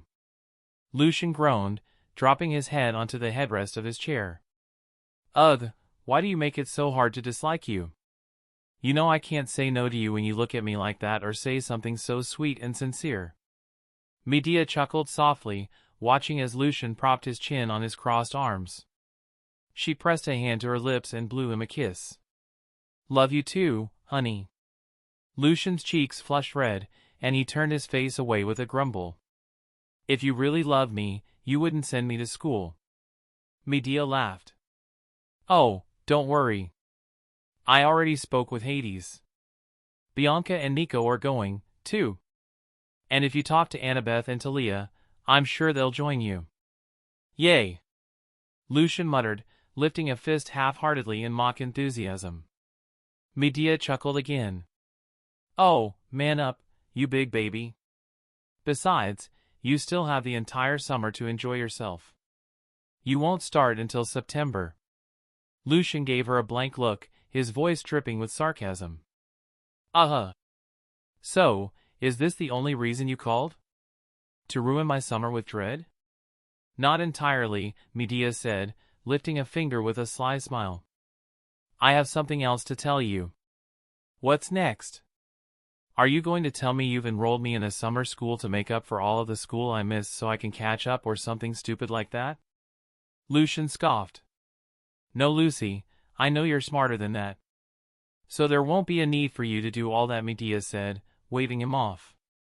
She had a more relaxed demeanor as she said, it's related to you finding out you're a witch, or rather a warlock as you prefer that term. Huh? Lucian asked, looking at her in confusion, a warlock?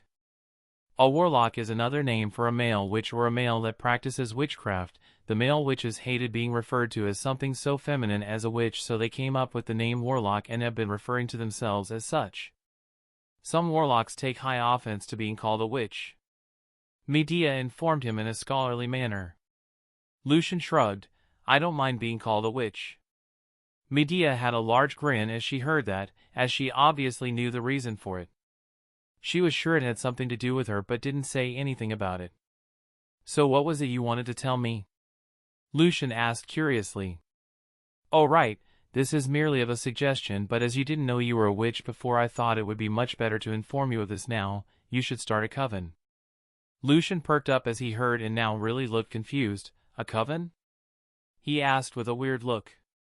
Medea grinned and nodded. A coven, she repeated, a group of magical beings, mostly witches, that gather and form a group, perform rituals, make potions, or cast spells. I know what a coven was, Mother. I'm just confused as to why you would want me to make one? Lucian asks. Medea began rubbing her chin as she muttered, How do I explain this in a way that you would understand? Ah! Think of a coven as a music band, she said, almost sounding proud of the analogy she thought of. A band?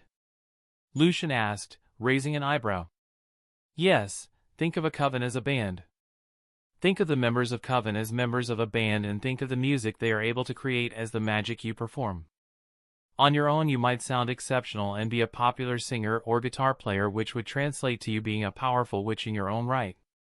However, add that guitarist to a band with other music artists just as skilled as he is, and the music turns into a new symphony, into something more powerful, she explained thoroughly.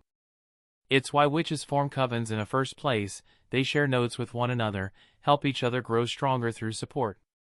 Some witches might not even need a coven, but there are those that might not even be nearly as powerful if it weren't for the coven they belong to, Medea explained. So it's not that you need to make one, but it wouldn't hurt to make one if you were up to it. Lucian was looking down with a hand over his chin. I see. I suppose that would make sense. A coven, huh? That doesn't sound like a bad idea.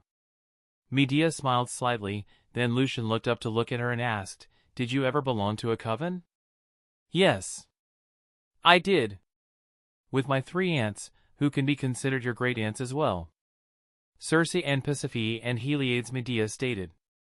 Lucian stood up and put a hand over his head in astonishment. What? Is it that shocking? Medea asked, taken aback by Lucian's reaction. Pasiphae is your aunt. As in the mother of the Minotaur. I'm related to the fucking Minotaur. Chapter 207, Witches' Culture. Medea chuckled softly, her hand partially covering her mouth. Lucian, why does this surprise you so much? This is the Greek pantheon we're talking about. One way or another, we're all related to each other. Lucian scratched the side of his head, still processing the revelation. I know, but it's just shocking. We're talking about the Minotaur here, a monster.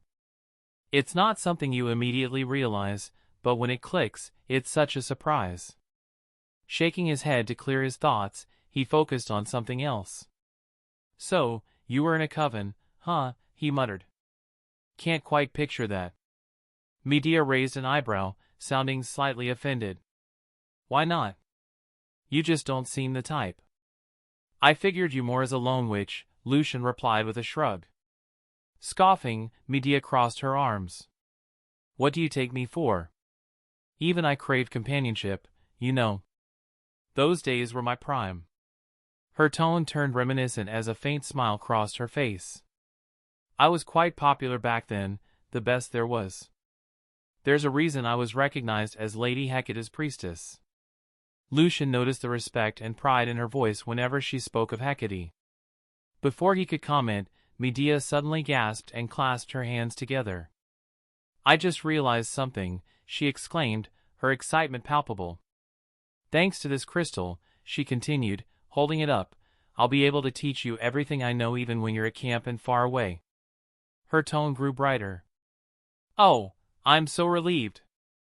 I thought that with me being dead, I wouldn't be able to pass on my knowledge to you. But now, that's no longer a problem. Lucian blinked in confusion. You do realize I visit the Underworld, right? And as far as I know, you've already been teaching Talia and Annabeth. Medea sighed, shaking her head in exasperation. Lucian, you don't stay long enough in the Underworld for me to go into depth about the things I want to teach. Not to mention, you disappear for days, sometimes weeks. With this crystal, I can keep guiding you and the girls whenever I need to. Lucian hesitated. I mean, I get the girls needing your teachings, but do I really need them? I am Lady Hecate's disciple, after all. Isn't that enough? Medea gasped dramatically, covering her mouth with both hands. You did not just say that. My own son didn't just insult me like this. She stared at him in mock disbelief, holding out a hand as if physically wounded. Lucian's expression turned deadpan. Mother, she's literally the goddess of witchcraft and magic. Medea took a deep breath, motioning herself to calm down as she muttered under her breath. Calm down, Medea.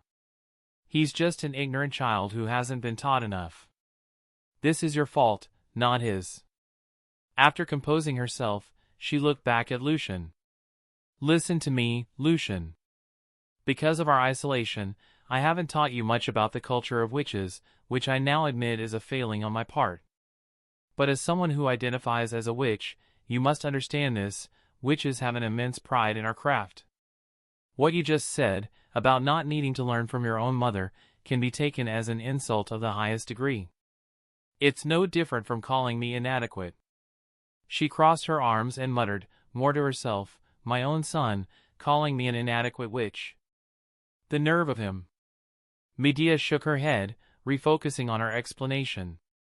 As witches, it is our hope to pass on the knowledge of our craft to others, ideally to a younger family member or a disciple. Of course, it's our children we truly wish to inherit and carry forward our legacy. Lucian raised an eyebrow, his skepticism clear. Really? I mean, wouldn't witches want to keep what they learn to themselves? Like, hoarding knowledge to achieve immortality or something? Medea nodded slightly. There are some like that, yes. But they are rare. For most of us, our craft is a sacred tradition, passed down from one generation of witches to the next. It's not just about preserving what we've learned but also expanding it. With each new generation, we hope they'll build on it, discovering new ways to push the boundaries of magic. Lucian tilted his head in confusion. But what's the point of that?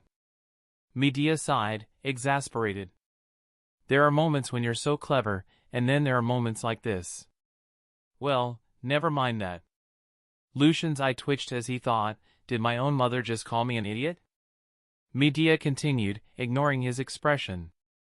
All witches have an innate love for magic. It has infinite potential and power. By building on our craft and passing it down, we seek to understand just how far that infinity extends. Is magic truly infinite, or is it merely a means to an end? Lucian nodded slowly, starting to understand. As I was saying before you interrupted, Medea resumed, her tone sharp, when you claim my teaching wasn't necessary, you essentially dismissed generations of knowledge that I've worked to preserve and build upon. You were saying that all the knowledge I've gathered and hope to pass on to you is worthless, that you'd rather inherit the craft from someone else entirely, disregarding mine. Do you understand the insult in that? Lucian hesitated. I kind of do, and I kind of don't, he admitted.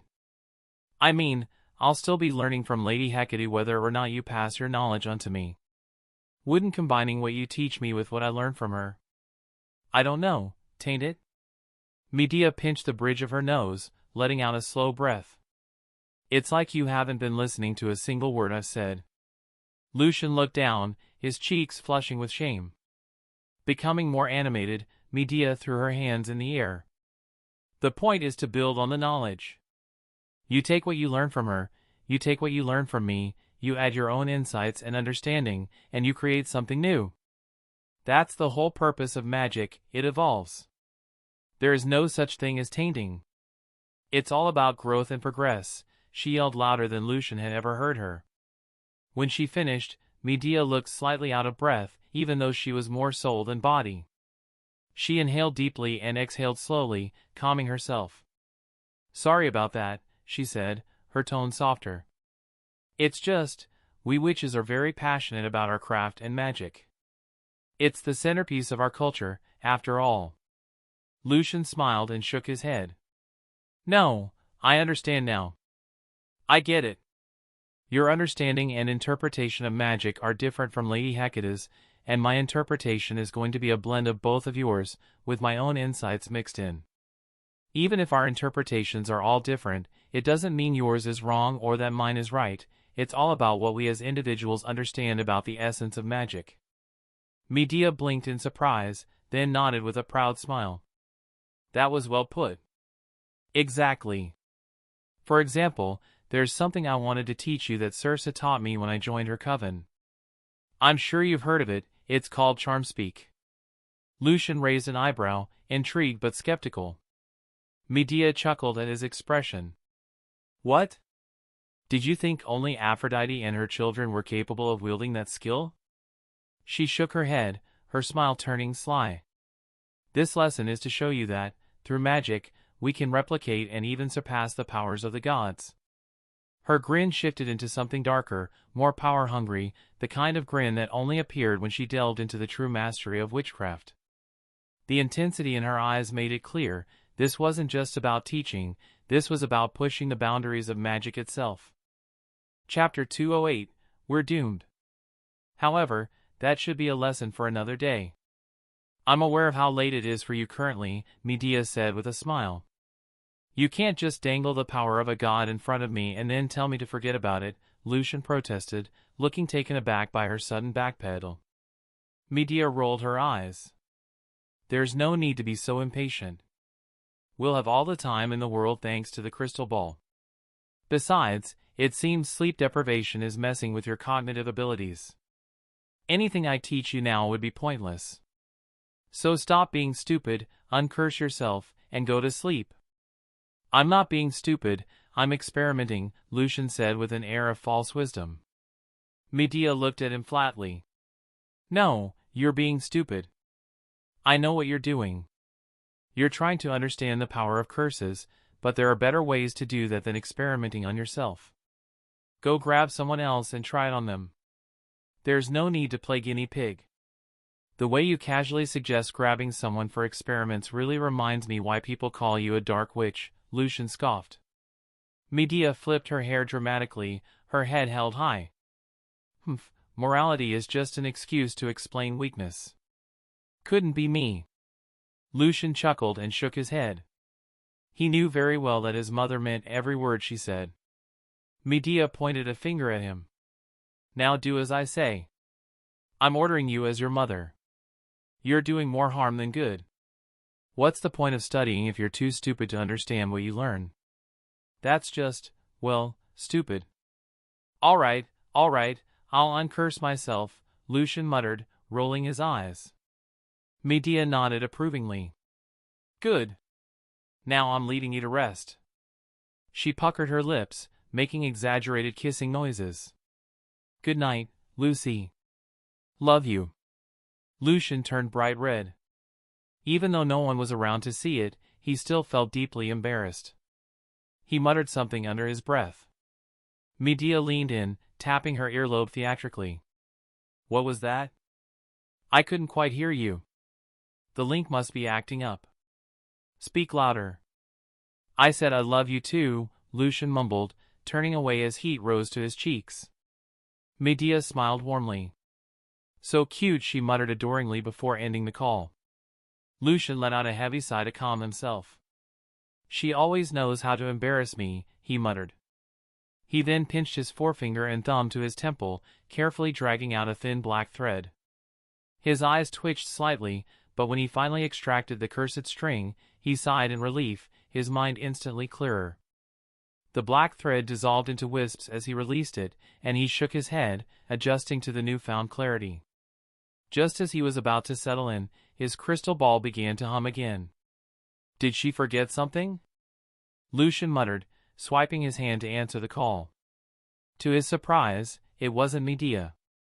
Instead, the heads of 3 figures appeared in the crystal ball. He blinked rapidly, making sure he wasn't hallucinating. It was the Fates. Clotho beamed at him with her usual cheerfulness, Lachesis offered a normal graceful smile, and even the cold Atropos seemed to wear a subtle smile on her otherwise expressionless face. "Huh? Why are you guys calling me?" Lucian asked, raising an eyebrow. "I won't even bother asking how you managed to get in contact with me in the first place." Well, duh! We wanted to talk to you, silly Clotho chirped, her grin wide and mischievous. Lucian sighed, rubbing his temples. I was literally on my way to see you. You know, go to sleep and meet you three in my dreams and all. Clotho pouted at Lucian. Well, for one, you missed a couple of meetings due to your curse, so we couldn't meet over the weekends.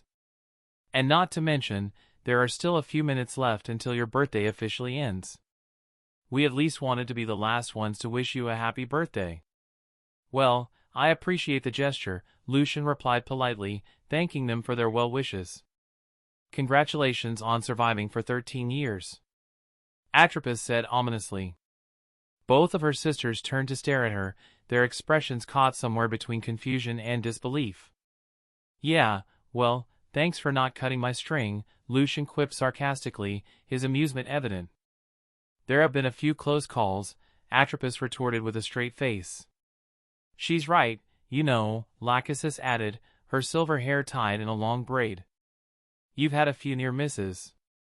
Try and live a long life, She gave him a playful wink. Lucian glanced at the time, noting it was now 12:01 a.m. His birthday had officially passed. He let out a yawn before leveling a glare at them. By the way, whose idea was it? Who thought it would be funny to send me to school? Both Clotho and Atropos immediately turned their gazes toward Lachesis, who glared back at them for selling her out so quickly. I merely plan the birth of a new life. I am the fate of new beginnings, Clotho said, her tone overly mystical. It is not in my jurisdiction to decide how someone's life unfolds. I only determine when to end it, Atropos added with a shrug. That's your job, thus your fault, both Clotho and Atropos said in unison, pointing accusatory fingers at Lachesis, who was now feeling the full weight of Lucian's glare. Traitorous bitches, Lachesis muttered under her breath before clearing her throat. Fine. I'll explain myself. I wanted a jock. What? Lucian exclaimed, utterly floored by her confession. Lachesis shrugged, sticking her tongue out playfully as if to say, don't blame me. Don't try to act cute. What the hell do you mean you wanted a jock? Lucian shouted, his disbelief turning into pure frustration. Lachesis twirled the tip of her braid with a finger. Well, you know those clichés in books or dramas? The super popular school jock notices the awkward, nerdy girl with glasses who's completely invisible to everyone else. Lucian looked as though he was on the verge of a breakdown. He slumped forward on his desk, burying his head in his hands. Oh my gods! I'm being sent to school because a goddess is horny for a high school romance trope. Just kill me now. What has my life come to? Atropos raised her hands slightly, her expression deadpan. I'm more into the nerdy kind, if that makes you feel any better. You know, the shy boy who gets dominated by a strong female lead. How is that supposed to make me feel any better? Lucian yelled, his voice rising with every word. In what world does that help? Oh! Oh! Clotho waved her hand excitedly like a student eager to answer a question. I like teacher-student forbidden romance. I just love the power dynamic. Lucian slumped lifelessly in his chair, his arms dangling at his sides, his eyes hollow. We're doomed. This entire world is doomed. Our fate is controlled by three horny goddesses who can't keep their fantasies in check. Chapter 209, Training Nico and Bianca. The next day. Come on, Nico, you can do better than that, Lucian said, holding a wooden sword casually in his hands. No, I can't.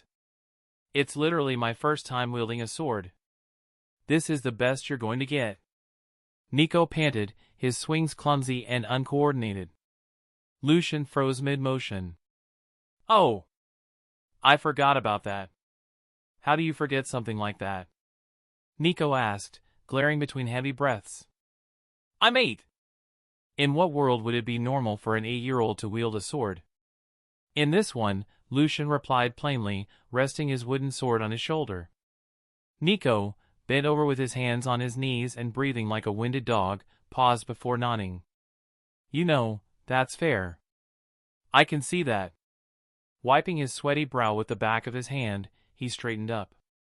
So can you actually teach me properly?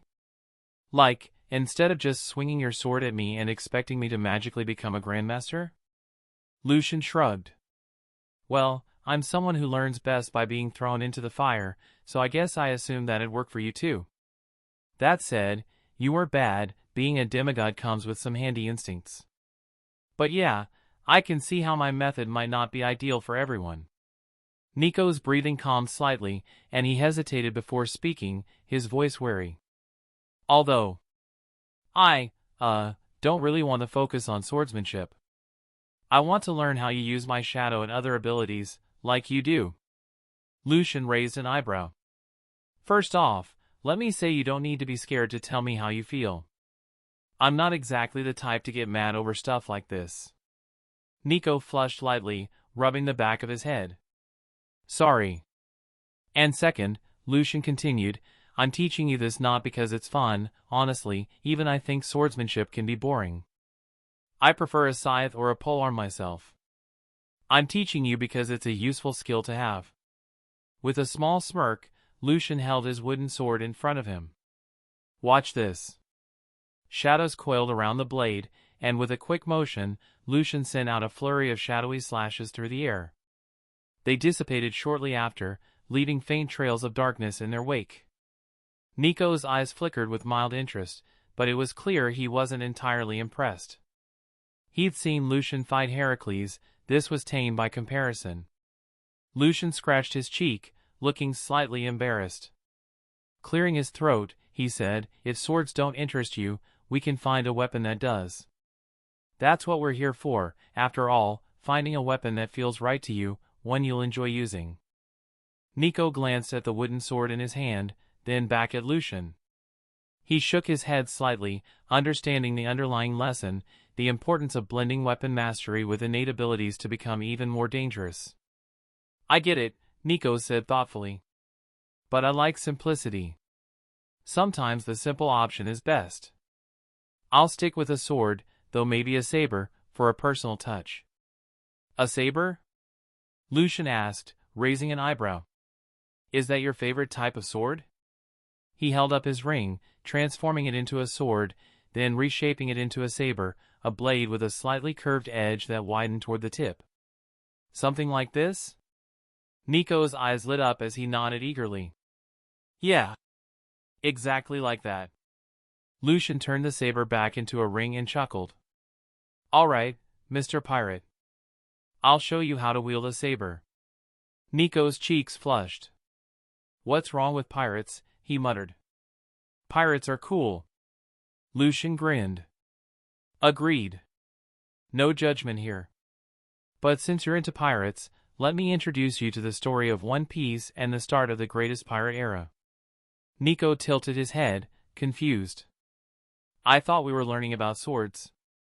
Meanwhile, in the camp's weapons area, a shadow clone of Lucian stood casually beside Bianca. Everyone seems tense.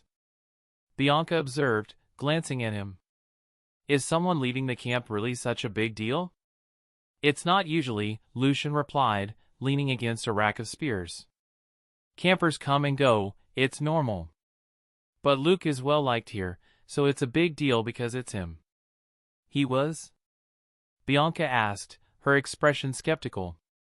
Lucian smirked at her doubt. What, you didn't find him attractive or something? No, she replied, confusion and disgust crossing her face. Why? Should I have? Is that what girls around here are into? She asked in mock horror. Lucian chuckled but didn't respond immediately. Bianca tilted her head, her expression turning serious. He's just too mysterious, if that makes sense. It felt like he was wearing a mask. And people who hide behind masks are usually ugly on the inside. I can't find someone's mask attractive. Maybe it's just a me problem, though, she added with a shrug, picking up a spear. She attempted a stance but immediately grimaced. Yuck. I look ridiculous holding this, she muttered, setting it back. Lucian raised an eyebrow. So you didn't find him attractive because he was wearing a mask? Not a literal one, Bianca clarified, rolling her eyes. Like I said, it's probably just me. I can tell when someone isn't being truthful. It's gross. That's why I wasn't totally against considering you as my brother. What? Lucian asked, blinking in confusion. You're true to yourself, that much is obvious, a bit too truthful honestly. I like people like that, Bianca explained with a slight smile, picking up an axe. She frowned at it and quickly set it back. How can you tell? Lucian asked, curious. Does she have a unique ability that wasn't mentioned in the original story? He wondered. I'm just good at reading people, Bianca said, her tone casual. It's something I had to learn while taking care of Nico. It was just us, and I had to figure out who we could trust. Not by words, but by their mannerisms. The more I did it, the easier it got. It was just Nico and me against the world. Lucian looked at her thoughtfully. A skill she developed to survive, impressive. Is this really the same girl who later left her brother with strangers to join Artemis? Bianca, quick question, Lucian said, breaking the silence as she examined his sword. She asked, looking at him. Let's say a goddess offers you immortality and the chance to travel and hunt all over the world with her. But to accept, you'd have to swear off relationships with boys and leave your brother behind. Would you take it? What? Hell no! Bianca scoffed, her tone sharp. Sure, Nico can be annoying, and sometimes I wouldn't mind a little space, but that's just being in a different room, not leaving him behind forever. I'd never forgive myself if I did something like that. She paused, then added quickly, don't tell him I said that. He'd be insufferable if he knew I said something nice about him. Ah, that's right, Lucian thought. This version of her only spent a few months caring for Nico, not years all alone. Bianca set the sword down and walked over to a rack of bows. Picking one up, she raised it, drawing the string back expertly. Hearing the satisfying snap as it returned to place, she smiled and turned to Lucian. I saw how you used a bow and arrow to fight Heracles. Teach me, she asked politely. Lucian smiled kindly. Sure. Ew, Bianca said, shuddering. Don't look at me like that. That was disgusting. Lucian's lip twitched. For a brief moment, he considered never being kind to her again. Chapter 210, Can't Say No. Follow after me. Lucian advised. He had a wooden bow and arrow. His posture was straight, holding his bow close to his face. Remember to take a deep breath and hold it. Bianca looked over to Lucian and replicated his movements. She looked at the positioning of his feet, his arm, and how he held the arrow against the bow string.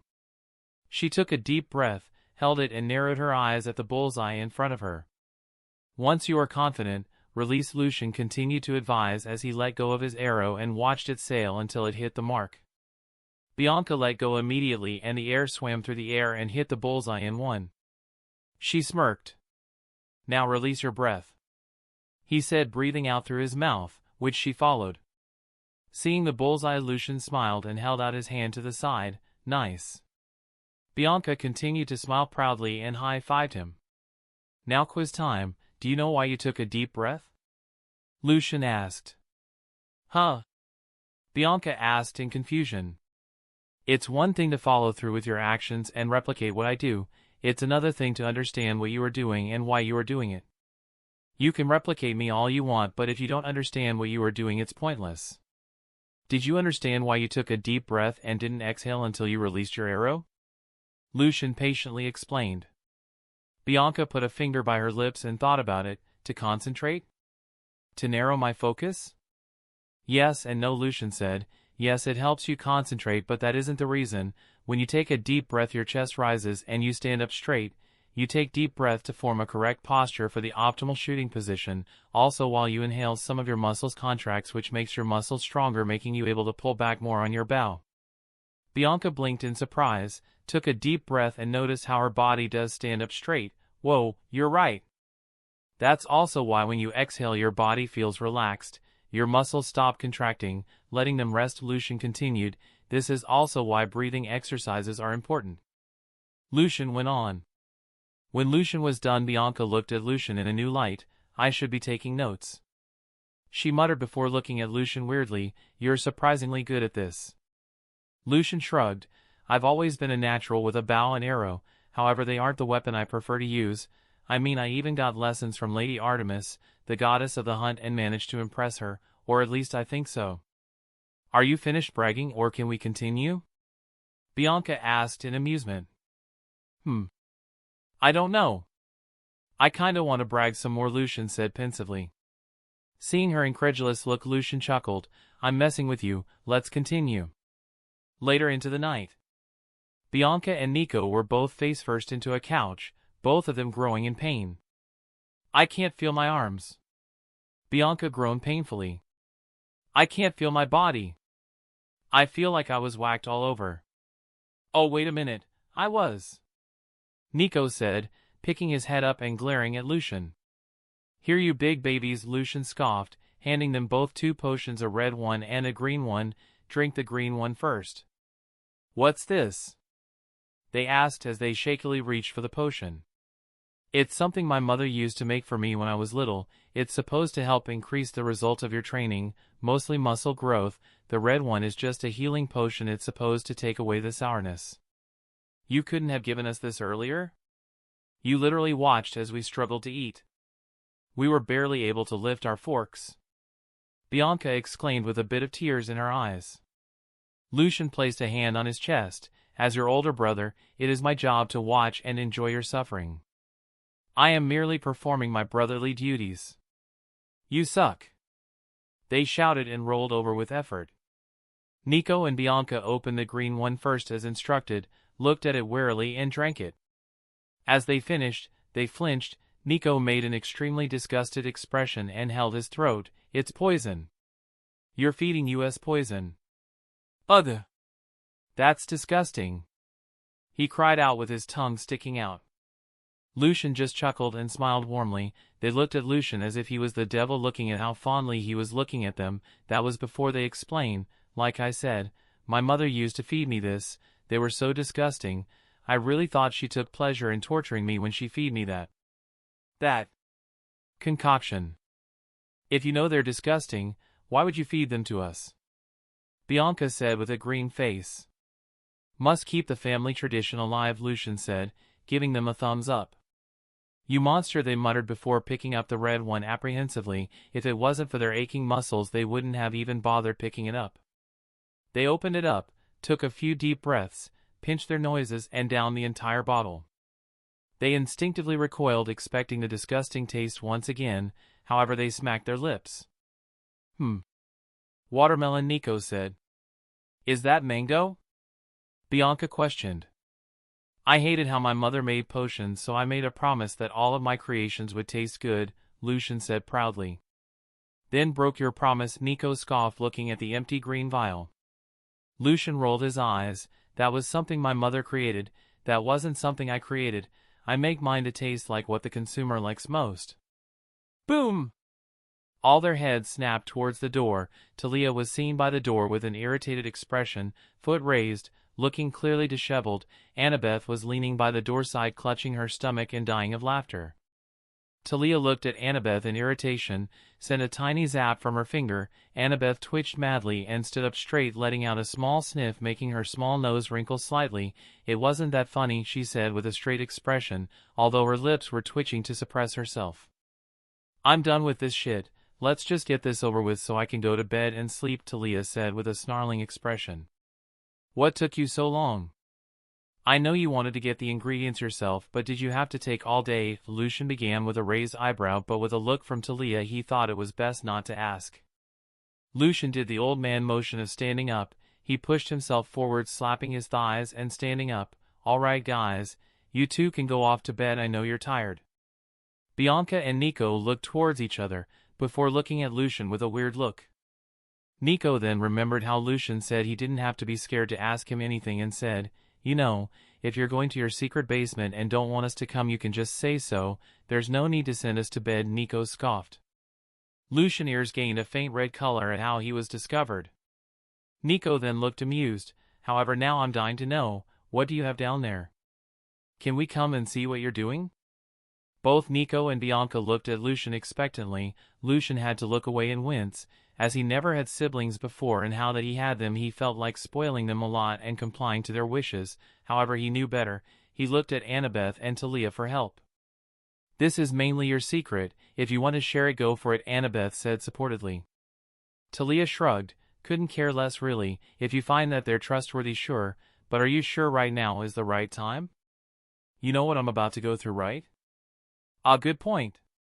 Lucian muttered before turning to Nico and Bianca. Lucian opened his mouth to tell them another time.